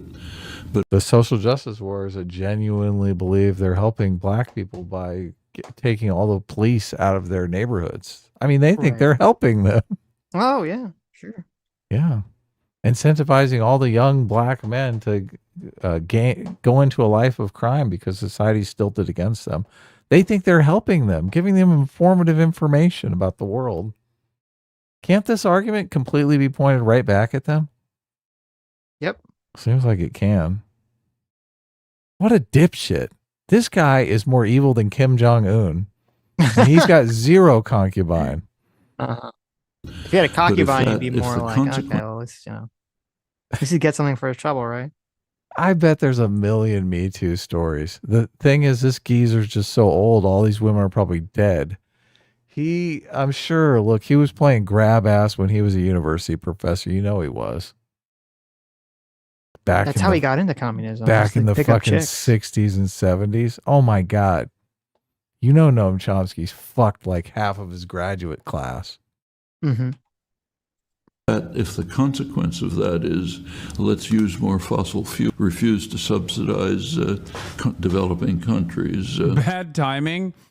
The day North Korea sent 30,000 soldiers to Ukraine. Dude, even with that, let's say every single North Korean killed a Ukrainian person. This is devastating. This is completely unacceptable, okay? Do you think it even reaches the Republican Party's death and destruction at the global stage? So now we know, well, it makes sense. So Hassan is the ultimate pussy bitch. Okay. He's the ultimate pussy bitch. He waves out a fake airsoft gun and pretends like it's a real gun. If he actually believed this, okay, and maybe he's just lying, but if he actually believed this, that the Republicans were so evil, okay, Republicans in his country are so evil that their evilness is greater than a potential hypothetical where every North Korean killed at least one Ukrainian person in the entire country. 30,000 dead bodies. Right. or the 30 million or however many people that would be, right? Well, if it's 1 per 30,000 soldiers, 30,000 dead people, right? Oh, right. But there's still more evil. Okay. Still more evil. He would 100% be advocating for violence and doing violence. So either he doesn't believe this and is just fucking bullshitting, or he does believe it and he's a pussy ass bitch. Right. What? How do you pin 30,000 dead people on the Republican Party? So what have they done? Especially in the realm of climate change. I mean, who's died from climate change? What haven't they done, Adam? Okay. They always, Lomberg goes into this in his book. They always go into the people that die during the summertime of heat stroke. Mm-hmm.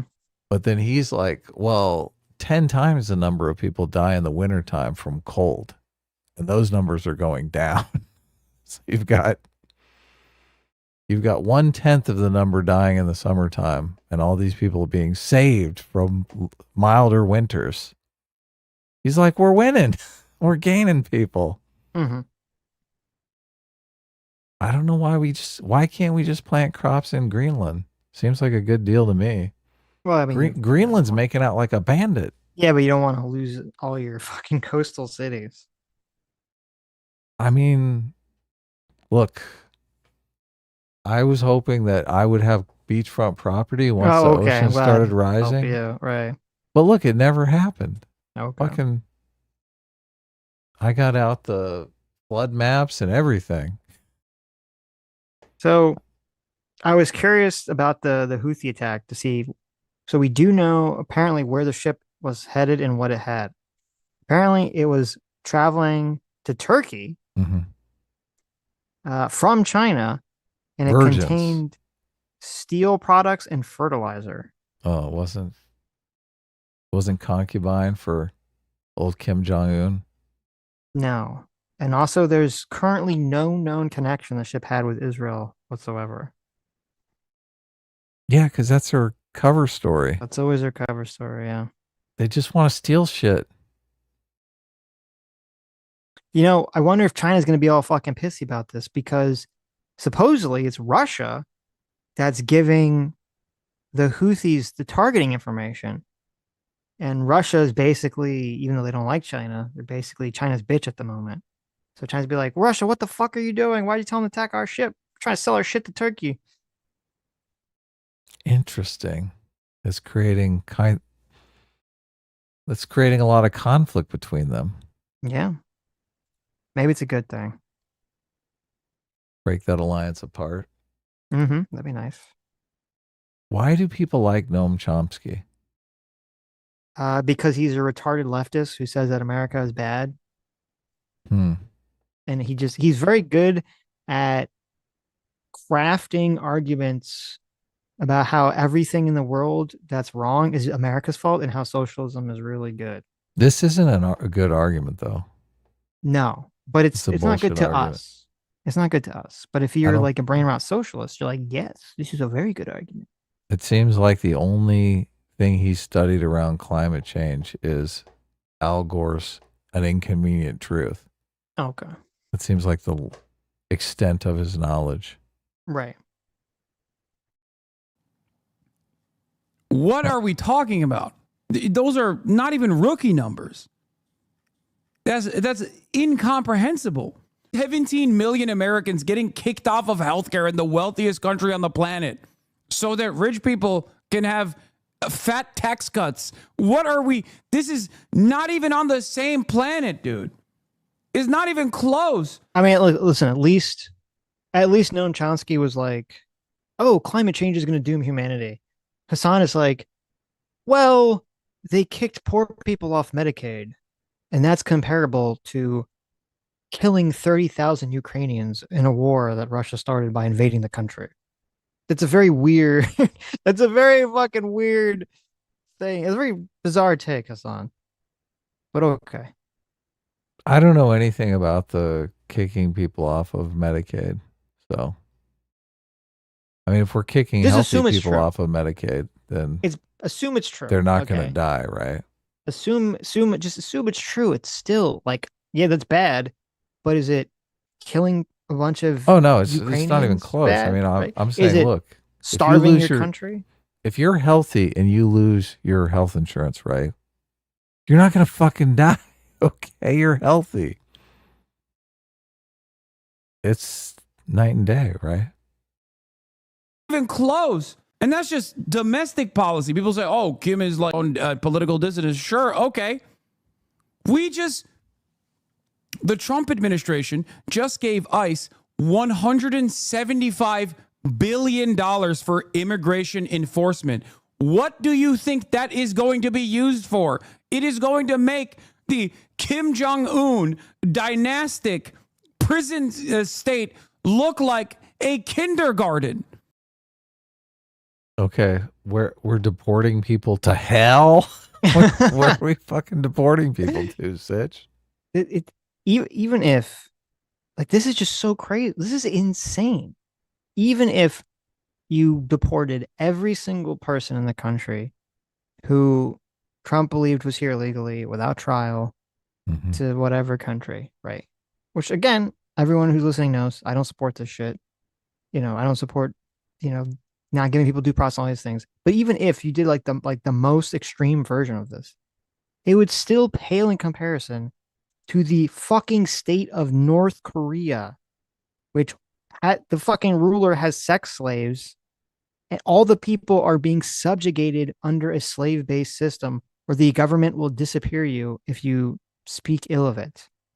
Meanwhile, Hassan can make millions of dollars every day talking about how much he hates the government, and he doesn't suffer any repercussions from it whatsoever.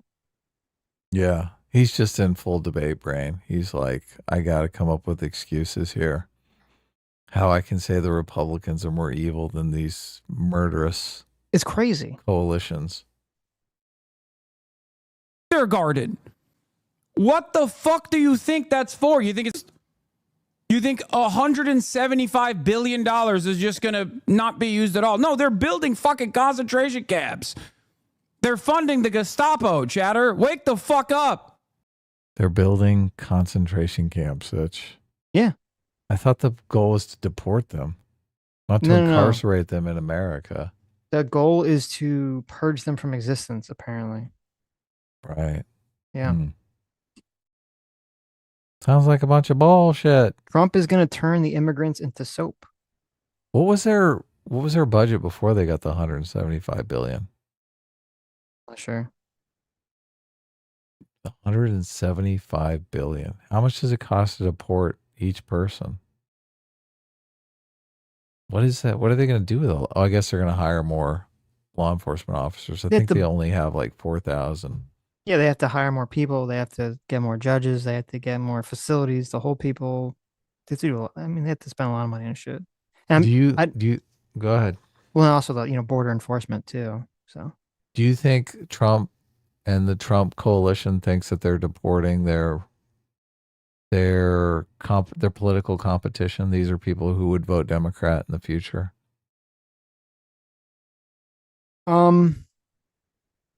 I think that's I think that's the argument that they give themselves. I don't think that's the guiding intuition for the action. Does that make sense? Well, I asked if you thought that they believed that they were doing it. So it sounds like that's a yes. You do think that they believe they're doing that. I believe that they believe they're doing that, but that it's something I don't think that's the real motivation that's guiding them. But I believe that if you ask them that, they would say that and they would believe what they were saying. Yeah. Right. Yeah. But they're doing it for another reason and lying to themselves. As I said, I think it's just the intuition. The intuition is infiltrators are coming into our country and destroying it and degenerating it. That's just kind of the intuition at play here. I think that's the guiding principle.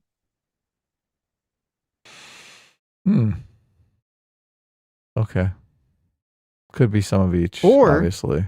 It could be completely cynical in that maybe Trump doesn't really care about that or even have that intuition, but he understands other people do. And so that's why he pushed that intuition so much. I mean, there was some comment he made about like it'd be easier for him to run as Republican because he'd know how to like get people to vote for him. And so now that he's president, he's like, okay, well, I ran on this, and so now I'm just going to do it. So I mean, I don't know. I don't know how much he really believes what he says. Right.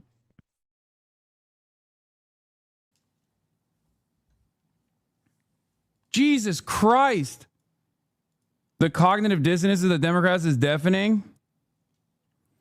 Governor Hochul rips Mamdani's proposed tax on the rich. I know.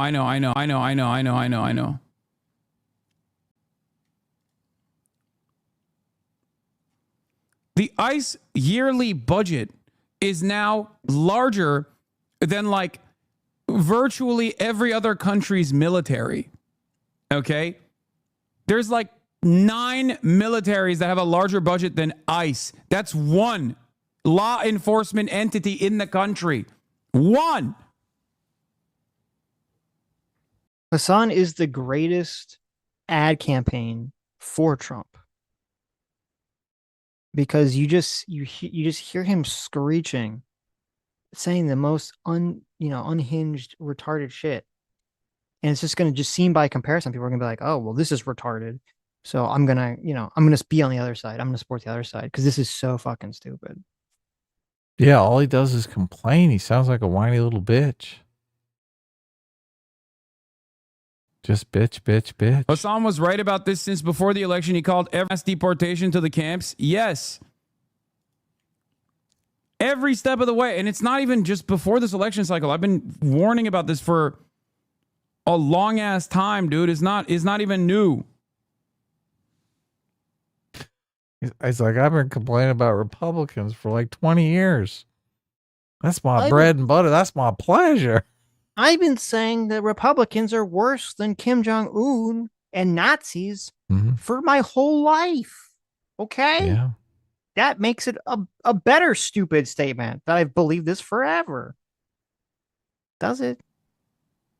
No, it doesn't. Not at all.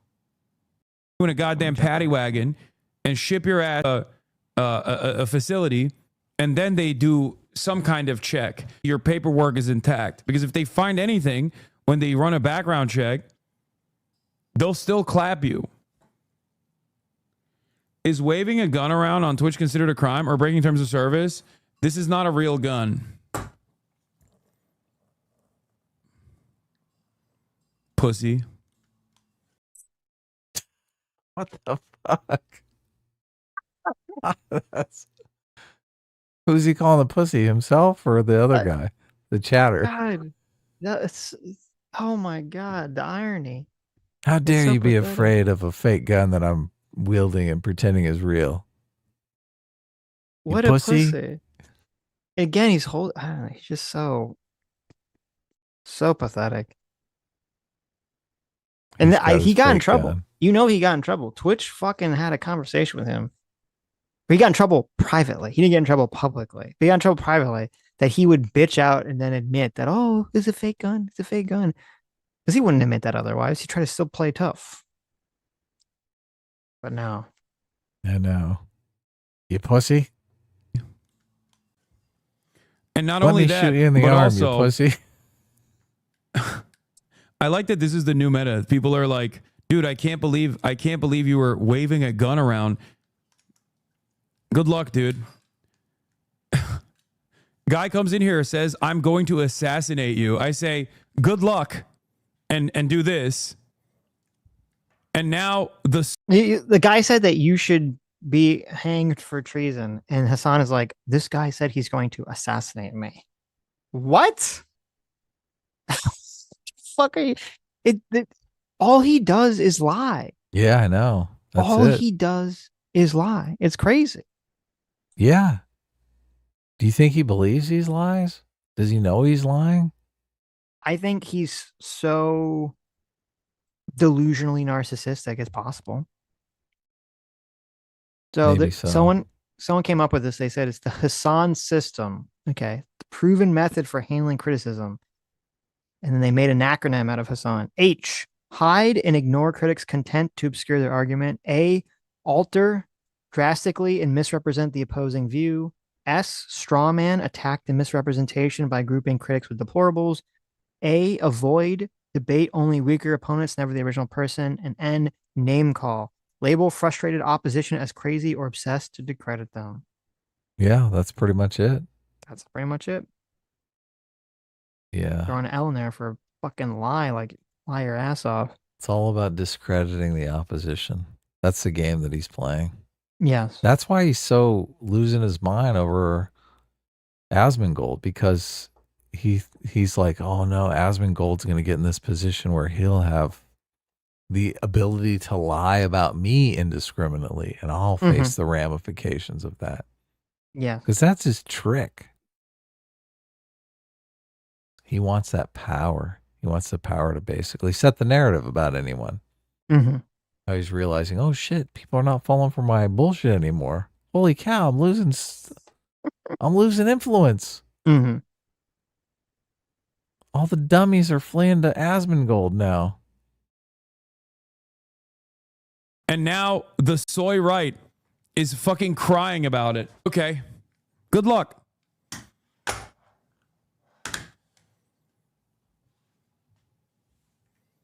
I'm just going to sit here with my toy gun now.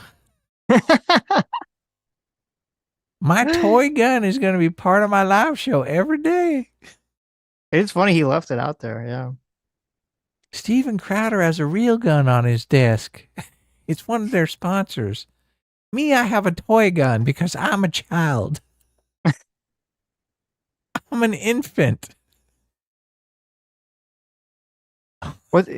It was pretty cringe when like Crowder would, be like wearing his holster during a stream, like he's gonna have to shoot somebody in the middle of like fucking filming. Oh my god, right? No! It's like, oh, he's like, oh, look out, I'm ready. You always got to be ready, right? But at least it's a real gun. But at least it's a real gun. Yeah. Fucking Hassan's over here strapped with his fucking airsoft gun, like I'm ready. Yeah, exactly. Okay. Holy shit! When Who he gets swatted, he's gonna get shot for a fake fucking gun. Who knows when a frisky frisky cat's gonna jump in my window?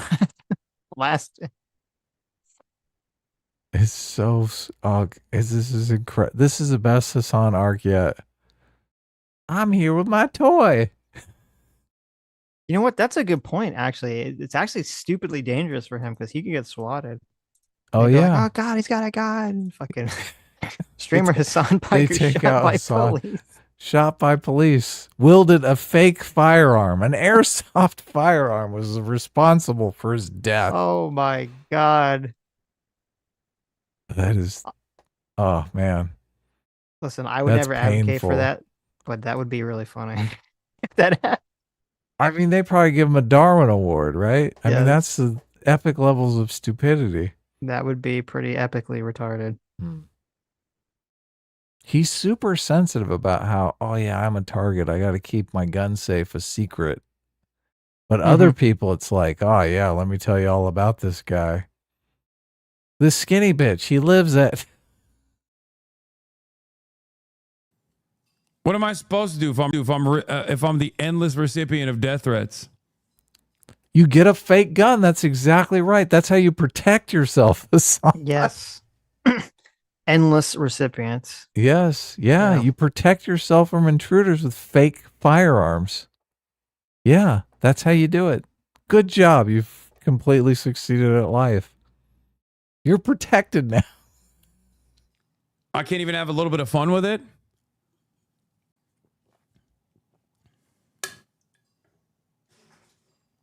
Oh, look at this. And now look, guys, I'm just joking around. I told you it was a toy. We're playing a game. Spot the idiot. Every single person that masturbated when Moist Critical did the thing, okay, is now going, this guy needs to be banned immediately. Post haste, please. You should keep it in frame. I do. How he's like, let me set my toy gun here. Yeah, how pathetically lame is it to keep your toy gun in frame? Like, oh, I'm ready. I'm ready at a moment's notice to fly off and defend myself with my toy gun. Pew pew. Yeah, it doesn't make any sense at all. It's like you should get yourself a slingshot or something and set it there on the desk.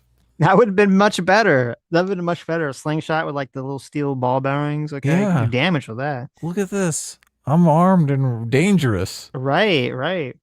I got my BB gun. Get him some throwing knives or something. Oh He's yeah. like, oh, I got my little airsoft. Those are illegal, I think, in the state of California. You can't have those throwing little, knives. Yeah, those little throwing stars. Oh, shurikens. Yeah. I just meant a throwing knife. I mean specifically like a a ninja knife? star. Okay. Yeah, like a knife. They're, I got you. I wouldn't be surprised if throwing knives are specifically illegal in California. Yeah, it might be. The fact that shurikens is illegal is kind of hilariously stupid. Do you think Hassan has a concealed carry license or even any kind of No. license to have a firearm? I do not. Right. So this whole episode is basically just advertising the fact that Hassan is unarmed. Yes. Yeah. I mean, you agree. If Hassan was armed, would he not have 100% Pulled out the real McCoy, of course. pulled out a real gun and did what he did, but with a real gun? Yeah, yeah.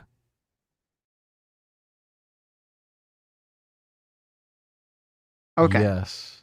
So all the Hassan simps now are trying to say, well, why did you guys defend Moist Critical when he did the same thing? So let's bring up the clip here so we can judge for ourselves, see if this is the same thing. So remember with Hassan, some chatter says that he should be hanged for treason. Hassan goes out and brings out his gun. Okay, Right. waves it around the camera. So let's see if it's the same thing here. sensitive fucking loser you are, because let's go back a little bit. I do like him laying into Sneeko. It's already been 3 months. Can you believe that? How time flies. You started shit with me by insulting me and my girlfriend out of nowhere, so naturally I responded by making fun of you in return and showcasing the reasons why I don't respect you. But unfortunately I failed to calculate just how much of a sensitive fucking loser you are, because this hurt your feelings to such a high degree it's become like an Armageddon in your brain. 3 months you have continued to melt down about this. The day after I posted my response, he went on stream and had a huge unhinged tantrum and meltdown about the whole thing, and then he sent some of his viewers over. So I was joking with them, saying like, oh, you guys must have just stopped the cuties watch party over there at Sneeko's stream, right? Welcome cucks, that kind of shit. And it got really under his skin in a big way, so he started dancing around with the gun and threatening to come shoot me. So he kept saying, oh, you're in Tampa, right? I'll come see you, waving his gun around and dancing. You wanna watch my clips? Watch my clips. Watch my clips. You want me to watch your clips? Watch my clips. These are the only clips I'm watching, you were? Now, the reason he keeps saying, watch my clips... You know the video he made about Sneeko being a cuck and all that shit, right? Yes. Which was a hilarious video, obviously. Yes. Yeah. Well, and I mean, Sneeko is so funny because he's the quintessential man child. Right. Like he's the quintessential like child who they're in their mind what they think a man is. Like that's how he's living. He's like, oh, to be a man means that I dance around in front of a camera with a gun and threaten to shoot somebody with a cigarette. Right. He just looks so fucking cringe and pathetic and childish. It's total honor culture. Like it's his Yes. dignity has been threatened, so he has to defend his honor through violence. But he's doing it in the most fucking cringe way. Yeah, he's Like, he dancing just- it around looks- like a little hip hop twink. Yeah, yes, exactly. Hip hop twink Sneeko, like, oh, dancing around. God, with the gun. Now, does it's so Charlie do lame. the hip hop twink thing? No, he did comes not. out there. He's like, "I'm Hugh Hefner. I got my fucking He's got jammies his on." robe on. He's like, "Look, I was just cleaning this in the living room, and I decided, Right. hell, I'll come in here and make a video for this little gay boy on the internet." Right. So already we have a clear difference here. We have Sneeko directly has a gun Mhm. and points at the camera and directly is talking about going to Mm. where Charlie lives to shoot him. Right. Yes. Compared to someone A chatter. in his son's chat saying that he should be hanged for treason. Right. Yes. Yes. So we already see the comparison. This is like breaking night down. and day. Yeah, right. exactly. Right. Well, and look, obviously Charlie has planned this out. This is definitely a scripted video. This is where Charlie shows some discipline Right. It's like, I'm going to get my thoughts together on this. Right. While threatening me here is because during the stream I couldn't watch him live because he just kept shouting slurs. So I said, watch my clips to see what I was saying about you. I had to communicate via Twitch clips. And I'm sorry to be that guy, this is like the grammar police of guns, but he's a fucking imbecile, you absolute buffoon. What you have there is not clips. These are mags. They're mags, not clips, you absolute fucking dummy. The same way that this is also a mag. They're all mags. Stop saying clips, you look fucking stupid here. Anyway, sorry for the gun anatomy lesson. He was very upset. Look at this, and he even apologizes for his gun anatomy lesson. There you go. Look, so much. Some better. of the gun people are a little cringe with the fucking... They are. The lectures. They are. I get it. So he was Listen, I'm a threatening nerd about things. But no, that's it. That was all it was. So Sneeko directly threatens him with a gun. He has his very funny, classy retort is, you don't know shit about guns. Let me educate you. Okay. Right. Not cringe. Let me educate you with my big fucking Yes. Let me show you I have a big fucking gun too. But he does it in like I have a gun. I have a fucking laser sight on my gun, bitch. But I'll get you in the bushes outside of my house. Right. He did it in a smart, classy, funny way. Of course, Just yeah. like, He's let me show you not my threatening him giant at gun. all. Look, I'm Right. just giving you this is an education. Right. This is informative video, right? Edutainment. Hassan thinks that this is comparable to what he did. Hassan basically playing with his toy on the desk. Hold on, let me move it. I'll move it a little to the left. I'll move it a little. Where does it look less fake? Yes. I don't see Charlie waving it around like a gay gangster in the movie. Okay. Exactly. Ooh. I Listen got to an this. airsoft gun, everybody. Watch out. Woo. Listen to the sound of this mag. A mag. They're all mags. Stop saying clips, you look fucking stupid here. Anyway, sorry for the gun anatomy lesson. He was very upset, so he was threatening to come shoot me, beat me up, all of that, because I hurt his feelings, and it's been festering for quite some time now. 3 fucking months. You love to bitch about how everyone's canceling you. Well, that was it. So that was the clip. Yeah. It's funny. Okay. Then we have day 3. It continues. It continues on the 4th of July. Again? Nothing better to do than on the 4th of July. Really? Talk about this. Yes. Oh, man. I was out seeing some epic fireworks. Well, I mean, does Hassan even celebrate the 4th of July? Oh, yeah. He hates America. Isn't that the day that, like, the great evil Satan country was founded? I saw so many Make America Great Again hats. Really? Yeah. The taboo has been broken. Hmm. Everyone loves their Make America Great Again hats now. They wear them to trigger the libs. Link so we can watch it. Oh, here. You want to see it? You want to see it again? Oh, wait, hold on. I'm at the wrong spot.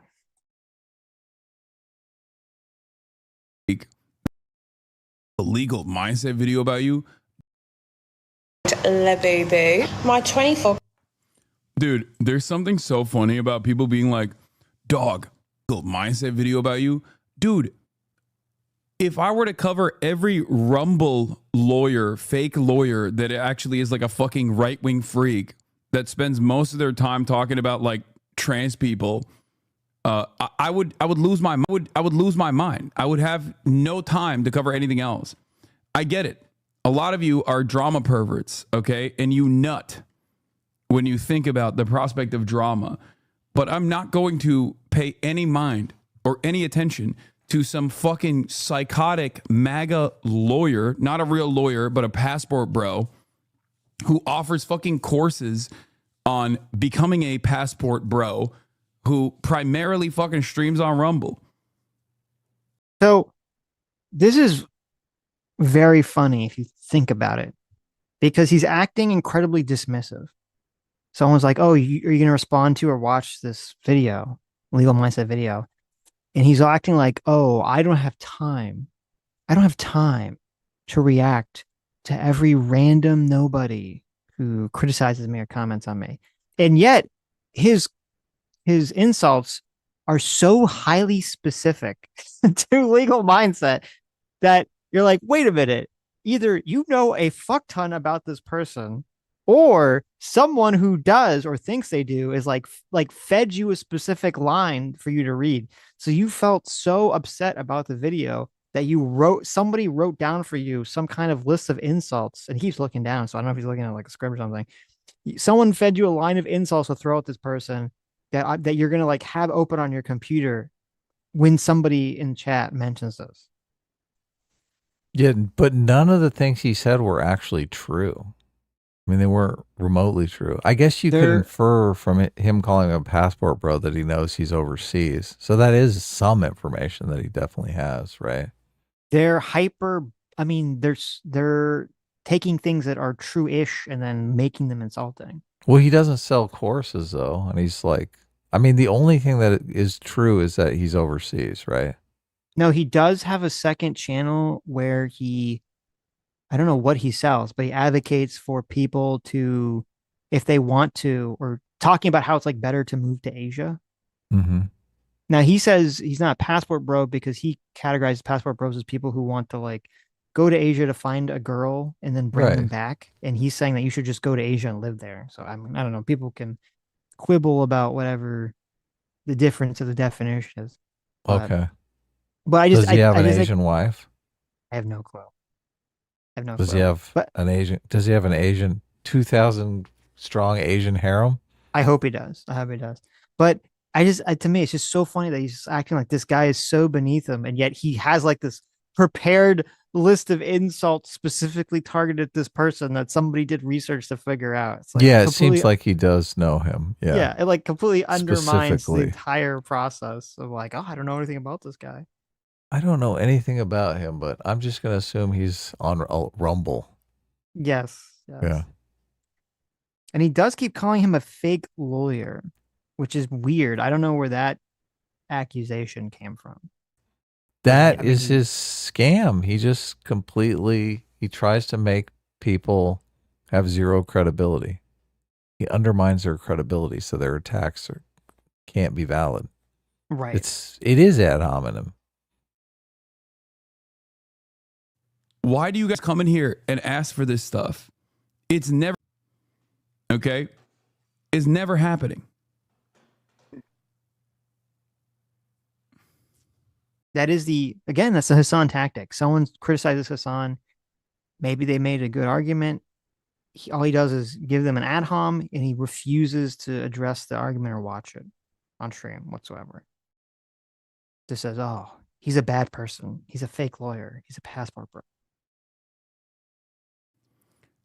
We're talking about Labubus. 24 gold Labubus. Dude, you gotta watch the Sigma Grindset lawyer's fucking video on you. Okay. I'm good, man. Thanks. Here, let me watch this. What video is he watching? That's so He's watching this cringy woman talking about having a 24 karat gold Labubu. Oh. That's what's important. Not someone saying, well, listen, maybe you're going to get legal trouble for what you did. That's not important. What's important is someone even cringier than Hassan talking about a 24 karat gold Labubu.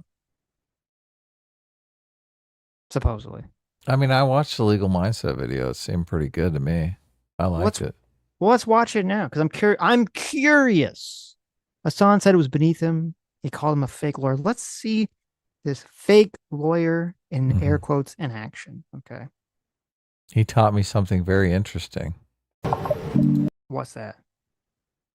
The difference between lawyers and attorneys. Yes. Which is fascinating. So, but I'll let him tell you guys. You can learn it too. Yeah. I already know it though. I knew it first.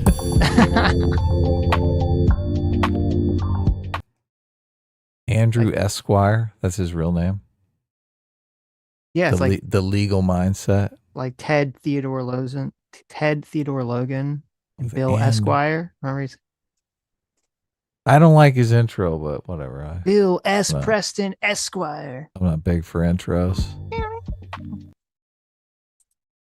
Twitch has a brand new Hassan problem, and this one could have huge repercussions, both legal and non-legal. We're going to get into that today. Of course, on the legal mindset, we teach you to be your own judge. I'm Andrew Esquire, American attorney, and I'm bringing you this fast facts premiere, a quick and dirty version, while I'm once again on a short vacation in lovely Phuket, Thailand. So another hotel room, another place, but still bringing you the freshest news. So make sure you like this video if you like the fast facts versions. So let's get right into it. Twitch has always taken a preferential stance when it comes to enforcing its guidelines, or at least it, when looking at its terms of service, has not always applied those equally to all groups and people. And one of the people that gets the most criticism for this, and that many folks across the board have said is the really recipient of a lot of the benefit of the terms of service without the burden of punishment, has been one Hassan Piker. Now today there was an absolutely extreme... Now everyone knows that's 100% true. Everyone. I don't even think Hassan fans, they would troll you and pretend it wasn't true, but they all know it's true. Every person alive on planet Earth, even people that have never heard of Hassan, people who have never seen internet, remote tribes living in the islands of Madagascar or wherever the fuck they live, okay, know that Dan Clancy and Twitch are incredibly biased and dishonest towards protecting Hassan Piker. Everyone knows that. Yeah, of course. They're completely biased. It's bullshit. If Asmongold or someone else who would be more considered right-wing or right-wing aligned did the same exact same scenario. Lifetime ban. Right. At the very least, there'd be some temporary ban. At the jail very time. Least. Okay. Extreme incident, which really points out the problem for Twitch in having this unequal enforcement involving Hassan, and how this can have legal consequences. And this is involving him swinging around what appears to be, and that's the very key here legally and overall, what appears to be a weapon. So let's take a look at the video. And of course, this is video that I found over on X, which highlights this incident. So we'll take this clip here and give some commentary as we go. It's time to crusade Iran and Gaza. Mamdani communists. Let's go to war against the left.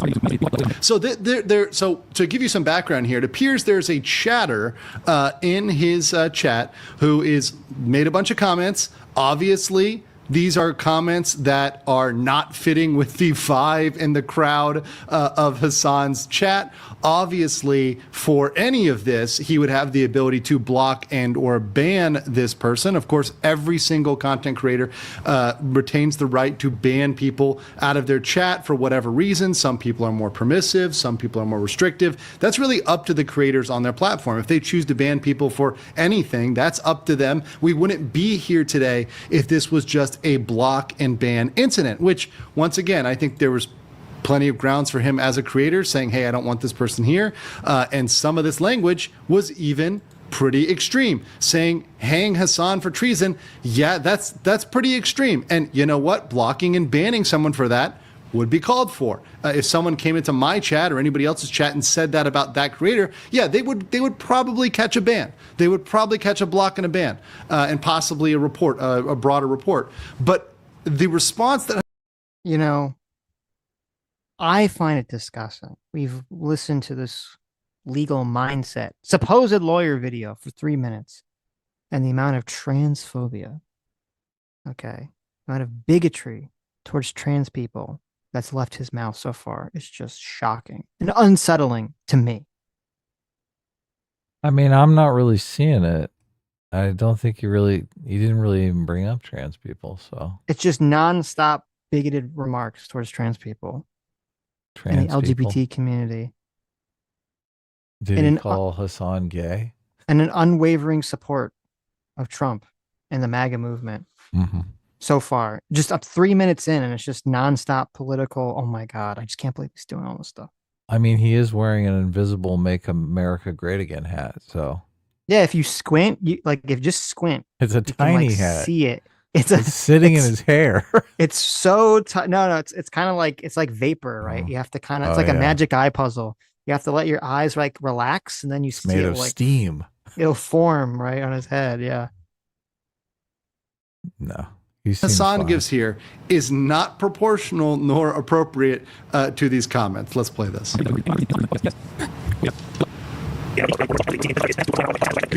In our sincerity and actually delivering for the very working people who've been left behind by our politics. So let's be clear.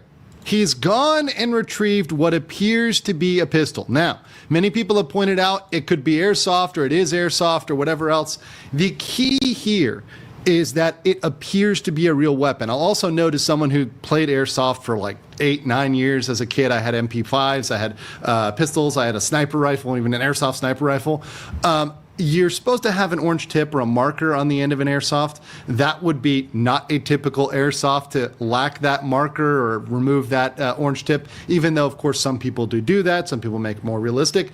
But the key here, and this is a key that is not just in analyzing this for Twitch terms of service, but also broader for the law, is that you can make a physical threat. You can make a threat or try to intimidate somebody with even a fake weapon, with a fake knife, with a fake gun, with a fake bomb. If you were going to try to hijack a plane and you attempted that with a fake gun, it would not be material in terms of your defense. You would not be able to say, oh, but, well, it was fake, so I couldn't do it all along. You know, when you get caught and arrested and thrown in jail, you don't get off because, oh, it was fake. No, you would lead a reasonable person to believe that was real, and a reasonable person could have fear of that knife, gun, bomb, whatever, despite the fact that it's not objectively real. So that's a defense a lot of people brought up, and I don't think that stands up. Let's continue here.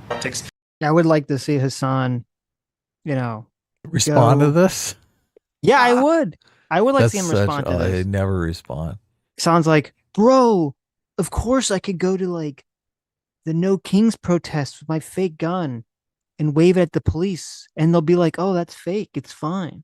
They won't definitely shoot me or do anything about it. The question that I always have is, if you are a moderately intelligent person and you sit down with Hassan privately and you watch this legal mindset video together, what is Hassan's response going to be? Is he just a fucking idiot? Right? Bro, he's just a passport bro MAGA lawyer. Bro. Is that going to be his honest response? He's just a chud. He doesn't. Why you listen to this guy? What the fuck, bro? Okay, look at that. If that's his response, obviously Hassan is a fucking idiot, a total moron. Of course, a brain dead. Just, I mean, it's over, right? But so far, watching this, we're like 5 minutes in. He's just giving a legal take. He's not being insulting. Even, of course not. Yeah. He's just saying like, this is, the situation. But he does say that Hassan could be in legal jeopardy.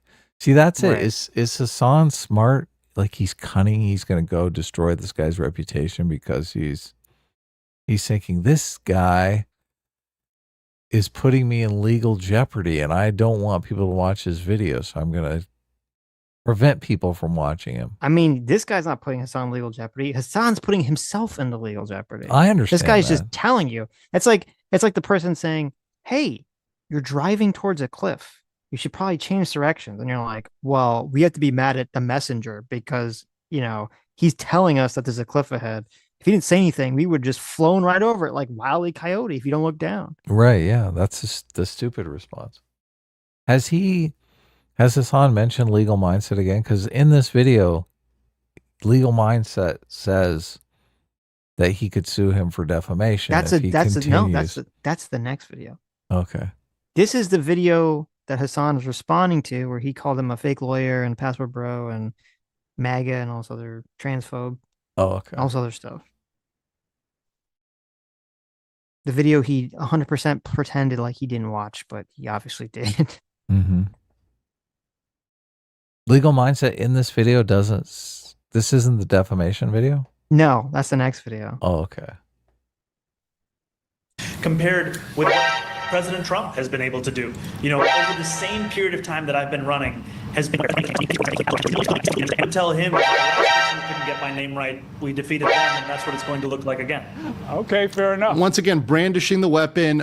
I just want to go back for a second. What is this maneuver he does? This circle maneuver he does with the gun. Tell him the last person couldn't get my name right. We defeated them, and that's what it's going to look like again. Okay, fair enough. Once again, brandishing the weapon, flaring it around. Obviously, there's a point to this. Obviously, there's an individual who this is directed at. You know, this is something that's not really ambiguous in the general intention. As you may have... Oh, you found his account? Today, Brandish is a gay guy. Just to answer your question about what he's doing. He's brandishing it, showing it to his gay lover, Brandon. Oh, okay. You know what? It makes sense. He's got the Joe Biden like back there. He's got Dark Biden. Now we have gay Biden back there somewhere. This is my gun. Check it out. Yes. I'll show you 3 ways you can use your smart. So here's another crazy thing about the doxing. So now you've paired, so you've linked up brandishing a weapon, what appears to be a real weapon, whether or not it is, whether it's an airsoft or whatever it's fake. You've paired up brandishing a weapon with doxing, which is revealing their private information, which, by the way, in certain jurisdictions, in certain places in the world, is illegal. So you've done 2 things which are potentially illegal. There's the brandishing, the threats, the intimidation, and then you've got the doxing, right? So you've got 2 separate things you're now doing together. So that this is combining to make it even worse. Wait, this is the guy? First thing we want to do is download the YouTube VPN app, which we can do through the first link in the description.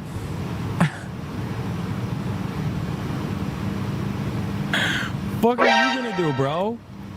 And of course, I do like the pop-up there just explaining that this is clearly against their TOS. This is something that is not, you know, holistically, both the doxing and the threatening is, of course, against the Twitch terms of service, right?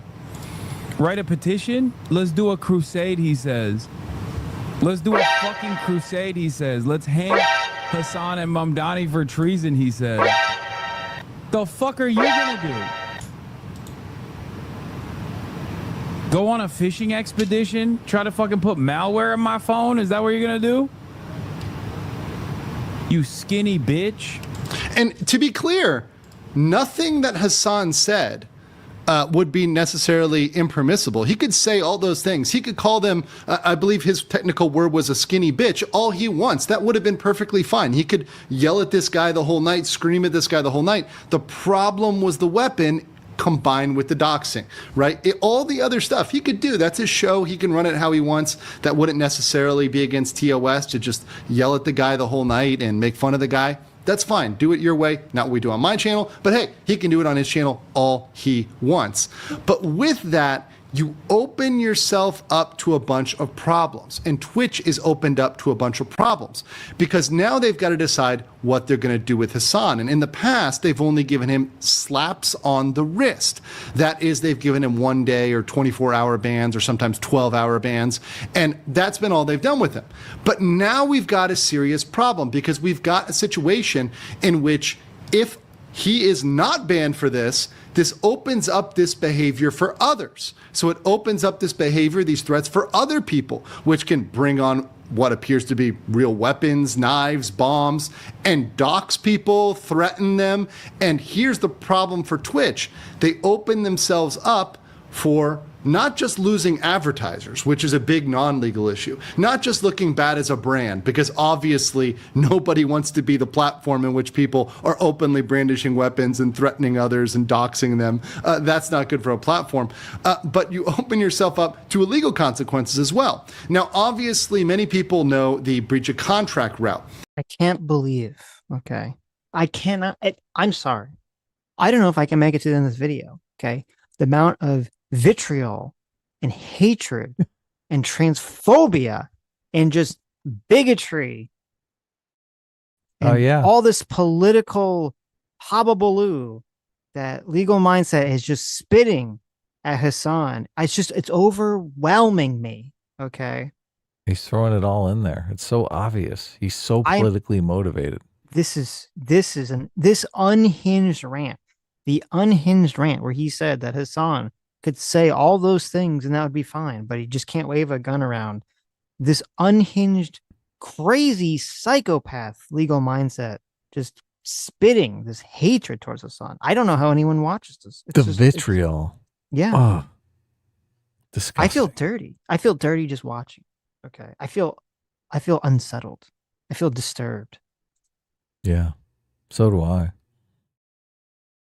And there are arguments in terms of breaching the contract between the creator and the platform in terms of banning somebody for one type of behavior, whereas you don't ban somebody for another. So you don't ban Hassan for this, but let's say another creator is banned for this.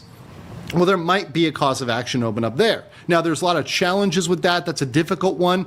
But one that's even more interesting and one that is really untested, and in fact, there may be many people looking to test this, is a consumer type action under a private right of action. Every state has their consumer laws, and those laws are sometimes very, very strong. And one thing they protect against is unfair and deceptive practices.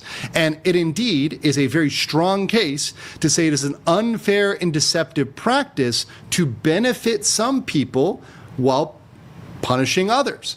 Because this bias, for example, Hassan bias, is not disclosed anywhere. It's not given out in the terms of service. When you read the terms of service, nowhere does it say everyone will be punished except for Hassan Piker. Everyone will be banned except for Hassan Piker. Or, for example, if you want to be more broad, everyone will be banned except people who share Hassan Piker's political beliefs or affiliations or associations.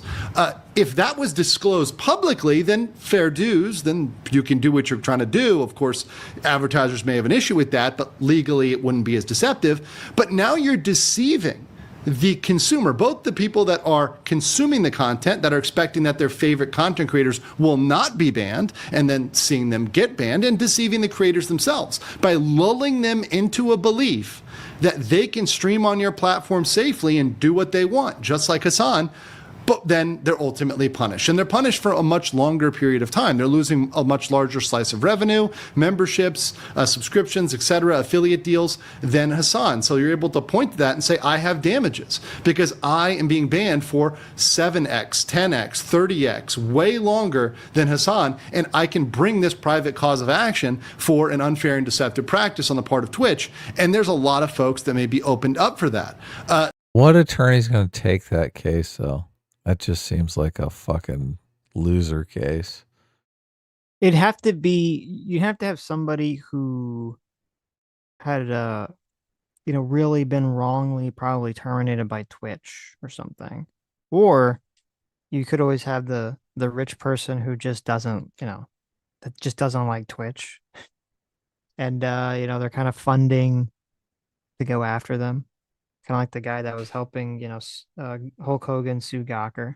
Well, if you're in a situation where it's tangibly affecting your Twitch income, you're in the best situation to get damages. But ultimately, Twitch is still going to be your employer after it's said and done. And who wants to fucking... sooner or later, you're going to get a permanent ban. I mean, I guess you could get one of these advocacy, consumer advocacy groups. That picks up somebody who got a 7-day ban. They could just makes no money on Twitch. Sure, they could just do it on behalf of consumers or something. Oh, okay. Or hell, like a I don't know. Maybe I don't know. Maybe the government would be involved in something like this. Who knows? But I agree with you. I mean, it's what he's saying is true, but I agree with you. It's probably a weak thing. But everyone it's always thinks they have an amazing case, and then you talk to an attorney, and they're like, "Nah." Not really, attorneys don't like to take your case unless there's going to be a whole hell of a lot of damages and it's a cakewalk. Like it's so open and shut. Of course. Or you're like, I will put you on retainer for $10,000 right now. Right. And we'll spend as much money as we need to spend. Then they're like, okay, well, if you're paying, I'm fucking suing. Right. Yeah. I think it's one of those things where it's like, it's more that if Twitch continues down this pathway they're Mhm. going to continue to open themselves up to potential legal action. Like right now, it's probably not there. But if they keep behaving in the same way, it's going to get there. Right. Yeah. I'm not sure I agree with that. Okay.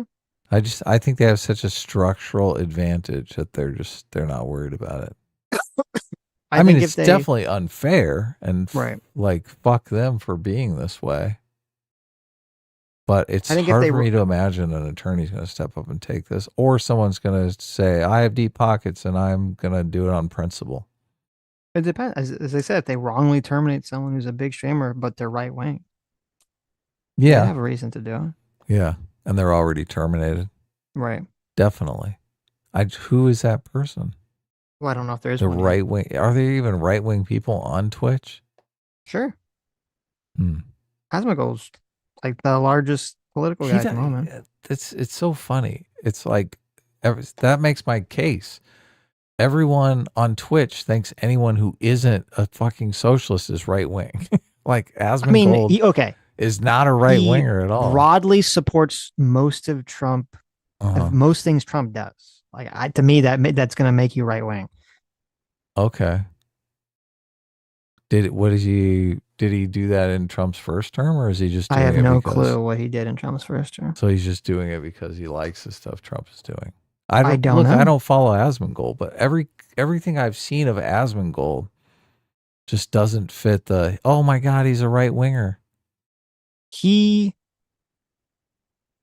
I know why you say that, because he doesn't have that vibe that you're thinking of. Mm-hmm. But I've watched a lot of Asmongold content, a lot of clips. As I said, Okay. he broadly supports not everything, but almost all Trump initiatives recently. He broadly supports them, and I don't know if that's not Is right he wing in the pro-life? current environment. I don't know what, like in the current environment, if you don't support Trump, you get called a rhino. You get called a fake Republican. So presumably, if you support Trump, then you're a Republican. I would just like to know more on like what are his. To me, he seems apolitical, and he may come out like if Trump does something, he may come out and say, "Oh, that's a good thing." He's not. Like I don't think you watch enough of his content to say that. Okay. You might have watched more content than me. I've watched a lot of Asmongold clips. Yeah. Okay. I mean, he's coming up in my feed more often. I do click on him, and it's just like he's no Ben Shapiro, that's for sure. Well, because he's like a normie. He has like a more normie view of things. If that, and I don't mean that insultingly. I just mean that he's like a random, like he has more of the take of a person who's just sort of not tracking every political thing that's going on, is not necessarily a political pundit. I wouldn't call him a political pundit because he does a lot of not political content. I wouldn't either. But I mean, that's definitely where he's at the moment. He's definitely on the MAGA train. Okay. He's a Trump supporter. I guess we'll wait. Wait for the MAGA hat to come out. So looking at this, real big problem, and would be even a bigger problem if there was a real incident where somebody got into an altercation where there was a threat made like Hassan, and then somebody... Hey, you care if I do a poll in chat and ask chat what they think, if Asmongold is right wing or left wing? I mean, you can. I'm just curious. I don't know what that's going to tell you. Like, I'm 100% correct. I've seen so many. Well, look, you Asmongold could be clips correct on and chat this. could be wrong. But, right. I mean, if you might have just want people the, who are the like- confirmation or something.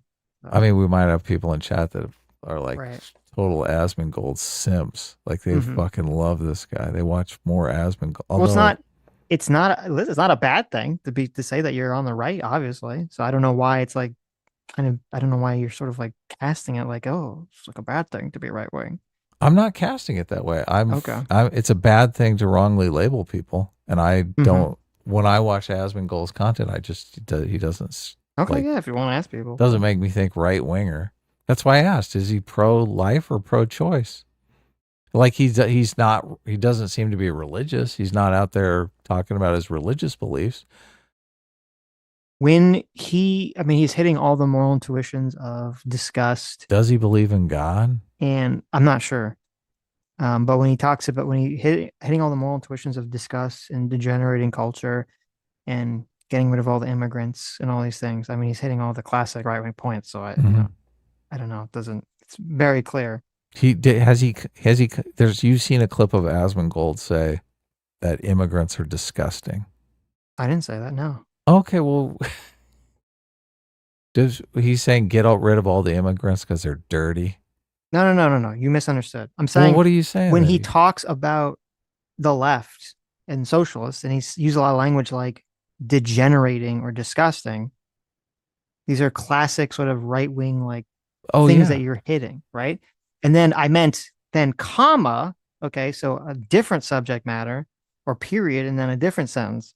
Also being very pro deport everyone, get rid of get rid of all the illegals. So not in the context of immigration. Right. Does he I've call not heard people, him say it in the context of immigration. Yeah. Does he call people degenerates? Yes. For sexual impropriety? I don't know for what. I don't have on hand the quotes. I didn't know that we were going to do is Asmongold actually on the right, or is he some sort of a political person that just happens to support almost everything Trump does, which doesn't make sense to me. I'm not trying to quiz you here. I have never encountered the thing that made me think, oh, Asmongold is right wing. I'm trying to discern what you encountered, what he said or did that made you think, oh, this guy is right wing. I've watched so much of his content. Every time Trump does something, people react to it, and his response to almost everything Trump does is supportive. Yeah, but he could just be farming content. He could just be like, oh, my chat loves Trump. I don't know. Maybe he's lying to his audience. I'm just saying how he's presenting through his content. Okay. I can't read his mind. I'm just talking about how he's presenting. Why? Look, obviously, if he has broad support for Trump because Trump is doing things that he likes, it doesn't necessarily make him right wing. Just because you support a candidate, I mean, Trump is doing things that align with right wing values. If you support that, I think it makes sense that you would be considered to be on the right. I don't see how that's a contentious point. Yeah, on the immigration stuff, I'd say that. Yeah. On the immigration stuff, on the USAID stuff, on the Doge stuff. Immigration is tough though, because there is the left has a pretty much open borders, let everyone in, don't police the border at all policy that I think if you're against that, I don't think it's necessarily fair to label someone right wing. I mean, you could be left wing and be against that. So anyway, I think it's weird to sort of frame it like everyone who's supportive of Trump is either right wing or apolitical. I don't know. It's just it's weird to me. It's weird to me that this is even a contentious thing to even bring up. Like I said, I'm just looking for that moment, and Acha is a fucking socialist, and she supports Trump. So I mean, she's weird. I don't know what a fucking leftist. I don't know what's up with Bacha. You can support Trump, and you don't have to be right wing. Right. A lot of people voted for Bernie Sanders, obviously, and then supported Trump. They're populists. Okay. Yeah. So I guess that's kind of the difference of opinion, that I think people can broadly support Trump and not be right wing. So, and you're kind of creating this category where anyone who broadly supports Trump is right wing. And I don't think that's the case. But look, we can disagree on that. So I'm just saying, it doesn't, if you're a Republican and you've been a Republican your whole life and you don't support Trump or don't like Trump, and that gets you labeled a fake Republican, how is the inverse of that not also true? That then if you support everything Trump does, then you would obviously be aligned on the right. I don't know how that's a contentious point. If you support what is the everything right then at that point? If you support everything Trump does, I think obviously you could say you're a right winger. I don't know that Asmongold supports everything Trump does. I think of who's the guy that came on our show that I don't think support Asmongold is everybody. I don't think he's a tribal. I don't think he's stuck as a tribal NPC because I have heard him disagree with Trump on issues, and he's not. From my experience, he's not afraid to go against the chat on issues. Yeah, I like Asmongold. I like that about I'm saying that. So I don't think he's like a tribal, just person who just goes with whatever tribe is. But I mean, he broadly supports Trump. He broadly seems to have right-wing intuitions on most issues. I haven't really heard him make, a lot of left-wing talking points or a lot of, left-wing causes, even left-wing anti-woke causes. I haven't really heard him, push those buttons before. So, that just makes sense to me. That's obviously where he is politically. Well, I always kind of hold off on, unless someone comes out and says, look, I'm a conservative or I'm a libertarian or I'm a socialist, whatever they say, I always kind of hold off. I've never heard Asmongold come out and say specifically what he is, right? So I don't have that confirmation. And I guess I'm always just kind of looking for the smoking gun. I guess I'm super cautious about labeling someone's politics when I feel like people are always wrongly labeling my politics. So, but look, it's no big deal if you think he's right wing. Okay.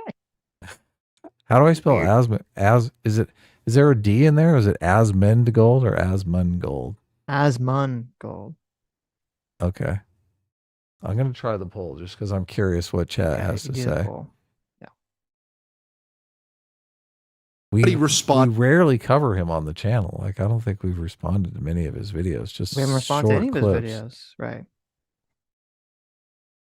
Yeah, a lot of takes I agree with. Has a lot of takes I think are fucking awful. So, well, let's respond to one that you think is awful. That would be super interesting.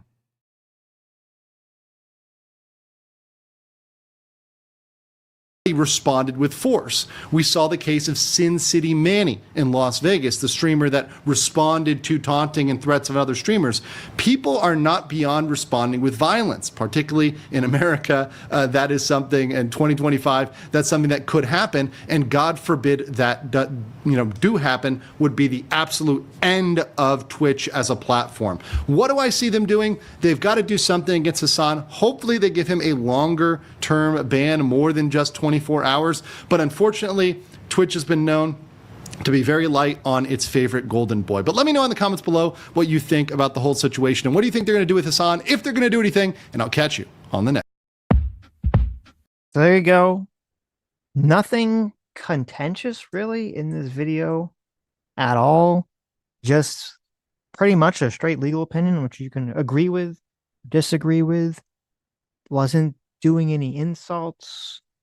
Didn't bring up trans issues, didn't bring up politics, didn't bring up Trump, didn't bring up any of these things that Hassan, threw at him and attacked him for.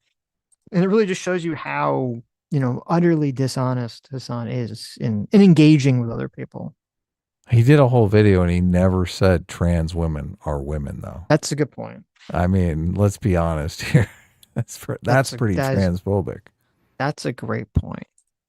If you're not an ally, it's a genocide. Yeah, that's true. Now, I don't know if you wanted to watch the other. He did do the response that you're talking about. Oh, we can. I guess that's a video where he gives a distinction between an attorney and a lawyer. He says a lawyer is anyone that has been to law school, and an attorney is someone who's licensed by the state and can practice law. So I thought that distinction was interesting. And now I'm going to look at it like when I see people say, because I think Jank has gone to law school. So he said, I'm a lawyer before, but I don't know that he's ever said he's an attorney. I don't know that he's ever passed the bar or got state licensed or anything like that. Right. So, I mean, that's pretty interesting, right? It is. I've never been to law school. I went to art school. It was much more fun. I'm certain of it. I guarantee you it was more fun than law school. I would assume. Oh my God. Art school is more fun than law school. That's You'd true. probably have more fun in law school, though. You like arguing with people. I do. But I can't draw either. So Mm-hmm. Sam took me to one of those places. I should upload them Where you just to can draw? Really? just to show you how Do awful. they have the this- nude models and stuff? No, no, no, no, no, no, no, no. By the way, I was funny. So we went to one of those places where, they have a person that they like have some landscape draw like painting, and you're supposed to like do it step by step with them, right? Mm-hmm. Have you ever heard of this? They have a person come up, they have a blank canvas, and they have like a landscape painting, and then they'll be like, okay, we're gonna do the sky first, and we're gonna do like the moon, and then we're gonna do the trees. They do each step. Sam brought you to one of these? My wife drags me to this shit all the fucking time. She's been trying to drag me to one of these forever. And I lost some kind of bet, which is how I ended up here. I don't remember what the bet was. Do they do the wine thing? Because a lot of these, They do the wine housewives thing. go to these things so they can get fucking sauced. You can buy alcohol and wine, and I'm glad you brought that up because I was the only male there. Yes, of course. Okay. Look, I went one time and I was the only male there too. I was the only guy there. She dragged me. And so we went with some of her friends, and then also there's just a bunch of like other random women there, and so we do this thing step by step by step, and it's so disheartening to be sitting next to Sam as this is happening because like I can't paint, let alone draw. So I'm like, well, they tell you how to do it. They give you all the tips and tricks. They it's are easy, Sitch. Come on. No, it's not easy. Maybe the person just sucks at explaining it, or maybe I'm just more likely. I just can't. I'm just retarded. Okay, when it comes to painting, I can't paint. I can't draw very well. I'm struggling. Everything the paint's not mixing properly. I can't blend all like the things properly. I'm looking at the completed picture that's there. I'm like, how the fuck did they blend all the colors and do all these things? And I'm like trying to figure all this out. And I look at Sam. She's like ignoring what the person's saying, and she's like going off doing like her masterpiece. I'm just like, fuck you. This is terrible. Why do I have to sit next to this fucking masterpiece? Sam's just like easing out, which is just like, oh, that's so easy. Look, I'm making it better. She actually makes it look better than like the painting that the person is doing. And I'm sitting here with like it looks like a 10-year-old autistic child like fucking painted this picture. They use the cheapest materials too. It totally frustrated me. They was do. Like, oh They my do. god, what the fuck is this shit? She was saying they use like she didn't like the colors. They use some kind of cheap colors. So she doesn't even use the colors they tell you to use because she's like, oh, she's done it so many times, or she knows like the paint brand or whatever. Is like She gets out her own. She's got her she's little like oil she's palette. She's like, oh, the blue, they always use a bad blue, so I don't try to use the blue. I know like what colors they use. I'm like, oh my god. Wow. What kind of blue does Sam like? I don't know. She's I don't know an ultramarine girl. So and it's funny because we have her painting and it's next to like my painting, and it's like, oh god, just it's like a form of bullying because her painting's so good and mine is like trash. So well, at least you got some drinks in you, right? No, I didn't drink. I should have been drinking. I shouldn't have been drinking. So I should have been drinking, I mean, but anyway. Meme spread for $2 says, bad poll, no moderate independent opinion, shaking my head. Look, that's the point. I want you to tell me what you believe. If you think he's a moderate, just click I have no idea. Look, and even if he's a moderate, he's either a right-wing moderate or a left-wing moderate. So pick whichever moderate you think he is. Let me ask you if this is a left-wing opinion. I actually replied to this back in the day. He said, Asmongold said on X, society would instantly and dramatically improve if we took the bottom 5 to 10% of the most retarded kids out of school and put them in the coal mines. Almost all Western culture problems are derived from the adherence to the false god of equality. Does that sound like a left-wing perspective that you would say, oh, it's a center-left perspective? No, that's definitely right-wing. Yeah. Okay. So. That's definitely a right-wing perspective. I'd never encountered that. So This is exactly what I was asking you for. I'm like, what is the moment? What happened that you were like, oh yeah, this is a fucking right-winger right here?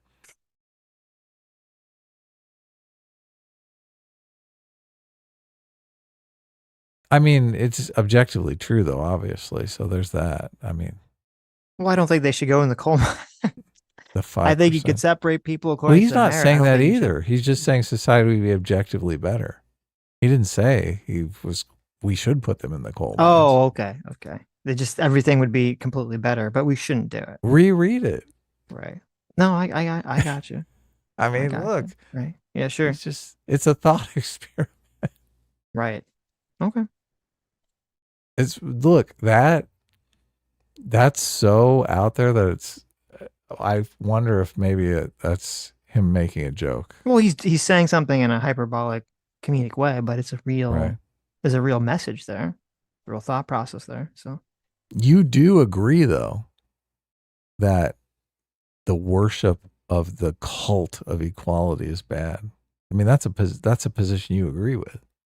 I do agree with that. Yeah. Yeah. So if the statement was, if we took those people and just gave them UBI and sent them to painting classes all day and let them live however they wanted to, you'd be like, yeah, that would improve society. And I would say, well, I mean, you'd be I in said favor of something, that policy. So when I talked about it today, and I didn't know we were going to bring this up, and I'm more on the left, my intuition was not to penalize the people, that are stupid, right? Or the lower people, but it was to raise up, the people that were smarter and allow them to, go do the gifted classes or go to the special schools or whatever. Mm-hmm. You see the difference, sort of? I don't know. It seems a little different in terms of saying like, oh, okay. Put those people in the coal mines. But okay, whatever. I mean, we would make those I don't really want those kind to of jokes on stream. I don't know. I'm questioning whether or not he's serious. So I don't want to have to go drag up a bunch of clips to say, look, here he is unequivocally on the right. Because I feel like that's a huge waste of time. I'm not fucking asking. I don't know why we're still talking about the issue. Well, you brought up the question because you brought up the poll. You made a poll. Well, someone super chatted, so I mean. Okay. So. Look, I guess actually, you know what? I take it back. Even if you're incorrect, wait, hold on, stop. Big a deal. I actually take it back completely. I actually think it is incredibly interesting to me how you and people in chat and other people how do people actually perceive the left-right positions in politics?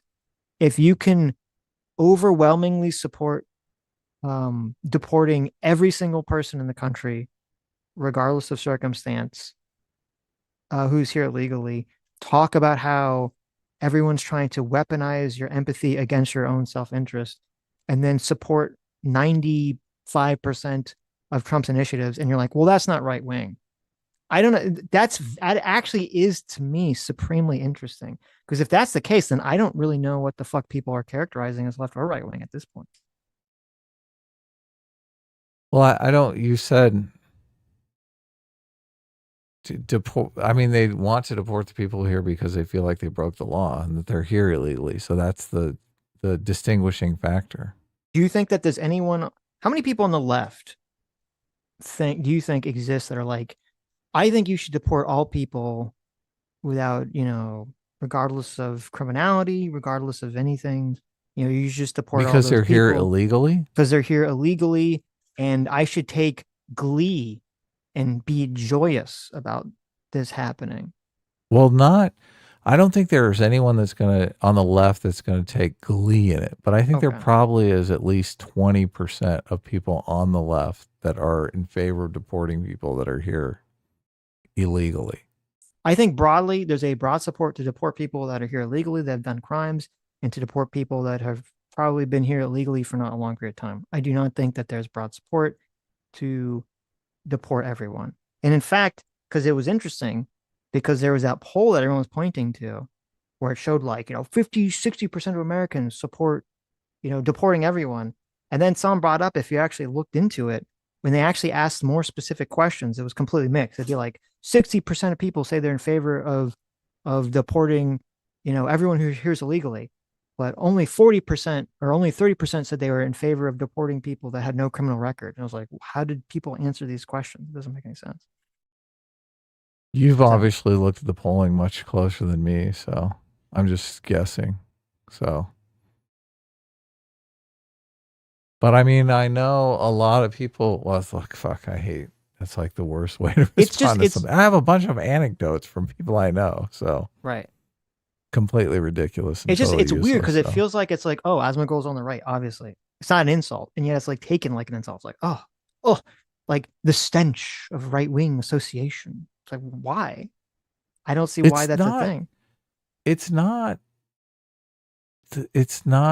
like that though. It's the same thing as saying, oh, Asmongold is French Canadian when he's American. You're like, okay, well, it's just wrong. Okay. It's incorrect. Nobody's saying it's bad to be French Canadian, okay? He's just not French Canadian. Right. Nobody's saying it's bad that he's right wing. I don't care that he's right wing. Look, Ben Shapiro's fucking right wing. I don't care. I don't think Ben Shapiro's a bad guy or evil or any of that stuff. I think Rob Knorr was the guy that I was thinking of that's been on the channel before. Rob Knorr's obviously right wing, outspoken right wing. Will defend anything Trump does. Like, obviously. Mm-hmm. And look, I don't think he's a bad guy. He seems like, you know, he cares about his kids. He cares about his family. He seems like he's a good guy, right? I just, obviously, if someone, it's a category thing, not an insult thing. Okay. This seems weird. It seems weird. Well, if somebody doesn't come out and say, look, I'm right wing or I'm left wing, then you are kind of guessing, right? No. Oh. That's like, Hassan doesn't say very explicitly some of the violent things he's advocating for, but we're like, okay, well, based on everything he's saying, this is obviously his worldview, right? Yeah, no, you can detect someone's worldview through their behavior. I think that's true. That can be the case. Right. And I'm just saying, to me, because I believe it's on the chat said this, and this is true. You know, I know he's in favor of UBI. Well, I don't know if he's in favor of UBI. I know he said that it's inevitable. So maybe he's in favor of it, but I know he said UBI is inevitable, which I just think is a fact claim. I believe he is pro-choice, so you can say, okay, you know, that would be something that doesn't align with a lot of people on the right, though there are people on the right that are pro-choice. So that's fine. I get that. But then, as I said, it seems crazy to me that you're going to tell me that someone's going to support 95% of Trump's actions every day. And you're like, well, that person's not right wing. And okay, I don't know. Maybe they're just caught in a cult of personality. I don't think they are. I've seen him, you know, disagree with things that I know right wingers would like. So it is interesting to me. I'm curious to the people that don't think he's right wing. What does it mean to be right wing? Is it, if you're not pro-choice, are you automatically right wing? Like, what is the thing that makes you right wing? Sitch is mind reading people and imposing his opinion. I'm literally doing the opposite. I said, based on his actions, he's supporting he's going off 95% of the things Trump is doing. What are you talking about? He's presenting the behavioral analysis right. of Asmongold. Like, if you want to argue against it, you have to like go to Asmongold's behavior. Like, pointing out that he's pro-choice is probably a good thing. Although, like Sitch said, there are pro-choice Republicans and conservatives. Like the immigration thing,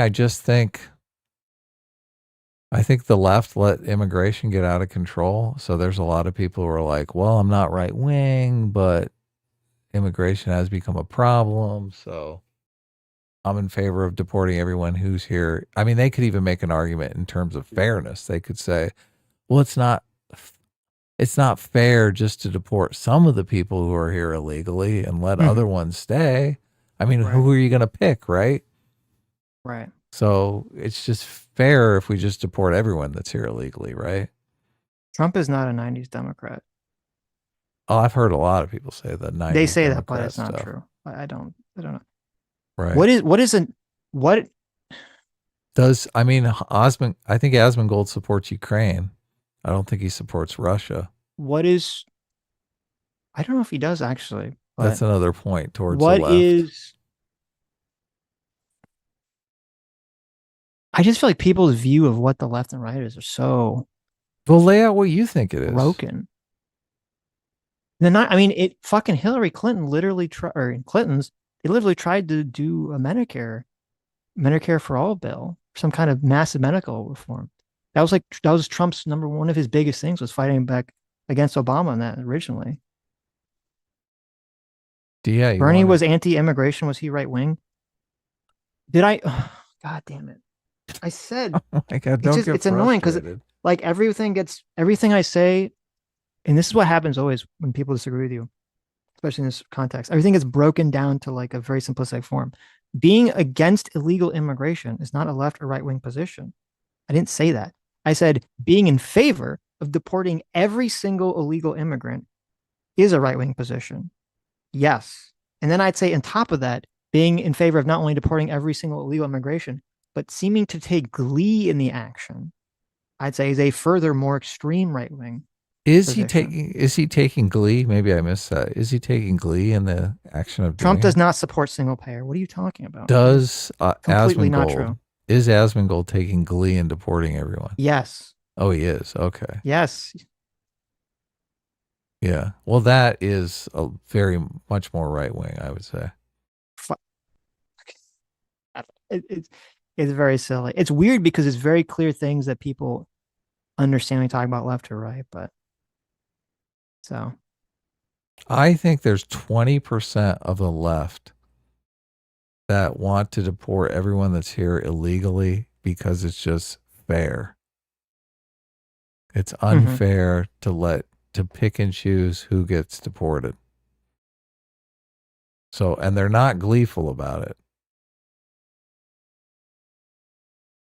I'm going to go 25%. Wait. How is my view of left wing based on the far left position when we've spent the entire stream attacking the far left and socialist? How does that make any sense? What? Someone in the chat said that. I'm responding to them. You know what a moderate left-wing person is, obviously. I do. Is Konstantin Kisin right-wing? No. He's left-wing. He seems like moderate left. Moderate left, right? That's what I would agree. Yeah, I would totally agree. I'd say I think he's just pretty generally moderate on most issues altogether. Is James Lindsay left-wing? I don't understand how it's so disappointing to me that people like Floki, who a few hours ago are like seeming to have some reasonable thing that they want me to react to and converse with me in chat.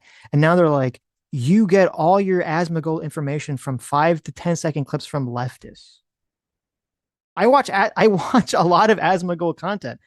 I constantly have long discussions, hour-long discussions about Asmongold content with Sam, because she's, especially on anything immigration related, she's generally on that position.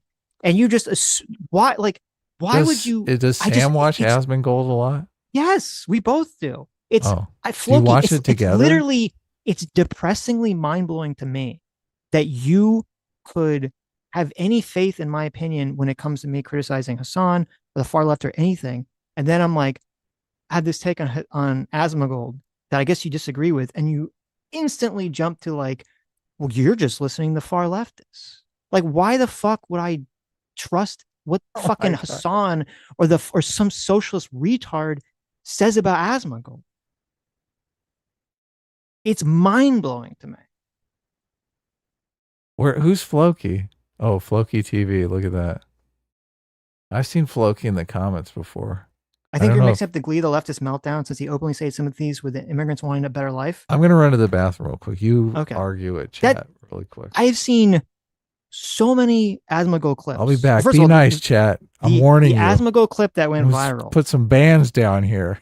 The Asmongold thing that went viral was him joking about literally wanting to be, dressed as a Pokemon hunter, when people are getting deported. But I've seen so many clips again and again and again of he'll react to a story.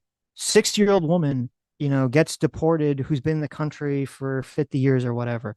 Person who's been in the country for 30, 40 years being deported, didn't do any crimes or whatever. And every time Asmongold's like, yes, based, this is great. Don't let them weaponize your empathy against you. This is like his reoccurring theme. If you watch him, you know exactly what I'm talking about. His reoccurring theme for the past month has been, don't let people weaponize your empathy against you, deport all these people. They're just trying to use your empathy against you. So when you say what you're saying, I don't know what the fuck you're talking about. A leftist bent doesn't mean far left. It does. It literally does. A leftist literally means someone who's beyond liberal on the scale to the far left. That's literally what it means.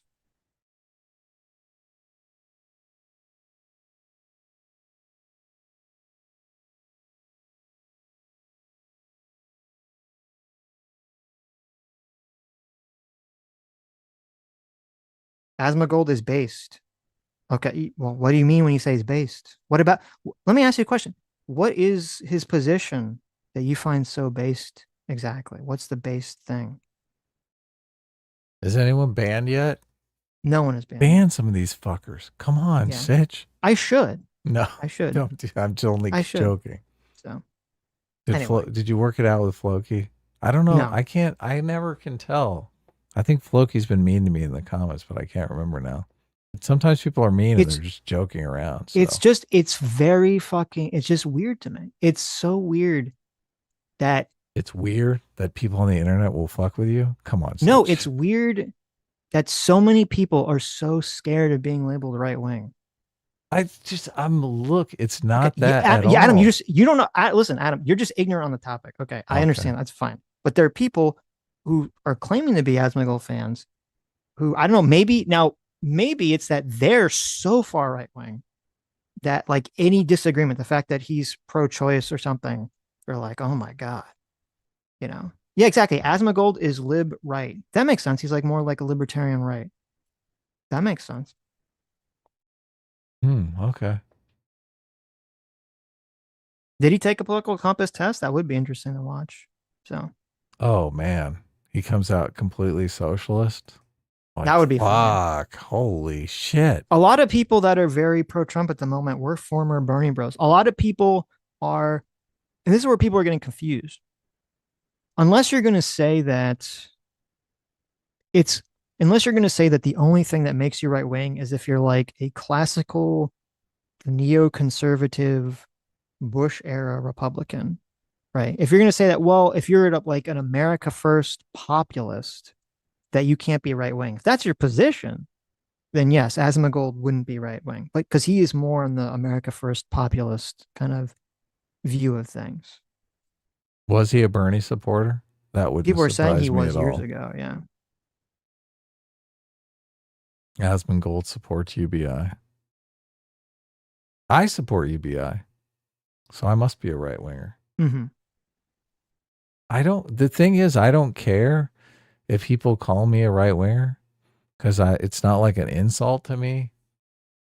I don't want other people to, I don't want right wingers to think that I'm a right winger and then be completely demoralized when they find out, oh yeah, I'm not really a right winger.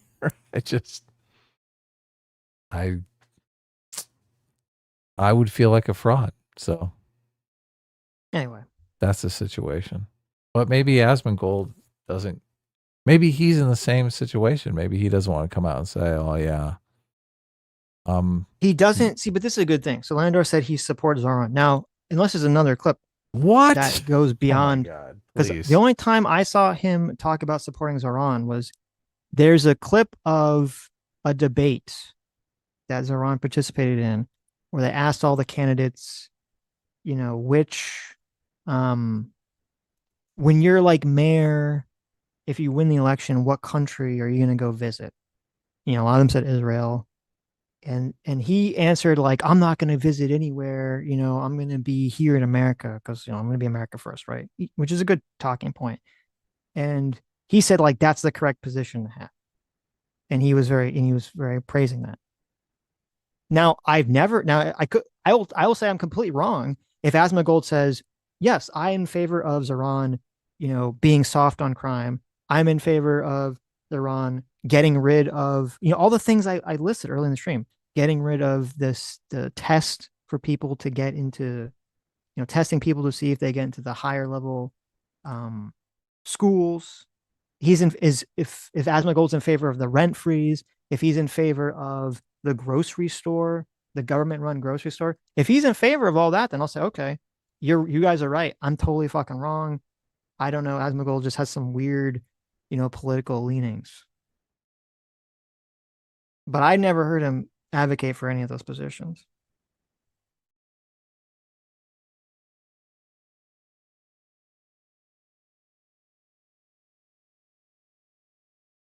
We gonna watch the political compass test video?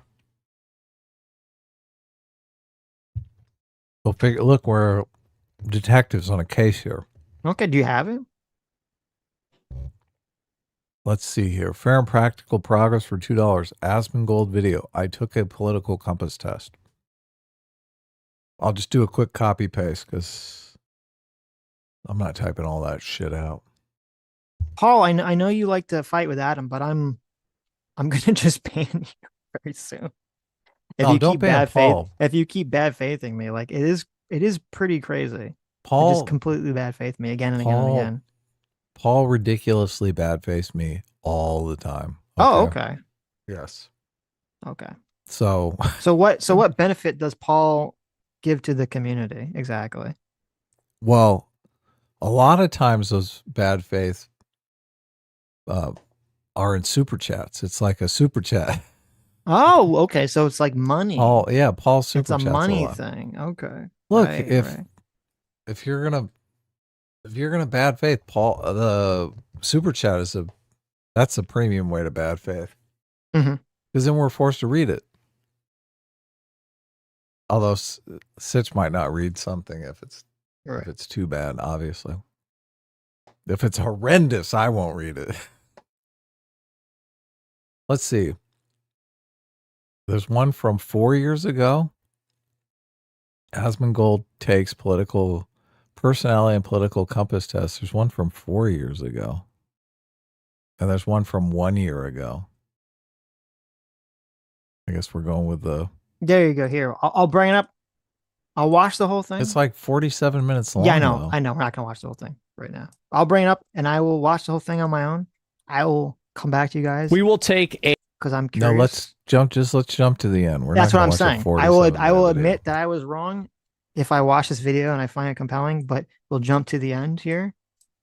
And this is a you're horrible right. political there you go. compass left, test, though. Left libertarian. That's very interesting. Left libertarian. I hate this political compass test, though. He could be a really? full-on fucking right winger, and Oh, you think so? yeah. Well, we'll have to get him to take the Jonathan Haidt test. Oh yeah, that's The the moral tuition real test. Yeah, exactly. right. Left libertarian. Interesting. Okay. What's this? Adam started to backslide into being triggered. What's this fucking? It's moving too fast. Andrew Bear for $5. Adam started to backslide into being triggered into talking and not listening to Sitch and guests. FD justified examples. Work on that. S class. What? Sitch, you're gonna have to retard explain the super chat to me because obviously Andrew has no Well, he idea said what S he's- class, so obviously I'm right. Well, that's the retard part. That's all I know. That's all I know. People always, this is a common thing that retards in the chat will do when I'm obviously right and you're wrong. Mhm. They'll accuse me of not listening. They'll be like, Adam, you're not listening. Okay. I'm fucking listening. I just disagree. Okay. I Well, you don't fucking listen. disagree. Mm-hmm. And look, this disagreement led all the way to the path of us pulling up the chart and us seeing that his political compass test is left libertarian. The fuck? I'm allowed to disagree. Right. Okay. Anyway. Are you allowed? I don't think you're allowed. Well, not by you, obviously. You'd prefer if I just came in here and was like, oh, yeah, I totally agree. I agree. I agree. Of You're course. absolutely correct. I'm not going to give that kind of satisfaction to fucking Paul in the chat. So.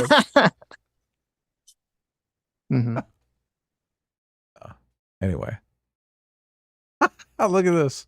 Paul comes in here. W. Adam. Don't suck up, man. Don't suck up now. Hayden Dill says Adam isn't listening because he forgot to turn up the volume on his hearing aid. That's pretty funny. Fuck you. That's pretty funny. Hayden, my hearing is just fine. That was pretty funny. Anyway, look at Comrade Dave. Plentyfly 2028. Thank you for the 19 months. Yeah. 19 months. That's great. Look at this. We have a strong community here. There you Look go. at this. Paul Watson, he saved Comes himself. in with the $2. He saved himself with $2. Okay.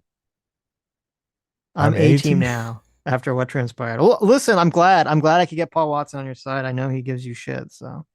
Yeah. I'm glad. Paul had a heartfelt in the comments with me once where it's like, Adam, you love Trump. You're a Trump supporter. And I was like, no, I didn't vote for him. I just I'm against the shit he did on January 6th. I didn't vote for him because I thought he'd be a sore loser in the election. And Paul was just demoralized. Ever since then, he's been hypercritical of me. Oh, okay. Yeah. Okay. Paul is a Trump can do no wrong supporter. Right. Yeah. But whatever. I think it's more interesting to have a audience that is all over the place. Far more interesting. You want you want like Hassan's audience, a bunch of fucking suck ups that are just there to to suck our dicks all day. Tell us how great listen, we are. I get don't. banned. People disagreeing with me is fine. I just don't want the bad faith. The bad faith disagreement is what gets me. That's crazy. I'm not sure that. I mean, people generally. I mean, it depends on obviously how you're defining bad faith, right? I think a bad faith is someone who knows they're fucking being dishonest. For all the criticisms that I levy throughout my entire YouTube career at socialist and the far left, and then you're like, oh, well, you only think that because you're listening to a bunch of far left people, or you're putting the far left in the center, Sitch. It's like, what the fuck are you smoking? Are you on crack? Yeah, but they probably really believe that. Okay, I guess structurally it's bad faith. Maybe it's not bad faith. It's honest. They totally believe that shit. Maybe, okay, you're correct. I shouldn't say it's bad faith. It's fucking retarded.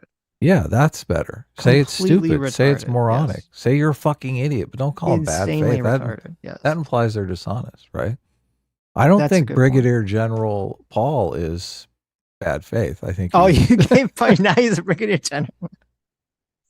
Brigadier General Paul obviously is good faith. He's just delusional. So, right. That's a huge difference. Okay, it's a giant difference. Most people who are delusional are honest. So few people are out there just lying pieces of shit. I think Hassan Piker is one of those people. So, yeah. I'm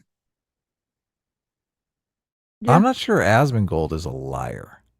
But I don't know. He could be a total liar. He could be fucking completely full of shit. I don't know. I haven't watched enough of his stuff. You've watched more than me, so. Well, I will say there was something I saw. I don't know what he is referring to, but it really made me be like, what the fuck? Kind of gave me a very negative view of some of his behavior. Asmongold? Yeah, it was on stream. Now, again, I don't know enough about it. I didn't formulate like a strong opinion, but I remember I listened. I was like, oh God. He was gleefully talking about how when he played WoW, how they used to scam people all the time. Asmongold said he scammed people in WoW. Yeah, and he was like gleefully recounting it. And I was like, I don't know what he meant by that. Unforgivable. I don't know what, when he said scamming them, I don't know what he means by that. I didn't know the specifics because he wasn't going into it. He was just talking about it very happily. And I was like, what the I was like, what is this? This is weird. I was unaware of this part of his character. I mean, scamming people, that's obviously right wing, right? I mean, scamming people. Look, I'm joking. Is I'm completely apolitical, joking. sure, Yeah. sure. Yes. Plenty of leftists want to scam you too. Right. I mean, actually, you could make a strong argument that scamming people would make you more. It should make you more left wing aligned. Technically, I don't know if people that are scammers because they have more excuses for scamming people, white supremacy and well, you tend to think capitalism. Of people. You tend to think of people on the right as more buying into society. Institutions. In institutions, but I mean, obviously, that's not the case at the moment. So, yeah, a lot of anti-institutionalists on the right. But there's lots of people that do commit crimes, but they'll be personally very conservative in their own lives. So, because that's their moral intuition. So, I'm not sure if it actually lines up. I wouldn't be surprised that among criminality that there'd be a left-wing bias in moral intuitions. I wouldn't be surprised, but I don't think it'd be 100%. Fondue for $20 says you guys should have an episode on political identification. I'm starting to think of it as a dinosaur archaeology. It's not just making sure you have the right bones, but organizing them in the right way. I mean, maybe we've done that in the past. Everyone's so bored by it whenever we would do it years ago. Well, and everyone's at each other's throats because everyone just has a completely different take on left and right. Right. I guess the most inoffensive way, or I shouldn't frame it like that. The most way you could probably get the most agreement would be, instead of trying to do it philosophically, which is the way we usually try to do it, is just say here's the set of issues. Here's a set of issues on the left and a set of issues on the right. Though that has its own problems too. I know that's just so crazy now at the moment that's not. I don't know if that's really a good way to frame it. That's problematic too. Oh, look, I'm left wing. I said the word. You did. So yeah, I don't know. Maybe that's the problem. There was another one in here. Someone was asking who was it? If Shu was right wing. Oh, Lucifer the Doberman for 2 Canadians says, is Shu right wing? No, I don't think so. He's a very left-wing populist. He's a borderline She's commie. A socialist. Yeah. What are you talking about? He's a borderline commie. What do you mean? And we love her for it.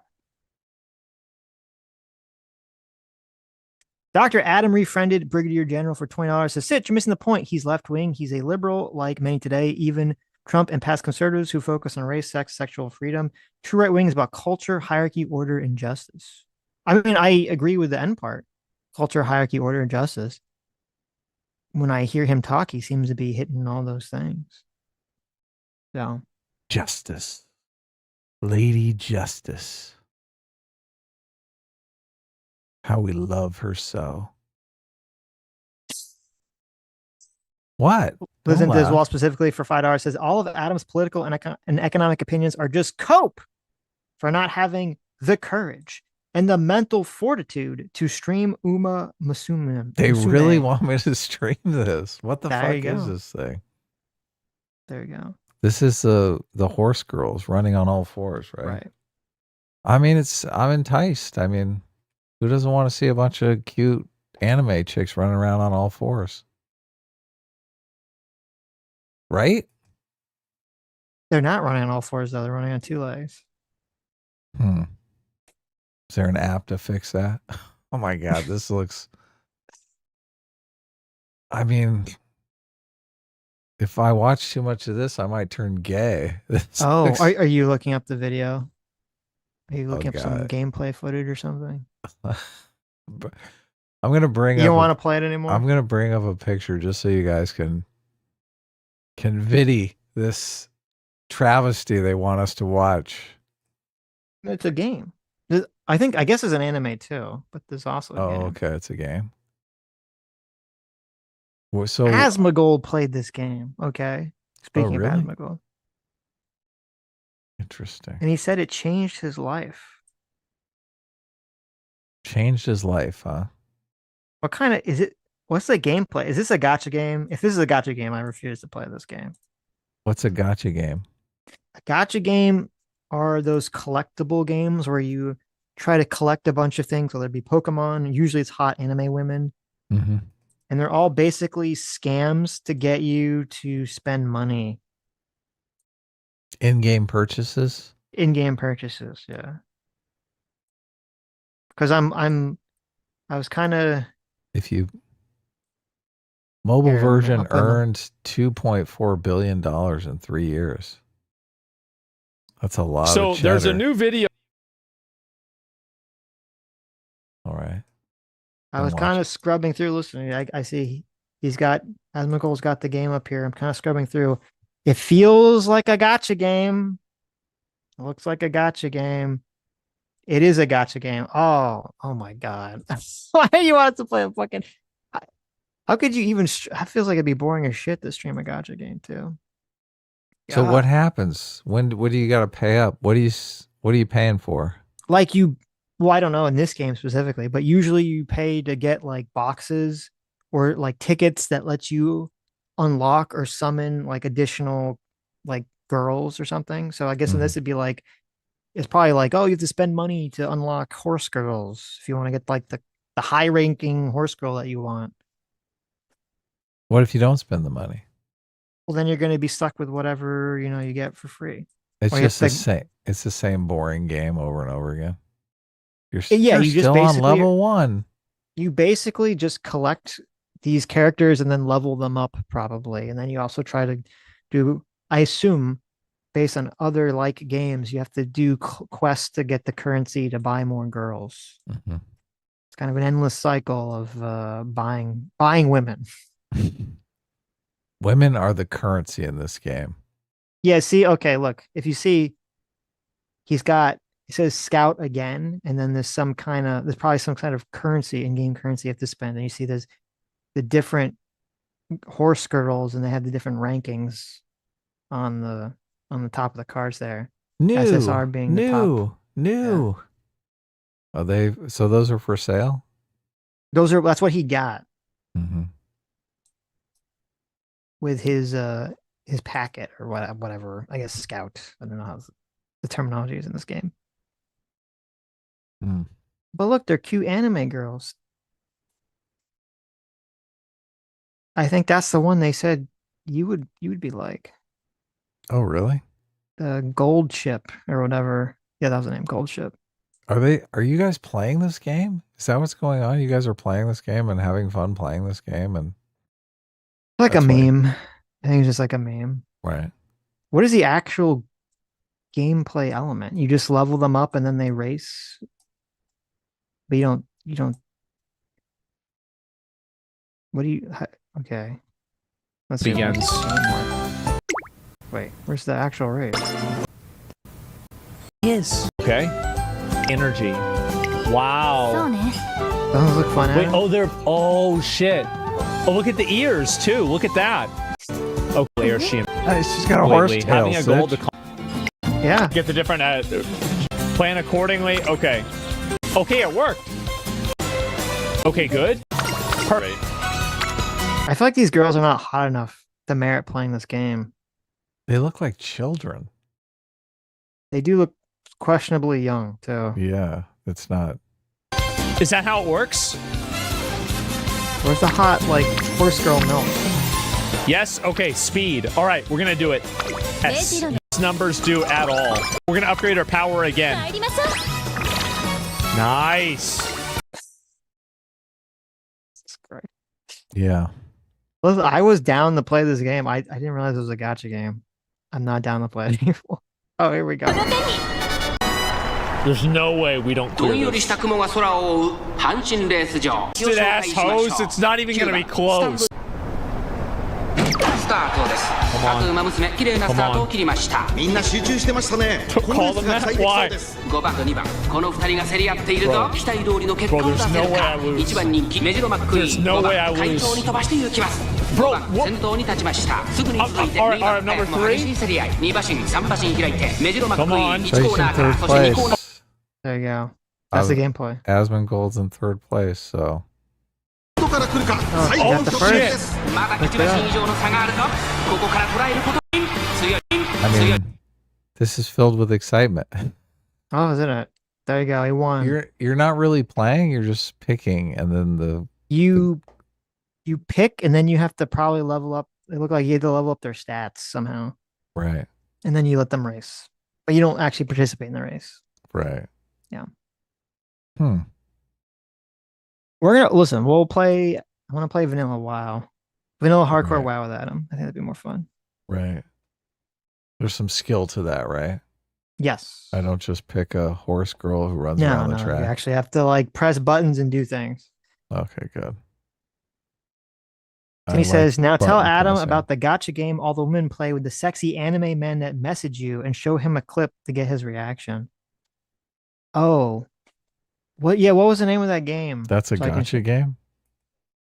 What was it called? To trick lonely women into playing some game on the internet? It's brilliant. How do we make a game? Hey, can anyone in chat help us make one of these games? This is how you, like I'm going to show you this game. Sitch, is it wrong to trick lonely women into parting with their money so that we can get rich? I think it is. You do? I think it's wrong. Yeah. It would feel better if they weren't lonely. I mean, the lonely aspect of it makes me think it's immoral, but I mean, if they were happy, maybe our game is making them not lonely. And that's there's a game. There's a gacha game that's like, there's like a million with hot women, so I can't complain. But there's one that's like with hot anime men that all the women play. And supposedly, now this has like takes us to the next level. I think they can literally like send you messages on your phone throughout the day, like the fake character. So you can have like a fake relationship, which that's a whole new level of like parasocial, weird gacha game fucking shit.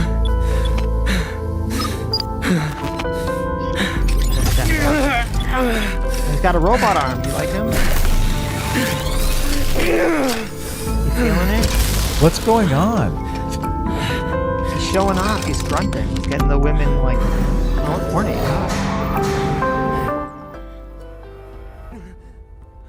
Oh, it was his tragic backstory.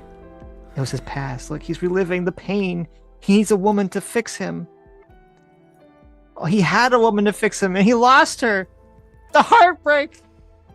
Oh my God. The feelings. Oh, and look at him. He's in a sexy military outfit too. Oh, he's shooting somebody. He's damaged.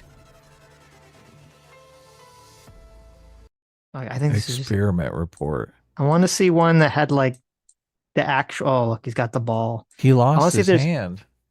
I want to see if there was one that actually showed like the gameplay. He lost his hand in a freak masturbation accident. There you go. But luckily they gave him a robot hand that works even better. Love in Deep Space gameplay. No commentary. Yeah. Caleb's trailer. Oh, this is I think a it's trailer for the basically game. just. Yeah, I don't know. It looks like it's basically just like a gacha choice, like visual novel. Where you collect boys. You collect hot anime boys. There you go. Not my speed, but you know, if you're into it, You don't want to play this go game? for it. I want to play the hot anime boy game. The woman gooner game, as people are calling it. Oh, nice. You got the whole game here. Hey, look. Maybe you can get that guy. Oh, maybe. Oh, look. Oh, what? You like the glasses character? Oh, yeah. He's a serious person. Oh, you're gonna spend some diamonds on the glasses guy. People pay real money in these games. People pay real money Like for they this load shit. up their digital wallet. They're like, I'm going to spend Yep. $50 in this game. Yep. Buy me a bunch of messages from a AI anime boy. Exactly. I mean, is that really a waste of money, okay? To have an anime boy interesting. I guess send you messages. Look, he's I a guess doctor. it's no worse.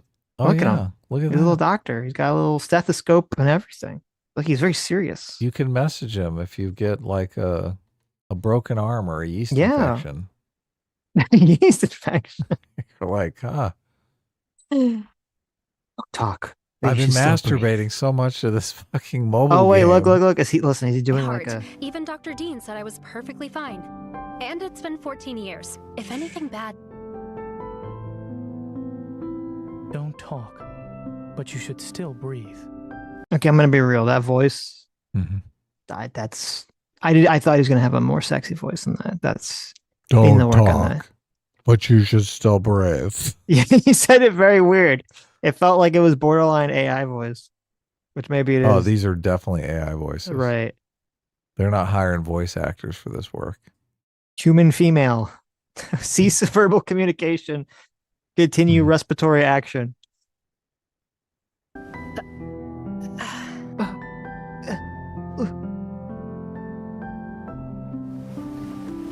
Oh.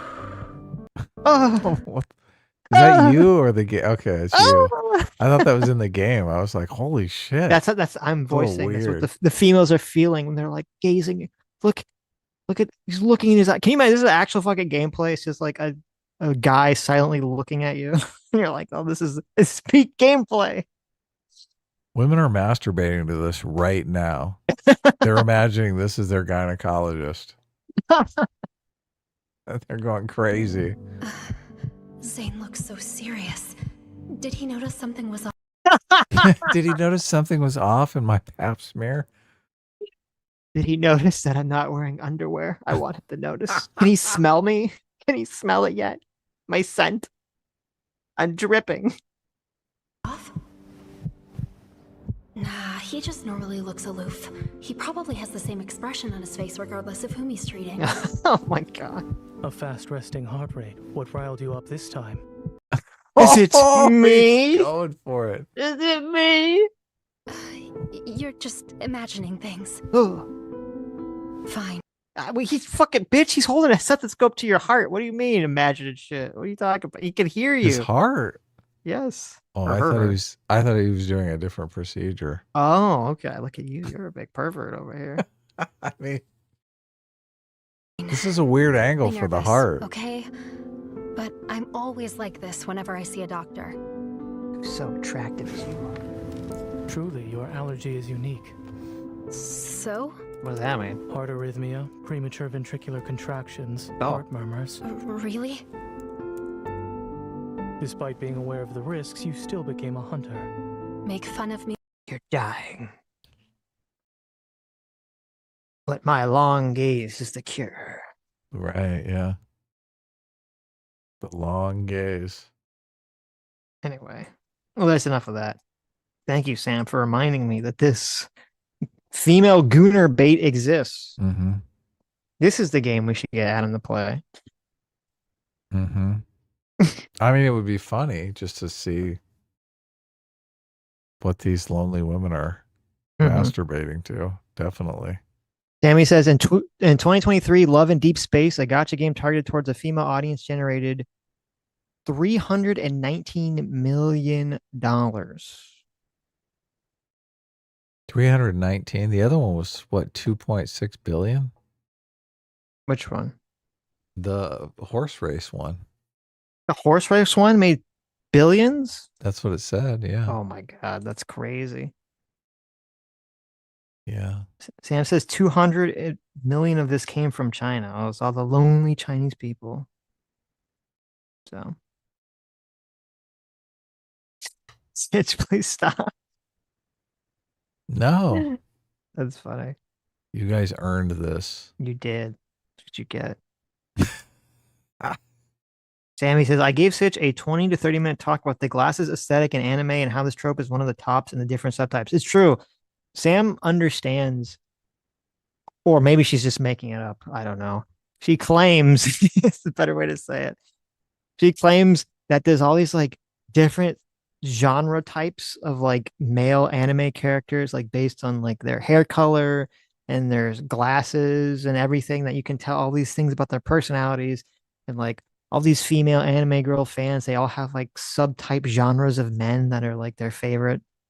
It's like this whole like scientific principle theory that she lays out here. Mm-hmm. I just nod along and go, okay. Sounds Girls are very perverts. scientific. Yes. I like it. Lives in Des Possibility for 2 hours says the incredulous reaction was really all I wanted. There you go. To the game. Yes.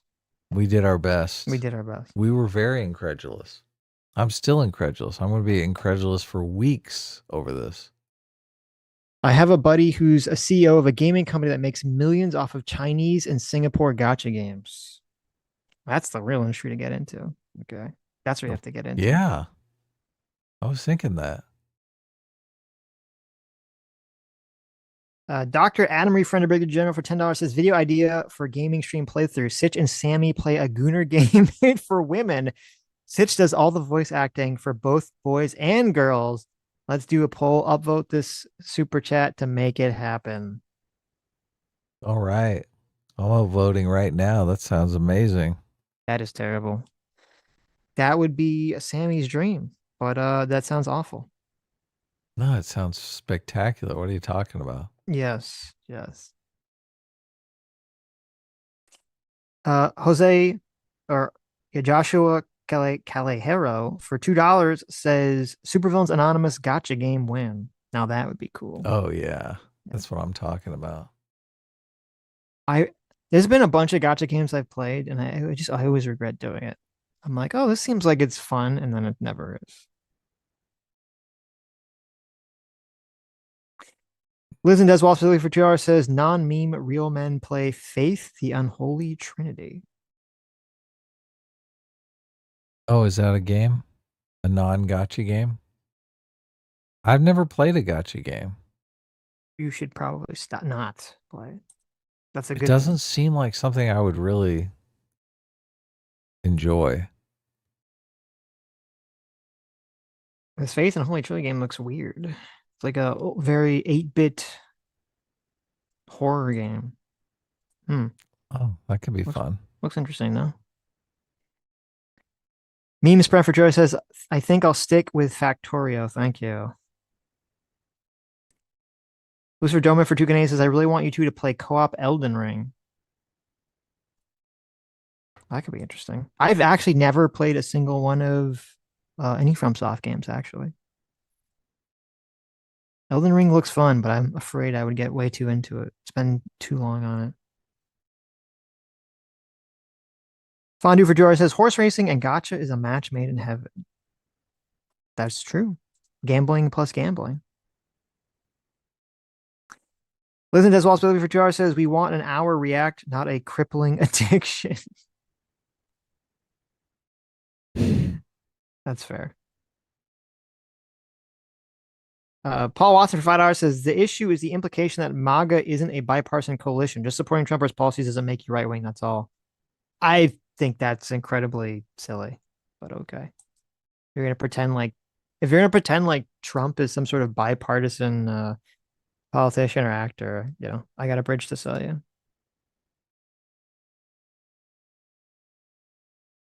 Metalworks 41190 for 2 hours says, so Adam thinks liking cute girls is gay. Interesting.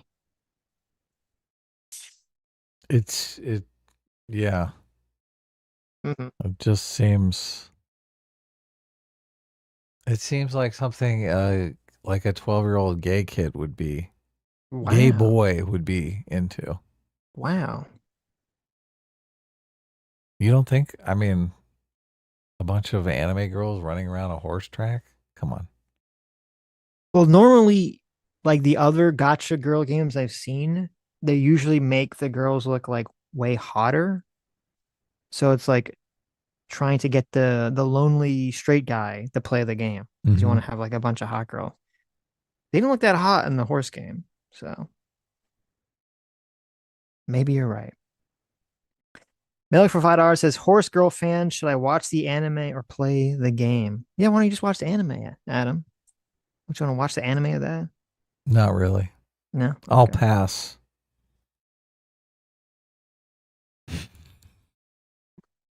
Andrew Bear for $2 says, Adam, you don't have to agree. Oh, wait. Read the first one.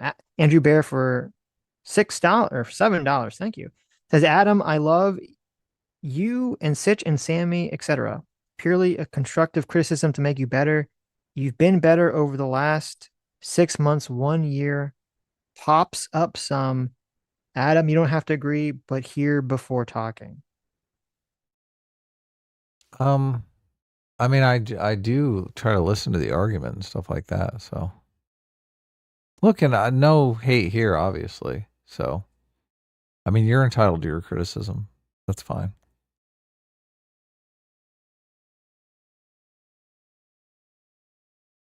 Metalworks 41190 for Jar says, just fug them haters, guys. Yes. Fug them. Fug them? Okay. Fug them. Meme spread for Jar says, I hate that test. Supply values is much better. I've never heard of that. Supply values. It's a different political compass test. Why use this version? Both the original and popular clone version have a number of issues and are very poorly coded. Oh. Okay. I'll check it out. Check it out. Check it out. Wasn't as well specifically for Jar says Asmongold video. This game changed my life. Yes, that was the horse video. Oh my god. Last of the Mohicans for $10 says that Love and Deep Space game has a feature where the boys will track a woman's menstrual cycle and fake anime men will send you thirst texts during parts of her period. Wow. That is an incredible innovation. That's an incredible innovation. They've discovered when they're most likely to pay up. Is that what's going on? Right. That's a genius thing. What That's day very of the smart. cycle is the payday? Let me ask you a question. The handful of ladies that are in chat. Mm-hmm. When are you most likely to spend money in your menstrual cycle? No.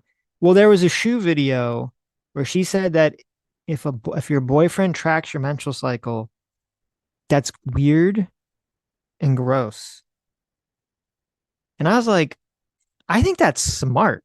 You know when to avoid the stepping on the landmines.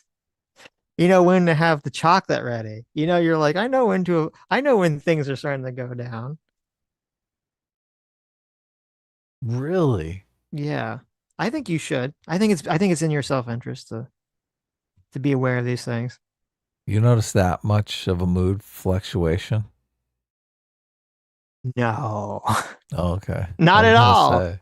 Never. A lot of women find that offensive. that they're- Never. No. I've never noticed anything. There you go. Zero Flux says track it by scent. I like it. I mean, it's disgusting, but I like it. Sweet. Mm-hmm. Yes. R-worded for 11 months says, how many people did FDR deport? 1 million Mexicans and about 250,000 Krauts, Wops, and Japs. Huge right winger. There you go. Exactly. That was exactly my point. Did he really? Well, I literally put them in camps. So. Oh yeah. All right. They were legal too. Ironic. Mm-hmm. There you go. Grill Master knows what's up. He says you're not supposed to track it. You're supposed to just know and not say anything. Exactly. That's the correct answer. I mean, that's kind of spying, isn't it? What do you mean? You're just spying on them at that point. Oh. I mean, it's a fair. Well, I guess it's different. For some people, it's a fairly consistent pattern. So. No spying required. Fair and practical progress for 1 year. Thanks so much for being a 1 year free seeker. Says Asmon is anti-establishment and an economic populist. He's also a Jank fan since his OG days because he was the lone voice against corruption and money in politics. Well, there you go. Oh, he's anti-money in politics. Is he Elon Musk supporter? Does that make you right wing? I don't know. It's a question. Valme Go for 36 months says calling everyone right wing who believes historical normalities like borders should be enforced, normalize extreme anarchist positions. Yes. EcoShocks for $5 says, I see Asmon as a bellwether for what's popular. If what's popular is right wing, so be it. I don't sense that he thinks or operates from the right. Interesting. Excuse me. Where are these super chats coming from? I guess it must be Streamlabs. No, these are super chats. I was reading them backwards from the bottom. Oh. Because I don't know where I stopped from. Floki VT for $5 says Asmon is pro UBI, pro social programs, pro abortion, pro sex work. If anything, Asmon was left and moved center.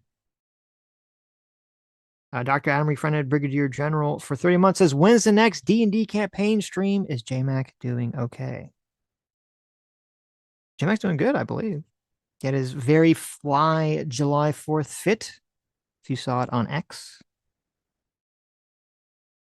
But yeah, I'm definitely down to play again. I don't know if he has got time. But if he does, I'm interested. Blue 566 for $20. Thank you. Says Asmongold used to spend a lot of time trolling, finding ways to scam and cheat people in video games. So a lot of his views on policies is colored by that because he knows people will find a way to abuse the system. Interesting. Yeah, I was completely unaware of that aspect of his content or his past, I should say. I mean, I don't think until like, I don't know, maybe this year. I don't think I ever like really watched his content before.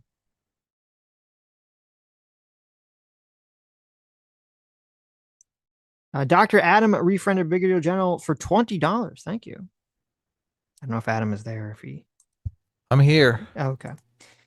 Also, huge milestone for me since joining A-Team. I had a one-night stand. Join A-Team and women come to you. Oh, wow. Look at this. There you go. That's a huge endorsement, guys. Meanwhile, S-Class is full of virgin losers. Be a Chad like me. A-Team reigns supreme. Well, there you go. There you go. Look, do you guys want to be incels for your entire lives? Come on. I mean, I'm like the top of S-Class, and I got the best lady, so that can't be true. A-Team's like swimming in it, though. Oh, okay. I don't know if that's a good thing, but I don't either. S-Class supports monogamy, okay? Right. And finding a meaningful relationship. Well, look, A-Team supports that too, so you got to find a meaningful relationship almost every night. There you go. Memes for Twitter says, never said I wouldn't vote right wing in that poll. Oh, that was the Memes was saying that there should have been an independent option. Yes. Cameraman 502 for $5 says, Sitch, the anime Gate just got approved for another season. It's an isekai show that asks how the modern Japanese military would do against a fantasy army. Well, that could be fun.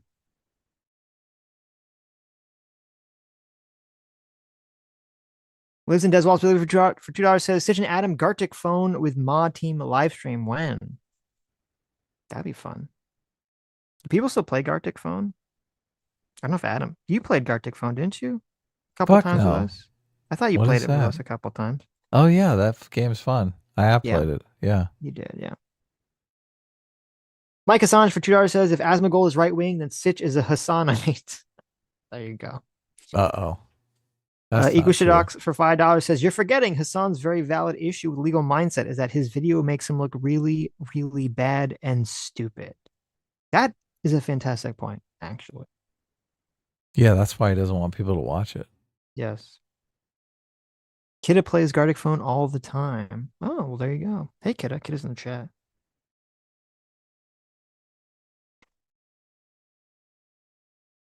R worded for $20. Thank you. Says immigration policy being a right-wing philosophy is a modern phenomenon. It was a huge left-wing talking point. It brings down national wages. Even Bernie used to spew this. Trump is far from right-wing. He's a Clinton Democrat at best. Teddy Roosevelt, the progressives, won way more right-wing than Trump imperialism, baby.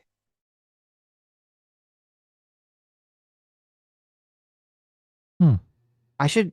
You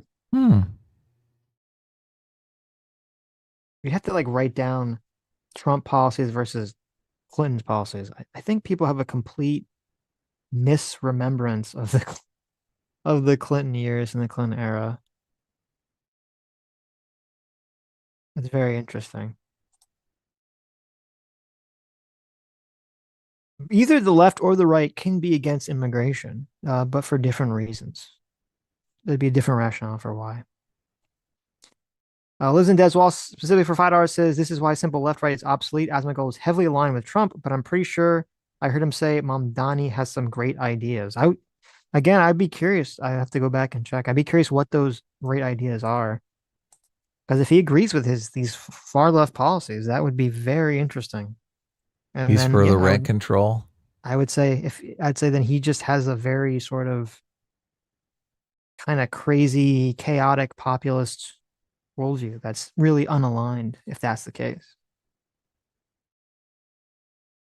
I guess Margin that's for why $5. people wanted to classify him as independent. Right. Margin for $5 says Asmongold is left-wing by all accounts. He's an anti-theist who would prefer large swaths of social programs. Interesting. He's an anti-theist. So he hates the religious people.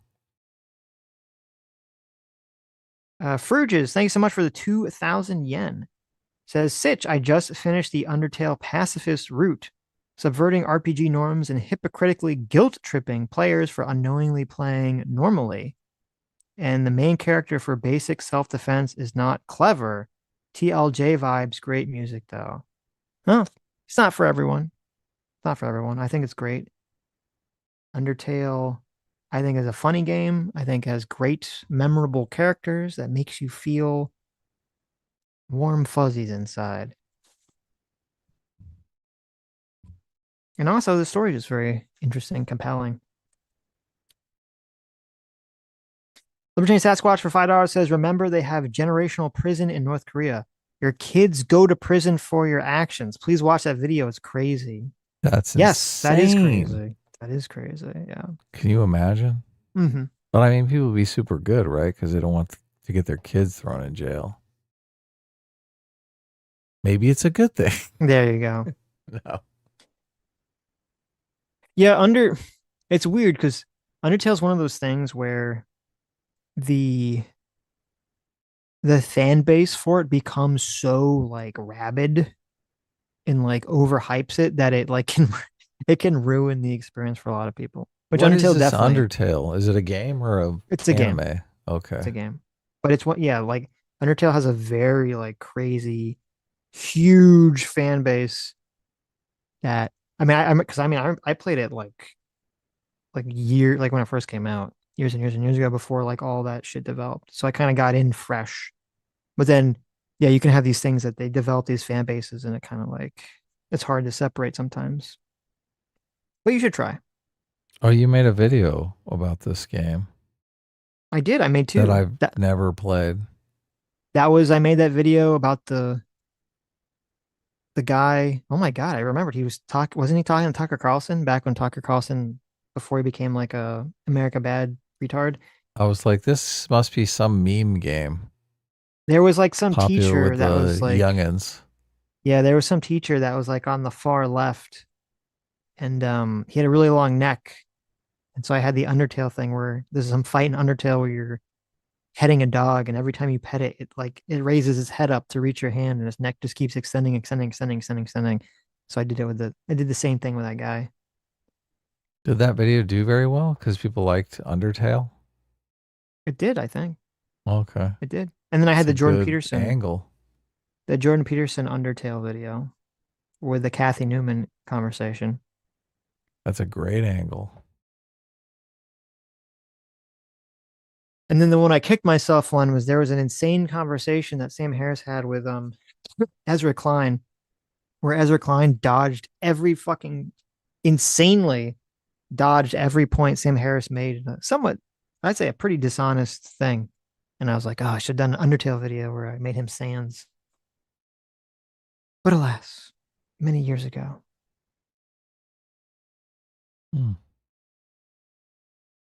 Stargate 404 for $10 says, quote, it's not real pew pew, it's an airsoft one that I legally modified and removed the orange tip from.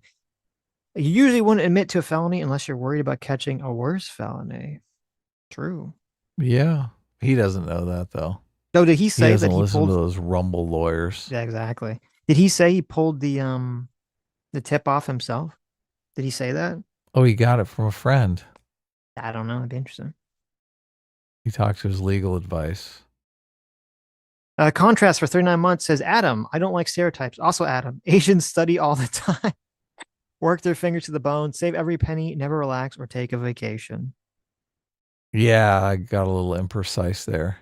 There you go. Obviously, there are some cool stoner Asians who just like to drink and party all the time.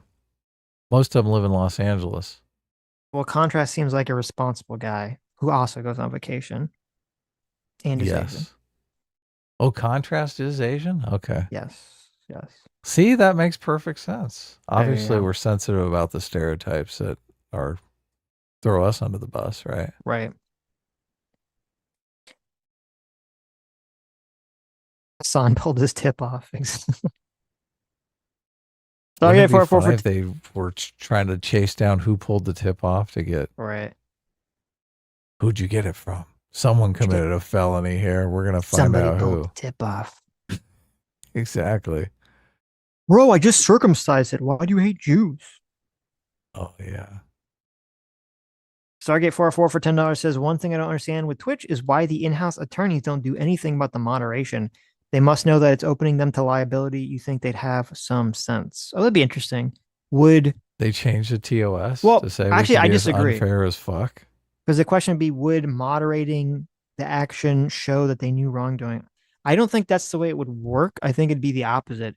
If there is some problem and they don't moderate, then they have no defense. Because it's like, well, you were supposed to be responsible. You were supposed to be moderating this behavior.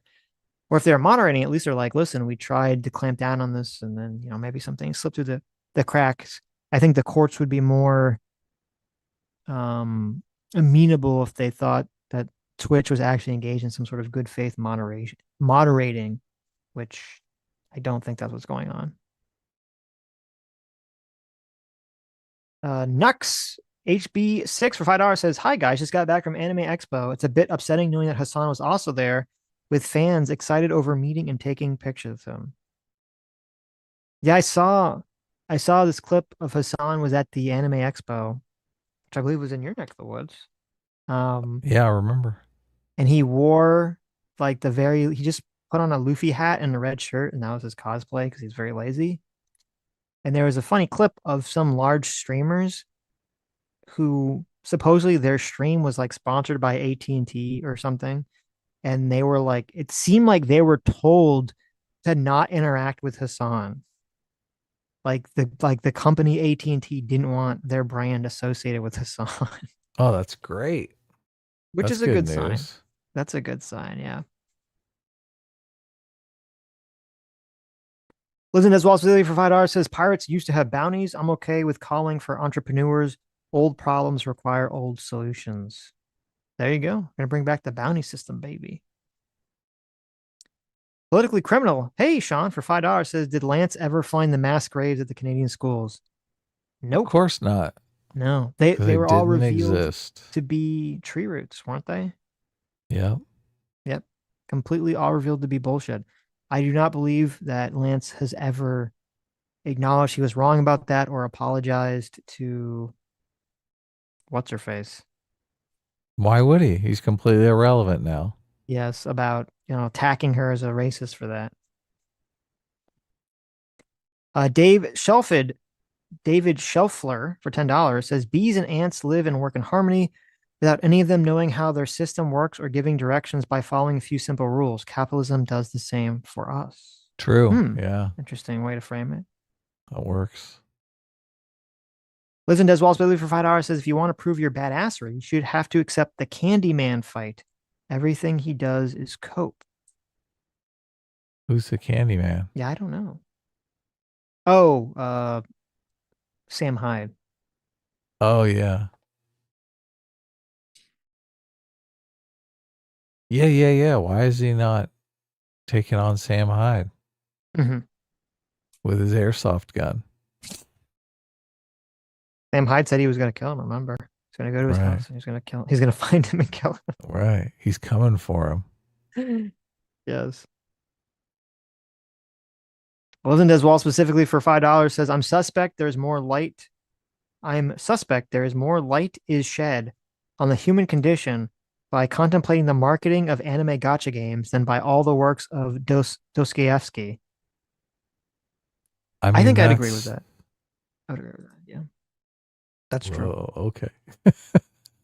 That's true. You don't agree with that, Adam? I mean, it seems like a very simple algorithm going on there. Simple and accurate. Okay. Right, yeah. Fondue for $10 says, I'm convinced it's not about the money for Hassan. It's about the status, designer cars, clothes, mansions, his hate for Asmongold, his unwillingness to watch critics, class consciousness like a high school mean girl. I like that. That's probably true.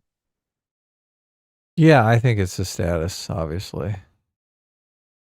He feels the status waning. Yes. He thought it was forever. Which is just silly, right? It is. Fondue for $2 says, Adam ruined my day with that Kim harem fact. Ruined your day? Yes. That image in his head. That short little fat guy with all these sexy women. Mm-hmm. I believe there's pictures on the internet if you want to really ruin your day. Him surrounded by a bunch of hotties. I mean, the hottest that North Korea could produce, right? Mm-hmm. There's a lot of malnourishment going on in that society. Fondue for $2 says, I read that one. Dr. Diller for $2. Well, obviously, they're in the harem. There you go. Dr. Diller for $2 says, can't watch today, got to save for work tomorrow. Good job on the stream. To you specifically, Adam. Sitch, I want to see you do better. Well, thank you. Wow. Thank you, Dr. Diller. I appreciate that. Look at that. Sodos for George says, correct. It's a horse racing game. Therefore, you don't do anything during the race itself. You just pray that your horse girl activates the abilities and chooses to win. It's luck on top of luck on top of luck, which describes horse racing. Horse racing. Well, that's true. I guess that's true. Sodos for $2 says, Sitch is scared of being a bad trainer. Probably Hara Urara kind of guy. But for real, this game just proves anime girls are the ultimate meme in the Dawkins sense. Any topic with anime girls will propagate further than before. That is true. That is true. Just add anime girls. The rule. Well, it's so funny because Western media used to understand the most simple fact, of human behavior. You take hot people and you put them in things and people will like it. Okay? It was very simple. I mean, they're called attractive for a reason, right? Yes. You get hot actors and actresses and you put them in your movie and people watch it. Most simple fucking thing on the planet. Everyone understood this. Last like 10, 15 years, when America and the West had been taken over by a bunch of woke bullshit, completely falling on their face, not understanding this. And that's how you get all these games with like fucking uggo characters in them. And then you get, China makes Marvel Rivals and everyone looks hot as fuck. Shock, shock, shock. People like Marvel Rivals. Just make the characters hot. It's the simplest fucking thing on the planet. I don't know what to tell you. Mm-hmm. It's very simple. Anyways, even uggos like looking at attractive people, right? I mean, uggos especially like looking at attractive people. Yeah. The weird thing too, and this is the weird, like, I don't know if I want to say it's authenticity. It's like the weird identity thing. A lot of the woke shit where it's like, oh, I'm in a wheelchair, so I want my D&D character to be in a wheelchair too. It's like, what? Why? Why would you want that? Don't you want your like fictional fantasy character to be like more powerful than you? Like, why would you want them to have your same disability? It doesn't make any sense. I mean, how hot is a girl in the wheelchair? That's what I want to know. What's the thing too? If you're like, oh, I'm ugly. Like, well, wouldn't you want to play like a hot person in a video game or a tabletop game or something? Why would you want to play like an ugly person? Doesn't make any sense. Yeah, totally. The wheelchair is kind of immaterial. I don't think the wheelchair. You can be attractive in a wheelchair. That's not a deal breaker, right? No, but I'm just saying, like, in terms of this, there's like this mentality of it seemed like the mentality used to be when you play a game, you want to play as like an idealized version of a character, Yeah. right? You want to, or play as like Superman or James Bond or, something, Laura Croft, right? You're playing as some sort of The hyper POV question. idealized, yeah, some hyper idealized version of a character. Now it's like, no, I want the character to represent me. Okay. They have to be my same race, my same gender, my same religion. They have to have my same disabilities. It's a very weird, like, why would you want that? I want them to Exactly. represent me accurately. Why would you ever want that? It doesn't make sense to me. Well, there's a reason they want it is for the stereotype situation. I want to create positive role models for people, which is something completely different than someone attractive to look at. Right. Yeah. Did you get through all the super chats? I did. Okay. Are we watching more video or are we signing off?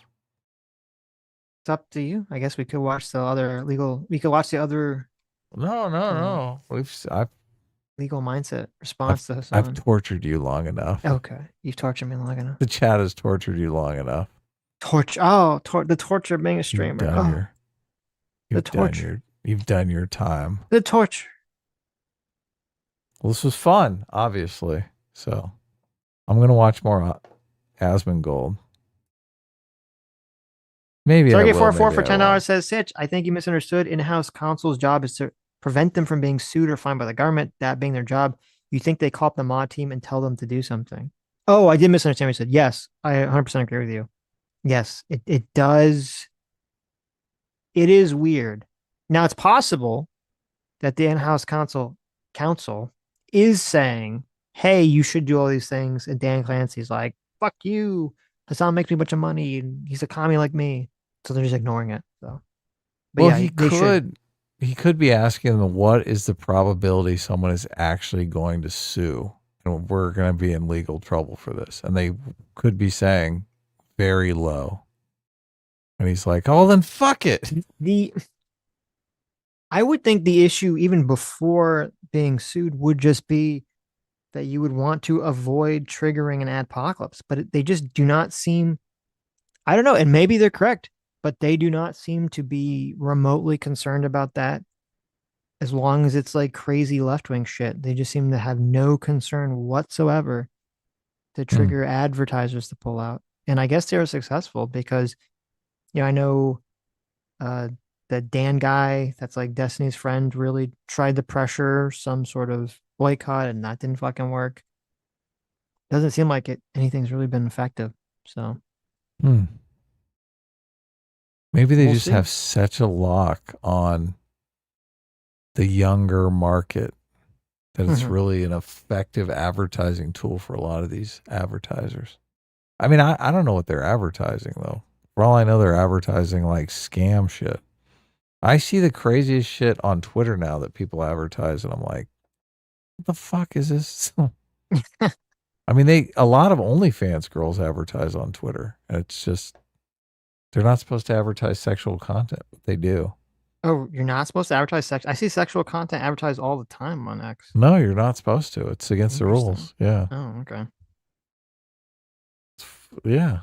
That's why Twitter's fucking horrible now. Well, now that Twitter has the TikTok problem, they have the infinite scrolling videos that you just can like watch for like ever. I don't watch those. You get sucked into that shit. Well, I forgot. Yeah, I forgot. Amazon bought Twitch. So, on one hand, they have like a lot of resources. On the other hand, it's kind of like with Google and YouTube. Like YouTube only cracked down because Google didn't want to basically get fucked on their end with the adpocalypse, which was impacting them. And I don't know if Amazon might be completely different because Amazon, I mean, I don't believe Amazon's not really making money off of advertising. So maybe that's part of the issue too.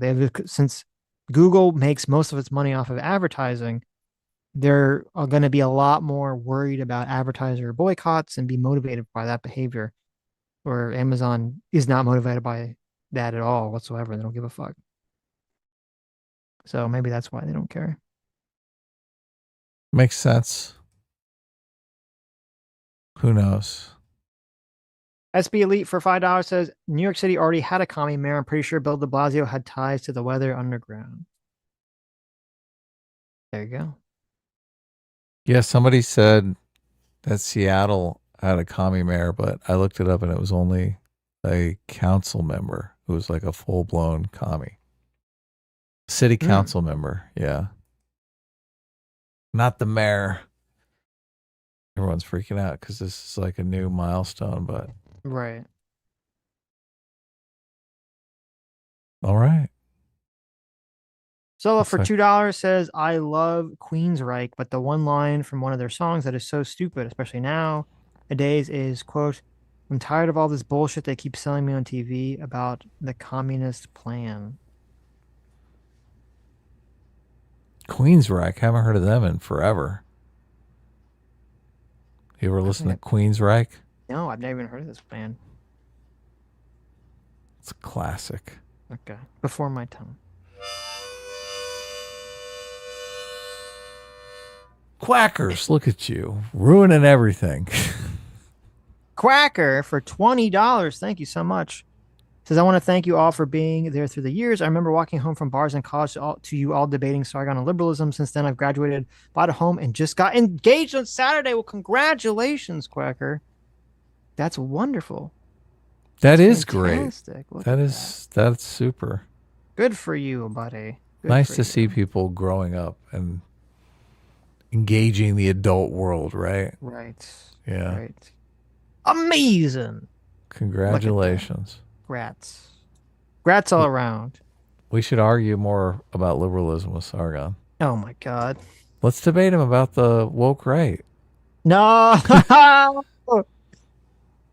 Oh God, no. It'd be, for once, I think I'd be on Sargon's side with the woke right stuff, but I don't think he likes the term. No. Anyways, thank you all for coming. Thank you all for incredibly generous donations. You have made it to the end of the stream. You are the true hero. You are the true free will seekers. You were the true isekai anime protagonist. You were the true individual. Look at Sotos. $2. One last DM for Sitch to read aloud. Oh my God. You can't say it in the middle of the exit, in the middle of the outro. What are you doing? What are you doing here? I mean, I kind of want to do it because I kind of want Adam to keep having to play. I'll just hit stop streaming. I got the button on my end too. So he says Yuma Musame's gold ship horse is based off of a racehorse who once caused over $80 million in losses by throwing a race for no reason.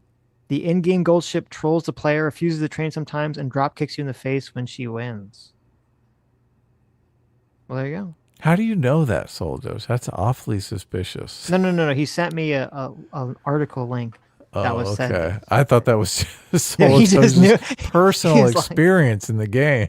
Well, Soldo's just like, he's a fucking gold ship fan. Okay, he's well. I mean, obviously he knew enough to say that this was you, right? To associate you with his horse. Like Soldo's is big into this game, apparently. Right. That's the total troll character. Okay. Yes. Come on, I Yes. don't troll you guys. Only if you deserve Anyways, it. you are the true heroes who would never ever wave around a fake cringe airsoft gun in the gayest way imaginable. And you would never ever evilly, immorally develop a gacha game designed to take millions and millions of dollars from young, lonely gooner boys and gooner girls. And we'll see you all on Tuesday. Good night. Bye-bye.